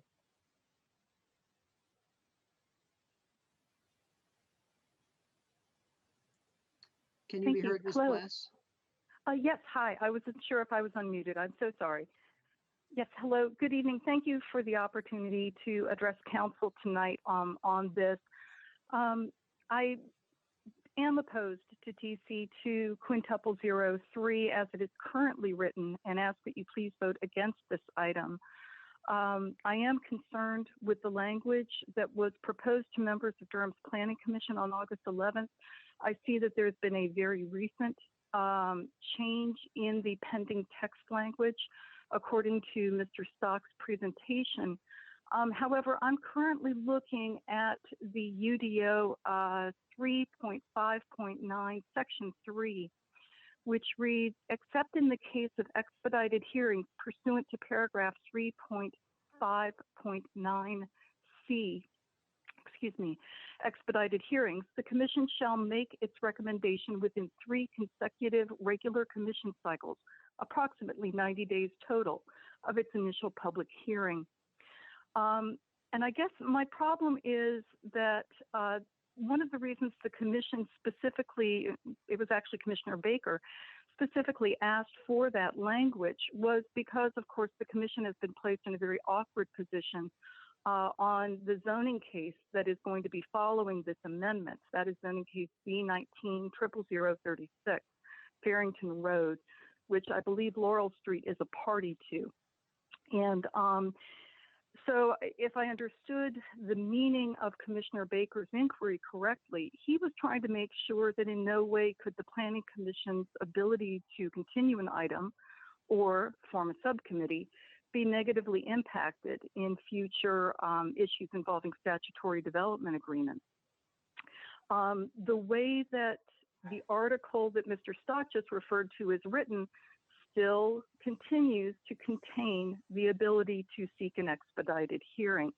I feel that an expedited hearing is not in the public interest with regard to a statutory development agreement because of the unique and complex, durable, and long-lasting implications of this specific type of zoning tool.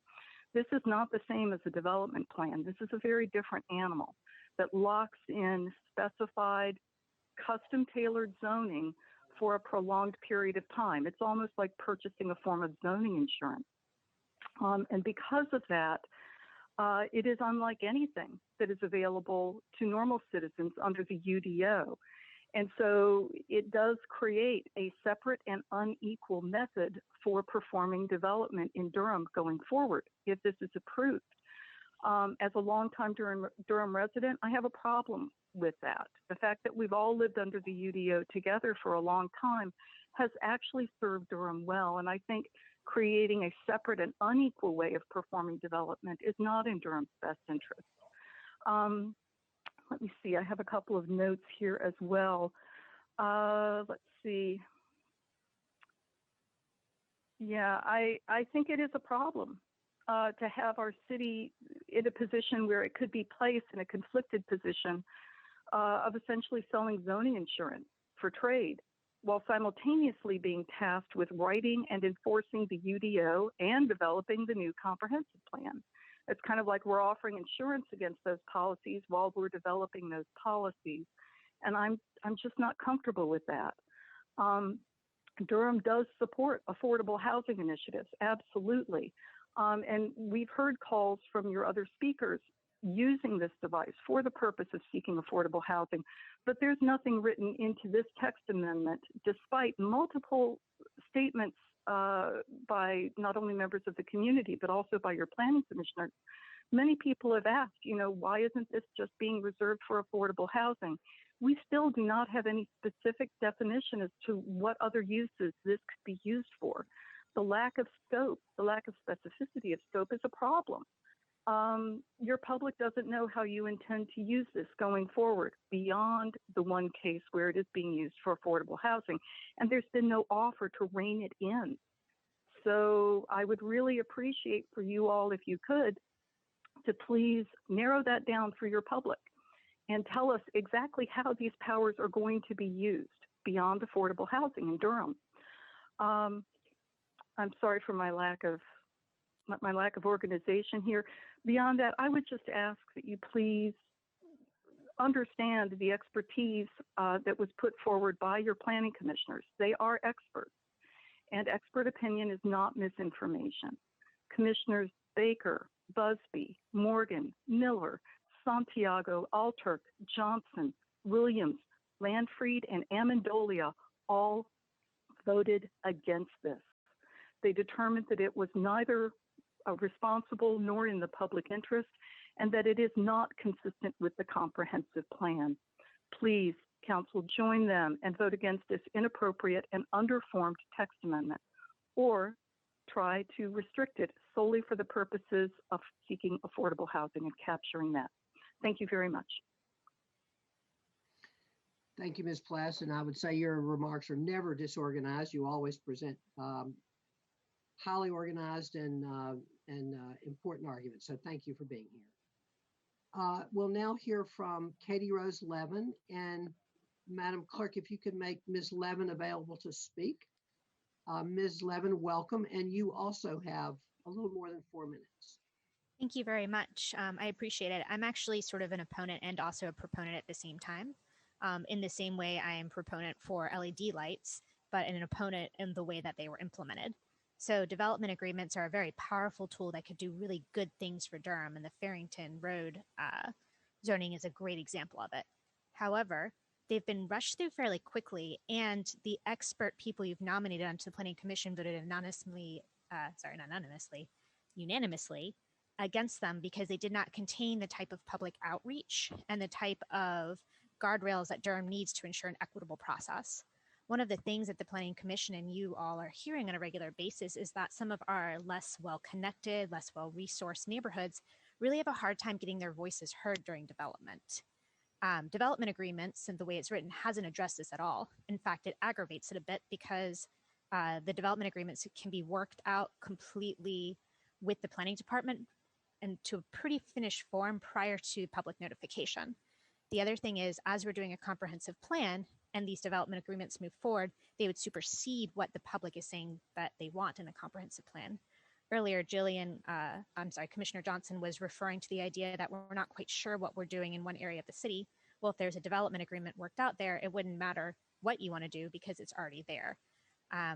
So the reason why I'm an opponent is because the way it's written excludes public input, doesn't list and does not incorporate the expert advice from the Planning Commission for limiting of scope or addressing the very real problem of our, particularly communities of color, not having authentic buy-in to the process. But the reason I'm a proponent is if this is delayed and sent back to the Planning Department to put in those guardrails, we really could use it as a very effective tool, not only for affordable housing and environmental amenities, but to create a vision for Durham where we hold developers accountable. So I would request that, taking lessons from everything we've heard of tonight with the LED lights of a good idea, but needs to be more thought out and questioned in the execution, and some of the rezoning requests, very pro Trees Durham, very pro conservation subdivision, make sure it's appropriate here. In the same way, development agreements can be a really powerful tool as long as it's made more appropriate for Durham based on the expert advice of your citizen advisory boards and also the people who've written in, who honestly are pretty confused because the process itself of putting together a development agreement has been pretty confusing. And that doesn't bode really well for the plans that would come out from using the development agreements. So I know that that is a little more nuanced than just opponent or proponent, but my final request is to send it back to planning to put in those guardrails that the Planning Commission requested, and then do vote it forward so we can have this really effective tool that is both engaging of all of our communities and promotes environmental sustainability and equitable development. Thank you. Thank you very much. Thank you very much, Ms. Levin. All right, is there anyone else here who would like to be heard on this issue? Okay, I don't see anyone else. All right, colleagues, are there questions at this point for members of the staff? Councilmember Reese. Thank you, Mr. Mayor. We heard from a couple of opponents about the Planning Commission vote on this item. I just want to clarify the report that we have from the attachment D in our agenda materials, it's number 5, indicates the vote was 4-10. So 4 planning commissioners voted, would have recommended approving the ordinance. And I believe Commissioner Baker was one of those 4. If staff could confirm that for me, that would be great. Ms. Pless mentioned that Commissioner Baker voted against the ordinance, and Ms. Levin indicated that the vote was unanimous against the ordinance. I just want to make sure that we have, that the staff report is correct. So if someone would let me know that, that'd be great. It was a vote 4-10.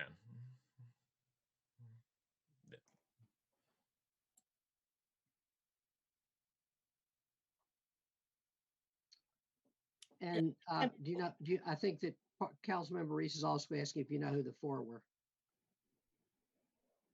I would have to look that back up. I don't know offhand. Okay, thanks.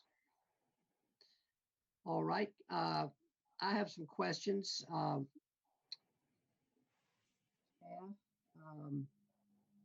couple of planning commissioners have written that elected officials will help form the development agreements and then vote on them. What will the role of elected officials be in this process? Mr. Stock. The role of elected officials would be the same as role that they play in any of the zoning or text amendments. The role of the elected officials would be to hold their legislative hearing and also be able to ask questions of staff as they see fit prior to the hearings, and then vote on it accordingly. Just as with any zoning or text amendment, it would be legislative, and it would be up to council or board of commissioners if it was their jurisdiction to vote it up or down. So council members would not be participating in any negotiations prior to the negotiating a development agreement prior to it coming to us, that sort of thing? I believe they could if they so chose. Again, the process that we're implementing would be exactly the same as the zoning cases that go before you. If there is a change in the proposed change in UDO standards or it's associated with a rezoning, they would have an opportunity to discuss their issues with the applicants and make staff aware of the concerns that they have prior to any public hearing. Which is the process now. Correct. But let me just say this. What I'm trying to get at is staff in having that discussion with the developer would not be bringing elected officials in. Not at the current process in terms of the early proposals. If council so choose, we could work that into the process. No, I don't think we so choose. Okay. No, Mr. Mayor, I would like to talk to council staff about that. That's the first I've heard of even that being a suggestion. Yeah, the reason it's a suggestion is it's been suggested by the Planning Commission that we would be doing that.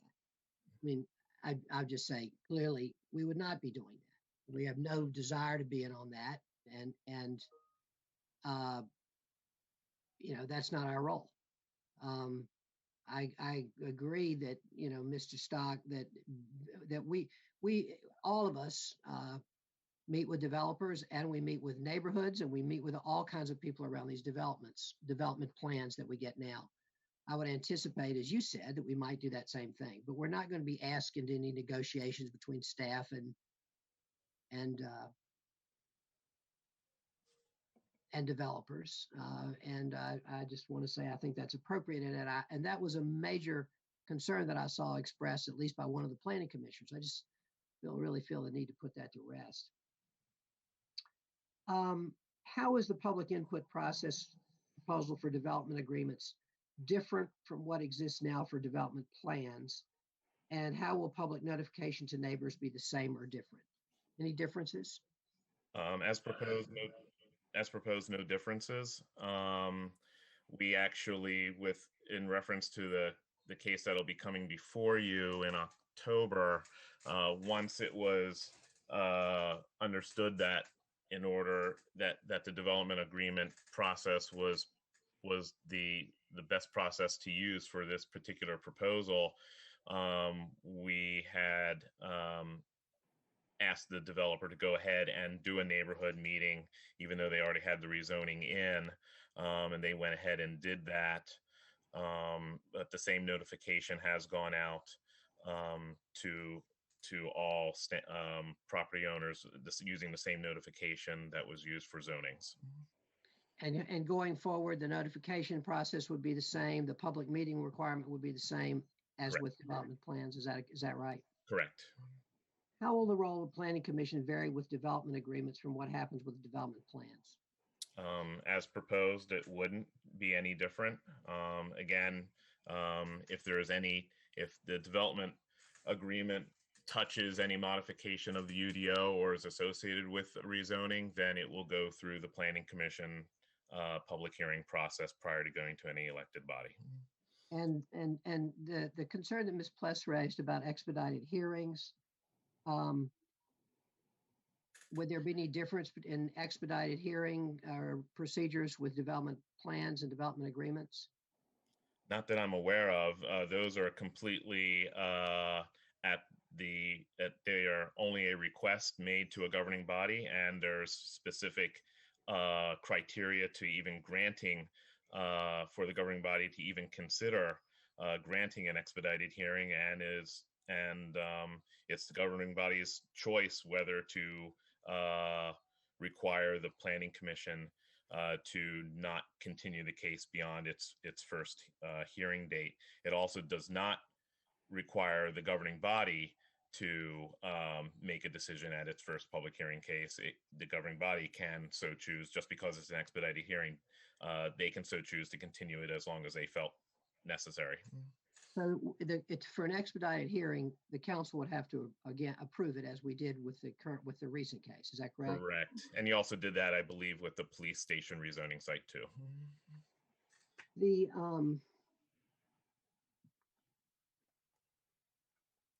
How is the way staff will relate to developers different or the same from what happens now with development?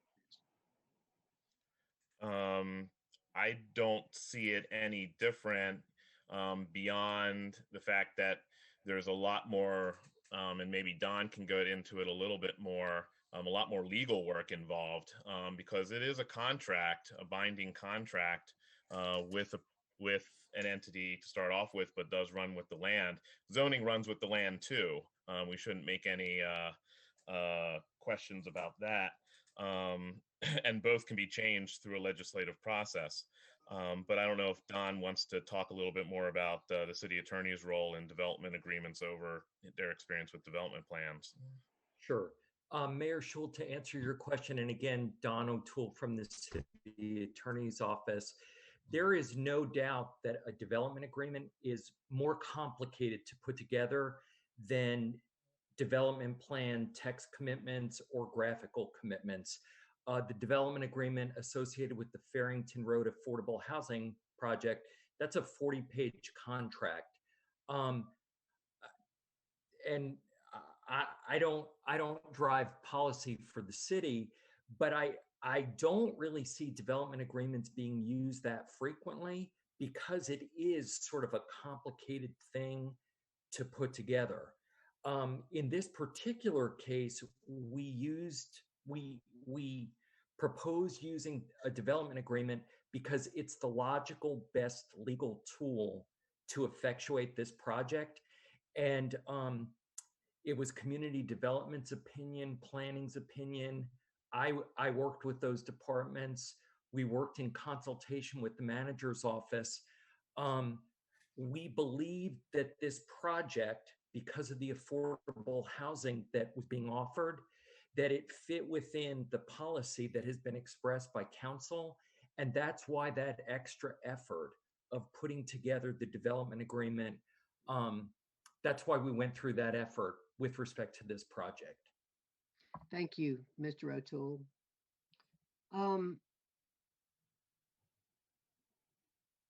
You've already answered my next question regarding development agreements will not be able to weaken existing environmental rules. That means, among other things, not being able to weaken tree planting regulations and so forth. Is that correct, Mr. Stock?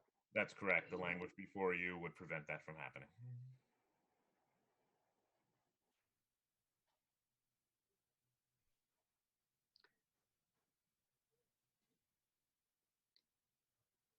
Can you, what are some other, there's been concern expressed about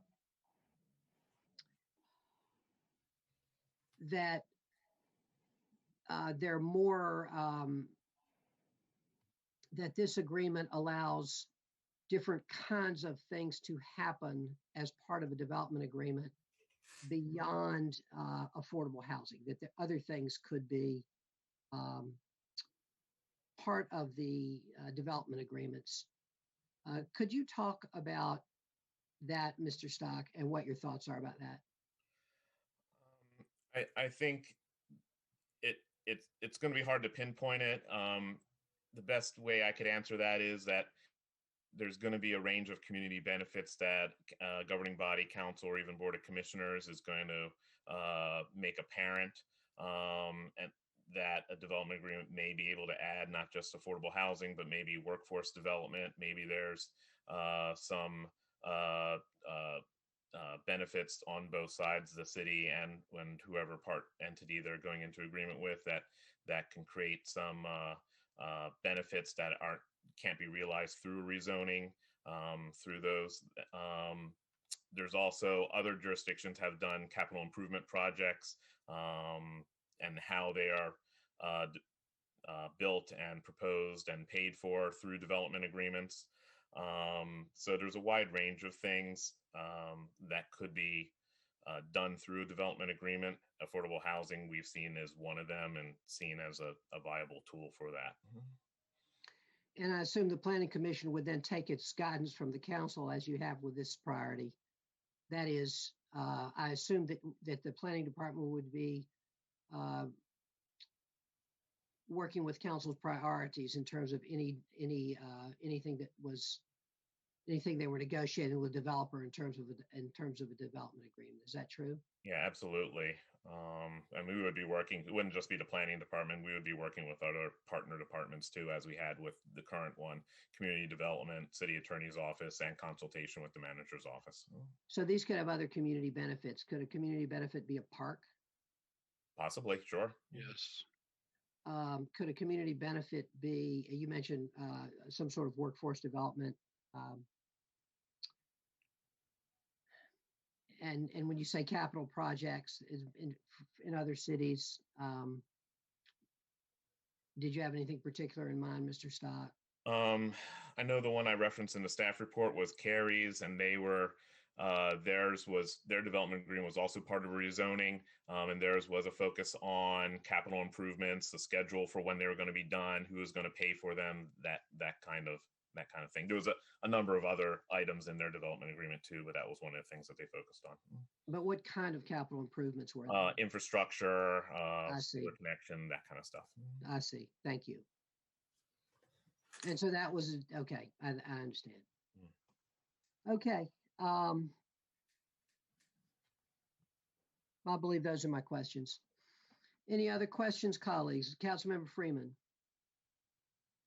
Thank you. I really appreciate the speed at which our staff has been working to try and incorporate some of the feedback from the community and from our planning commissioners. And I had a question regarding who can initiate these developer agreements? Just like a rezone, not just like a rezoning, but most likely with most rezonings, any entity or person. So the community would be able to request a developer agreement and say Walltown with the neighboring apartment complex being proposed? I think at a basic level, yes. I think it gets more complicated because it is a contract where there needs to be legal advice on all sides of the contract. And just noting, so I hear the conversation around why you wouldn't restrict it to affordable housing, acknowledging that there's a workforce aspect and there's a open space aspects. Is there any reason why a time limit hasn't been considered for this land use developer agreement? The time limits are built into the development agreement itself. There's an actual schedule that's built in, and that's required by state statute. And can you say more about that time limit? Well, it depends upon the development agreement, but the one that's going to be coming forward before you in October sets the provision of construction guarantees for the affordable housing units to June of 2024, and in which case, if that is not actualized, then the city can, and Don, correct me if I'm wrong, the city can exercise this option to purchase the land for $10. You said correct, Mike. There's a city option built into this agreement. The one that's going to come forward to you in October? Yes. Yes, Okay. that's part of the development agreement. Yes. And then just acknowledging there are many instances where developers kind of call meetings with council members that could be seen as non-transparent, and acknowledging that they're involved in a development conversation with planning staff. And that might be what community is talking about when they say that maybe council's the point that they should direct to have public engagement, because this does not provide them a public engagement access point until the agreement is fully put together. And so I just want to note that. And then there's also just that comment that Ms. Pless made about it being separate and unequal. That strikes me as appalling, acknowledging that the UDO is set up and these piecemeal approach to adjusting it with text commitments has always caused me a little bit of angst. And I acknowledge that this developer agreement tool is the only tool, or the tool that we're talking about right now, but there needs to be a lot more handles or guardrails, as Ms. Rosen Levin gave me some language around. That would be helpful. That could actually like spur on shared economic prosperity, so to speak. And so acknowledging that that is not included in this developer agreement conversation, it concerns me that we've turned the word affordable housing into a keyword that is thrown out by developers, and folks think that that's enough. So just acknowledging that this issue around affordable housing is not just about the house, it's actually about the affordability. And for communities like Walltown or Bragtown, and many others that are experiencing a huge increase of developer presence and developer attention, they're not sure what their kind of access points are in these conversations. And it would be great if that could be spelled out a little bit more clearly, so that people in the community can feel like they're a part of the conversation and what points they should be offering input to make sure that we're all on the same page. Because as you mentioned, the legal ability of folks in the community to address a 40-page contract might be cumbersome. And so if we're not creating a level playing field, it feels like this becomes another tool for developers and not so much for community. And I just want to make sure that that's clarified. I would also add that there was a So the expedited hearing aspect, I'm trying to kind of piece it together or parse it out, because I acknowledge that the developer agreement aspect was removed, or the language was changed to remove it, and so it appeared like it was prohibited. And so we're trying to rectify that issue, but I feel like we're going to create an unintended consequence of locking some folks out of the conversations that they're currently in. And I want to give them some assurances, like we're giving developers assurances, that there will be ways for them to give input. And other than that, I think that was all I had so far. But thank you. Thank you, Councilmember. Councilmember Freeline. Thank you, Mr. Mayor. Wow, it's late. I just had a couple questions. So am I correct in hearing that there's something is going to come before us in October that this development agreement was thrown together to allow, and that there's this kind of specific project we have in mind that this would be, that we're implementing this for? Is that correct, Mr. O'Toole? Councilmember Freelon. So there are currently development agreement statutes under North Carolina law. And there is a proposal that is going to come to council at its October 19th meeting. That's the Farrington Road Affordable Housing Project. Yeah.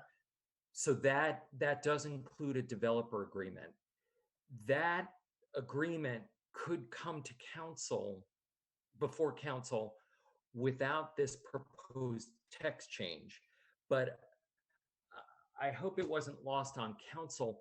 One of the slides that Mike presented was that the development agreement text change that's before council tonight, that actually imposes additional restrictions on development agreements here in Durham. So development agreements are legal in the state of North Carolina. Durham could enter into a development agreement without this text change. The proposed text change before council tonight includes additional guardrails. Environmental regulations cannot be lowered. It's got to go before the Planning Commission and adhere to the Planning Commission procedures. That's what this text commitment does. It includes additional restrictions on how Durham uses development agreements. And these restrictions wouldn't only pertain to the October Farrington project, but it would just be... That's correct. These text changes will be incorporated into the UDO, and any other future development agreement would need to follow the procedures in the proposed text language and would be subject to these limitations. Okay. Okay, yeah, that was my question. Thank you. Thank you, Council Member. That's one of the dangers of being appointed, is things happen before you got here. And so I understand there's a learning curve. Councilmember Middleton. Thank you, Mr. Mayor, and I want to thank the staff for the work they've done on this issue. You know, I can pick up a knife and use it as a murderer, or I can use it with the precision of a surgeon. That's the nature of tools. There isn't a tool that's been invented that cannot be or not be abused. Any tool in the government's arsenal is subject to abuse or brilliant employment for the good of people. Just run down the list. You can do it alphabetically, and we can come up with an abuse or a good employment of it. There's nothing, at least in my assessment, that's been inherently moral or beyond corruption, particularly in the hands of a government. And elections have consequences. One of the things we've been most frustrated about in Durham is having our values frustrated by federal stricture and state stricture. We even invented a phrase, the Durham workaround. How can we get around things that block us from demonstrating and concretizing our values? Gun laws keep us from acting. We can't force developers to do affordable housing because the state won't let us. This is a tool that already exists in state statute This is one of those things where Durham could take it in Durham's way and actually use it to do some of the things that we've been frustrated in doing in other areas. This is one of those moments where there's a crack of light, if you would, in that dark facade that the state legislature oftentimes puts up in front of us. So with that said, one of my heroes is Maynard Jackson, former mayor of Atlanta, who's in league with the current mayor that I'm on with tonight. One of my heroes is Maynard Jackson, who one of the reasons why Atlanta was able to build this incredible Black, not only middle class, but wealthy class, is because there, Mayor Jackson could use, they didn't call them development agreements, but they were de facto the same type of things to secure contracts and benefits and set-asides for the Black community in Durham. That airport that bears his name is one of the examples of being able to leverage government power for the good. When I was my days with Durham Can, our sister organization in Baltimore, when Under Armour was looking to build their campus in Baltimore, they were able to and that our sister organization in Baltimore was able, in working with the city, to secure. It was a ridiculous amount of money, millions and millions and millions of dollars in community development and other things, in order to allow Under Armour to build that water facility, that waterside facility in Baltimore.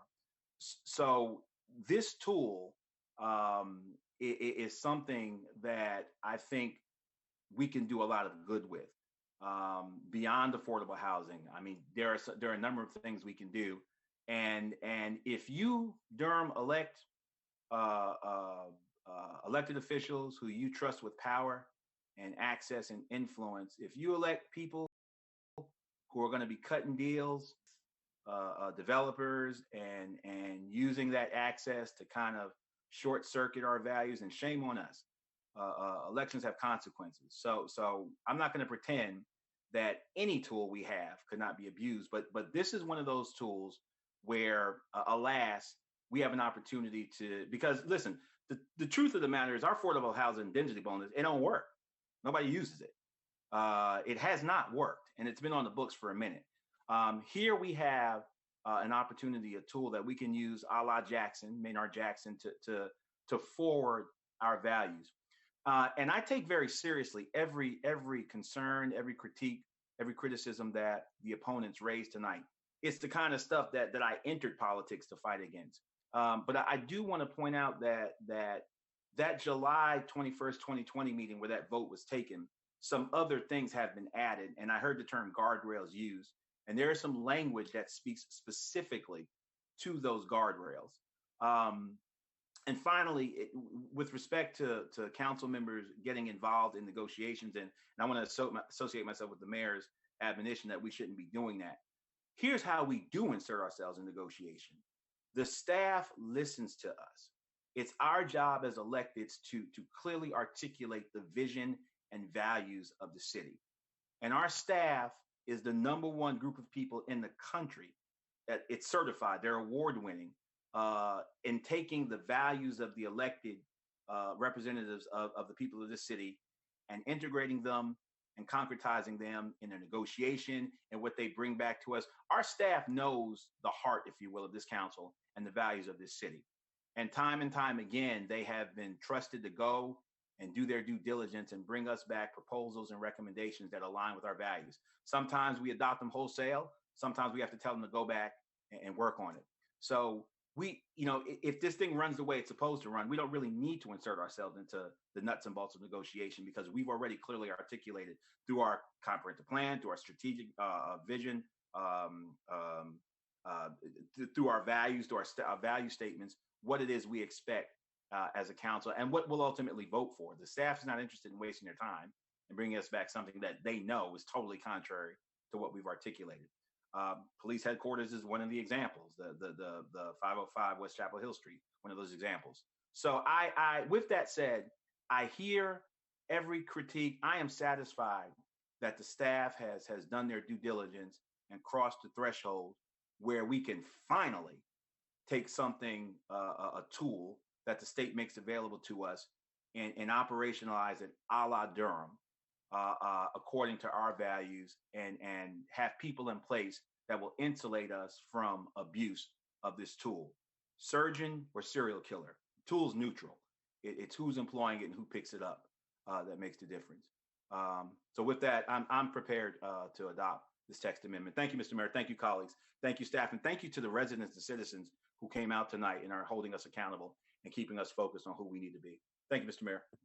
Thank you, Councilmember Middleton. Colleagues, I'm going to close this public hearing. And now, I'd like to hear from other colleagues, but I think I'll go ahead and make my remarks because I'm tired. And if I go another 5 minutes, I probably won't remember my remarks. I just want to say everything that Councilmember Middleton said is absolutely spot on. Absolutely spot on. And I am, when I think about the critical, the number one priority in our community is affordable housing. The concerns that so much is associated with that. And, our recent community survey again shows that. This is, as Councilmember Middleton said, a tool that we have never been able to use and now will be able to assertively use our staff to try to help us get some more affordable housing. And you heard too, and we've already heard from CASA through email, and then we heard from DHIC and Laurel Street tonight. Those are our preeminent affordable housing developers who say this will be a useful tool for them.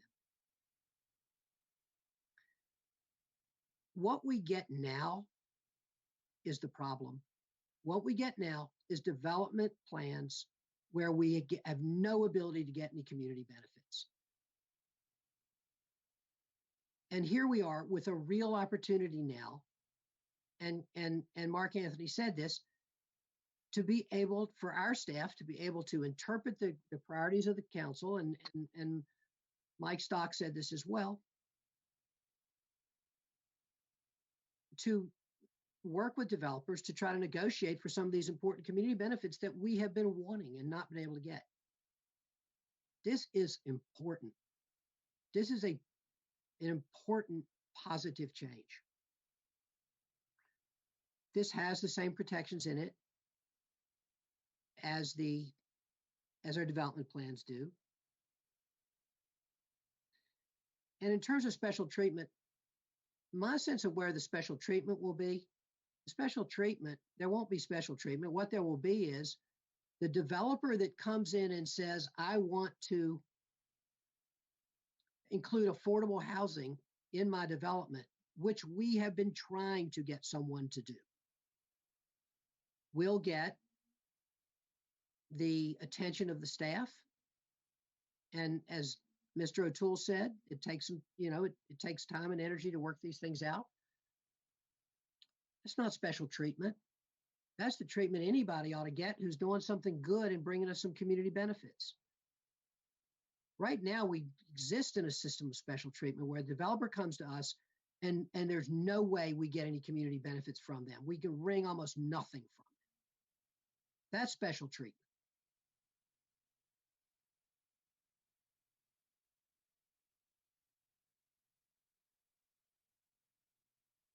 I am worried, I'll just be honest with you, about what I see as the Planning Commission's disinterest in housing affordability. Whether it be through their actions on this or their actions on expanding housing choices. And I am really concerned that that is not an important part of their perspective, that they don't give it the priority that it deserves.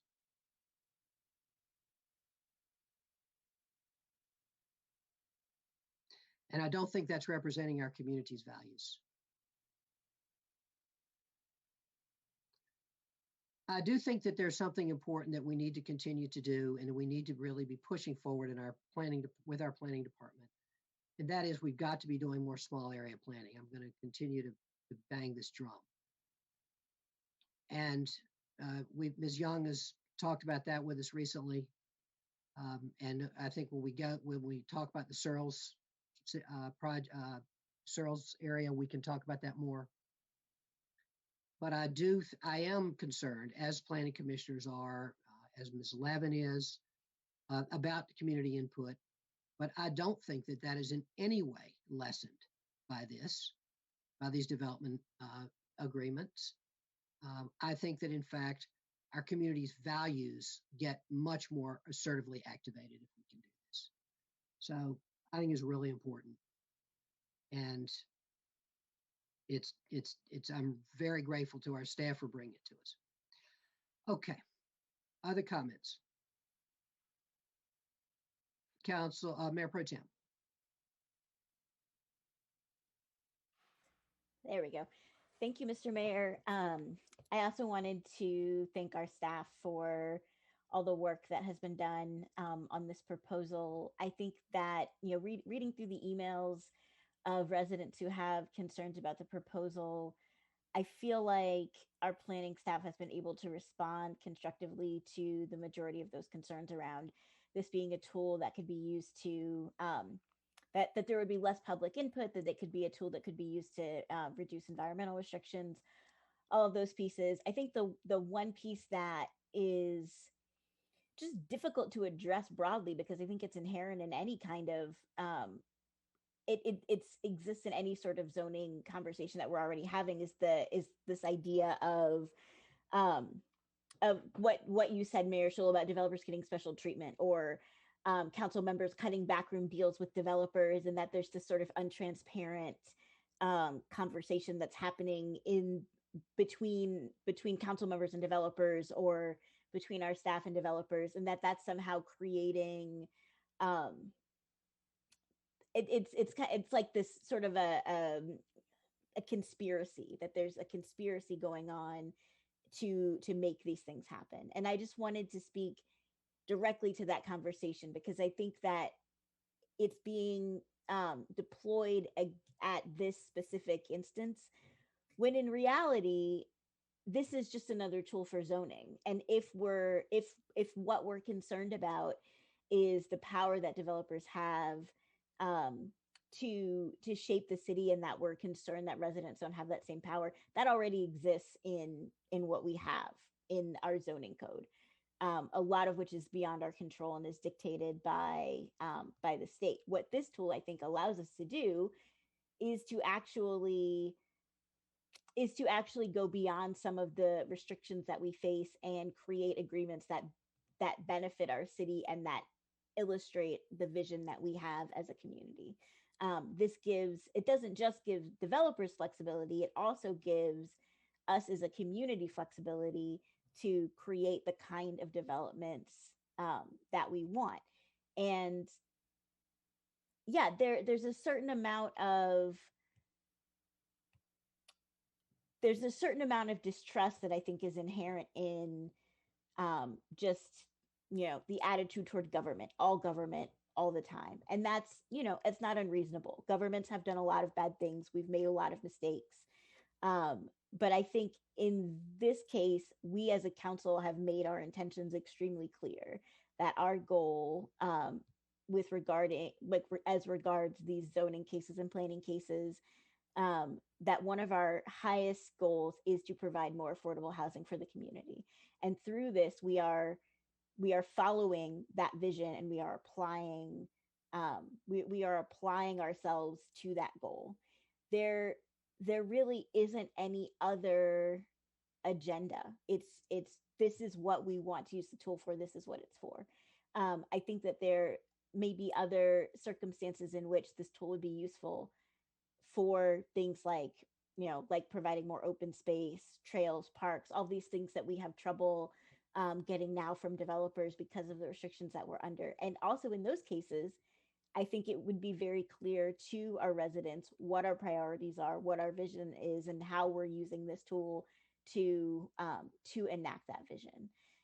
Much like any other zoning conversation, we do have power in this community. We are elected to to hold a certain amount of power over how these decisions get made. But that isn't going to change because of a new tool. That is just inherent in the system that we have. And so what I would invite residents to do is to watch what we do and to hold us accountable to our stated values and goals. We are saying our priority is to create affordable housing. And we are voted in based on that priority. And if we aren't serving those goals and we aren't serving our stated values and priorities, then we should be held accountable for that. But I believe very much that this is a tool that will allow us to further the vision that we have all expressed of the kind of community that we want to build, and that our voters are perfectly capable of, our residents are perfectly capable of expressing when we fail and holding us accountable for making wrong decisions if we were to use that tool for any purpose other than moving our community forward. So I appreciate the opportunity to implement something that might actually help us build more affordable housing in our community, and greatly appreciate our staff for all the work that they've done to bring this proposal. This is going to change a lot of people's lives, and we need more housing for folks in Durham, and it's got to be top priority for all of us. Thanks. Thank you, Council Member. Would anyone else like to be heard at this time? Anyone else? Councilmember Reese? Thank you, Mr. Mayor. Are you guys able to hear me okay? Great. I intend to support this ordinance tonight, and I just want to call out something that Councilmember Middleton mentioned about the fact that we are elected to achieve good for the people of this city. And this measure adds another tool. I think it could be a powerful tool. Our friends in the affordable housing development community tell us it's a really powerful tool. But I think it's another tool we can use to achieve good for the people of this city. And it's not just about affordable housing. There's lots of other ways it can be used. And we, many of us, most of us, maybe all of us, ran for office with the promise that we would get more out of the things that developers want to do in this city. I know I did. Now our staff has heard us and heard the people of this city, and they have come to us with this tool. Not only is it a powerful tool for doing good, it's also got the same, in fact, more transparency and engagement than is required by law, and is nearly identical in form and content to the existing zoning process that we have now. And there's lots of problems with the current zoning process. I'll be the first to admit that, but it's no worse than that. And the final thing I will say is that I've heard a lot of folks, we got a good number of emails on this. Unfortunately, most of them were the same text cut and pasted. And one of the sentences in that email says, "I think we can build more housing in Durham without casting aside the principles of equity and good government, as this amendment would do." There's nothing in this ordinance that would do that. Nothing. And let me just make this pledge today that I'm a member of this city council that's going to vote for this ordinance. And this council has the ability to change this ordinance in a month or a year if we see it being used that way. I'm certainly not going to vote to approve a development agreement that casts aside principles of equity and good government, that proposes or supposes to tell the people of a community what's good for them instead of engaging with them about what they think they need in order to live lives that are successful and have value. That's not why any of us are here.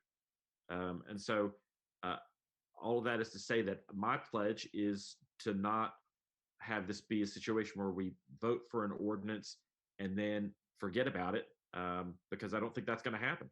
We're going to have developers that use it, especially our friends in the affordable housing community. And so we're going to see these come through. It'll be a great opportunity for us to see if it works.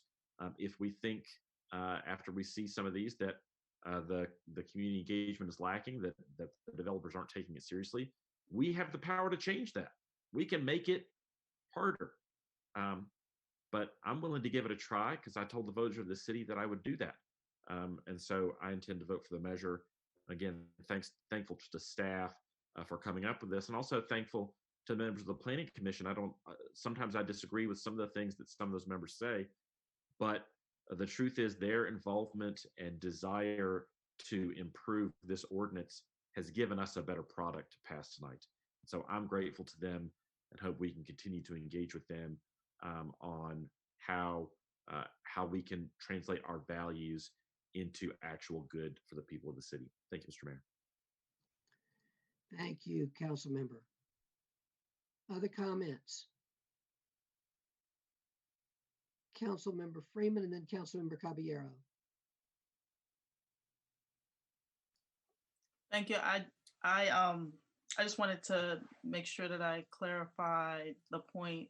I was concerned about the misconception around affordable housing. There's a big difference between affordability and affordable housing.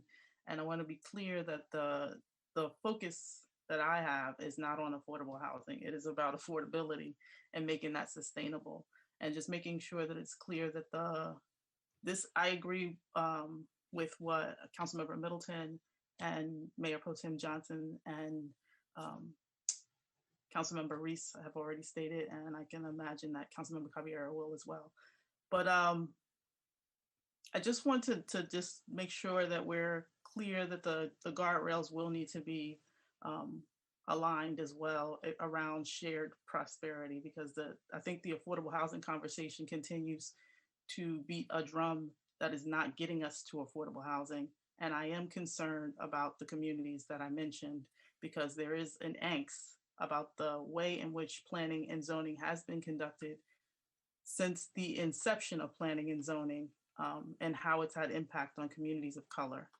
So just noting that this conversation around affordable housing doesn't get to the crux of what actually is an angst that people have had around being displaced in communities that are experiencing gentrification and why that's happening. So these disinvestments, like, it has to be a deeper conversation around what the affordability of housing means, because otherwise we're going to continue to get cases where there's no site plan and we can't see what's happening to develop anyway. I just want to make sure that this is not missed in this conversation, because I completely understand why we would support the development agreement tool, but I just know that that's not enough. And so as a progressive community, it's going to be beholden to us as a council to make sure that we're putting the guardrails in place as we move forward. So thank you. Thank you, Council Member. Council Member Caballero. Thank you. I plan on supporting this evening, and I just want to thank staff for all their diligent work. The memo was excellent. I think that we, as Mr. O'Toole said earlier, this could have gone without all of these extra guardrails that have been put into place. We were allowed to do this through state statute, and the fact that staff acknowledged that it wasn't to the standard that we need in Durham, specifically around environmental concerns, community engagement, that it needed to be more robust, is why we're here tonight. And so I just want to thank again that we caught this. We were able to make something stronger, better. We will also be able to update it if needed, if developers for whatever reason abuse this tool. And I am really, really excited. And what I also heard really loud and clear is that our affordable housing partners are also really, really excited. And that is tremendously important. I know that folks like Laurel Street have done really good things around this in Charlotte and in other communities. And so I'm excited to see what we can do here in Durham. Thank you.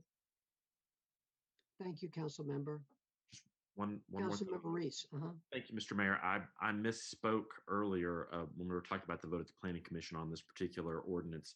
It was 4-10 recommending denial, but the 4 were Commissioners Kenshin, Durkin, Lowe, and McIver. I misspoke earlier and I apologize. Thank you, Councilmember.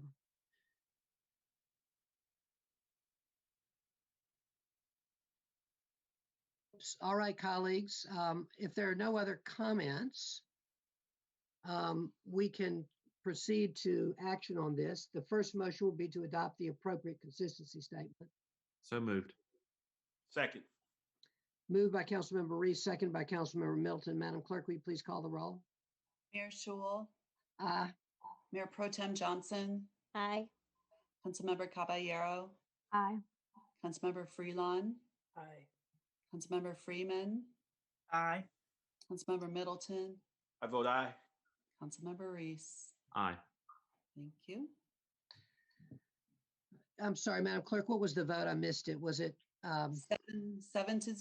7-0? Thank you. My mind is wandering at this hour. The motion passes 7-0. The second motion we do adopt an ordinance amending the UDO. So moved. Second. Moved by Councilmember Reese, seconded by Councilmember Freelon, I think. That was Middleton. Councilmember Middleton, sorry. We all look alike. Oh my God. Oh, that woke me up. It's late, but it's not that late. Lord of mercy. I agree that you and Councilmember Reese look very much alike. It's late. Okay. Oh dear. Oh dear. Council, moved by Councilmember Reese, seconded by Councilmember Middleton, that we adopt the ordinance amending the UDO. Madam Clerk, will you please call the roll? Mayor Schul, Aye. Mayor Pro Tem Johnson, Aye. Councilmember Caballero, Aye. Councilmember Freelon, Aye. Councilmember Freeman, I still want to vote nay, but yay. Councilmember Middleton, I vote aye. Councilmember Reese. I so want to vote yay, and I'm voting yay. Thank you. Councilman, thank you, colleagues. The ayes have it and the motion passes 7-0. Don, Mike, and everybody on staff who brought this to us, thank you very much. We appreciate you. Thank you. Mr. Manager, I think this is the last minute of your last meeting. Do you want to? Well, Mr. Mayor, I just wanted to say thank you all again for a wonderful, wonderful evening. But I want you to know I'm terribly disappointed that you didn't make it to midnight because I wanted to add another full hour to my my clock. We could sit here for 18 minutes. No, we can't.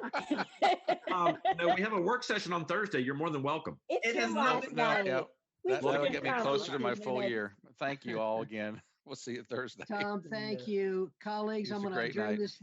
Yeah, thank you. I'm going to adjourn this meeting at 11:41 p.m. Thank you, colleagues, for hanging in there. Good night. Great work tonight. Everybody, thank you for everything. Great work tonight. Great.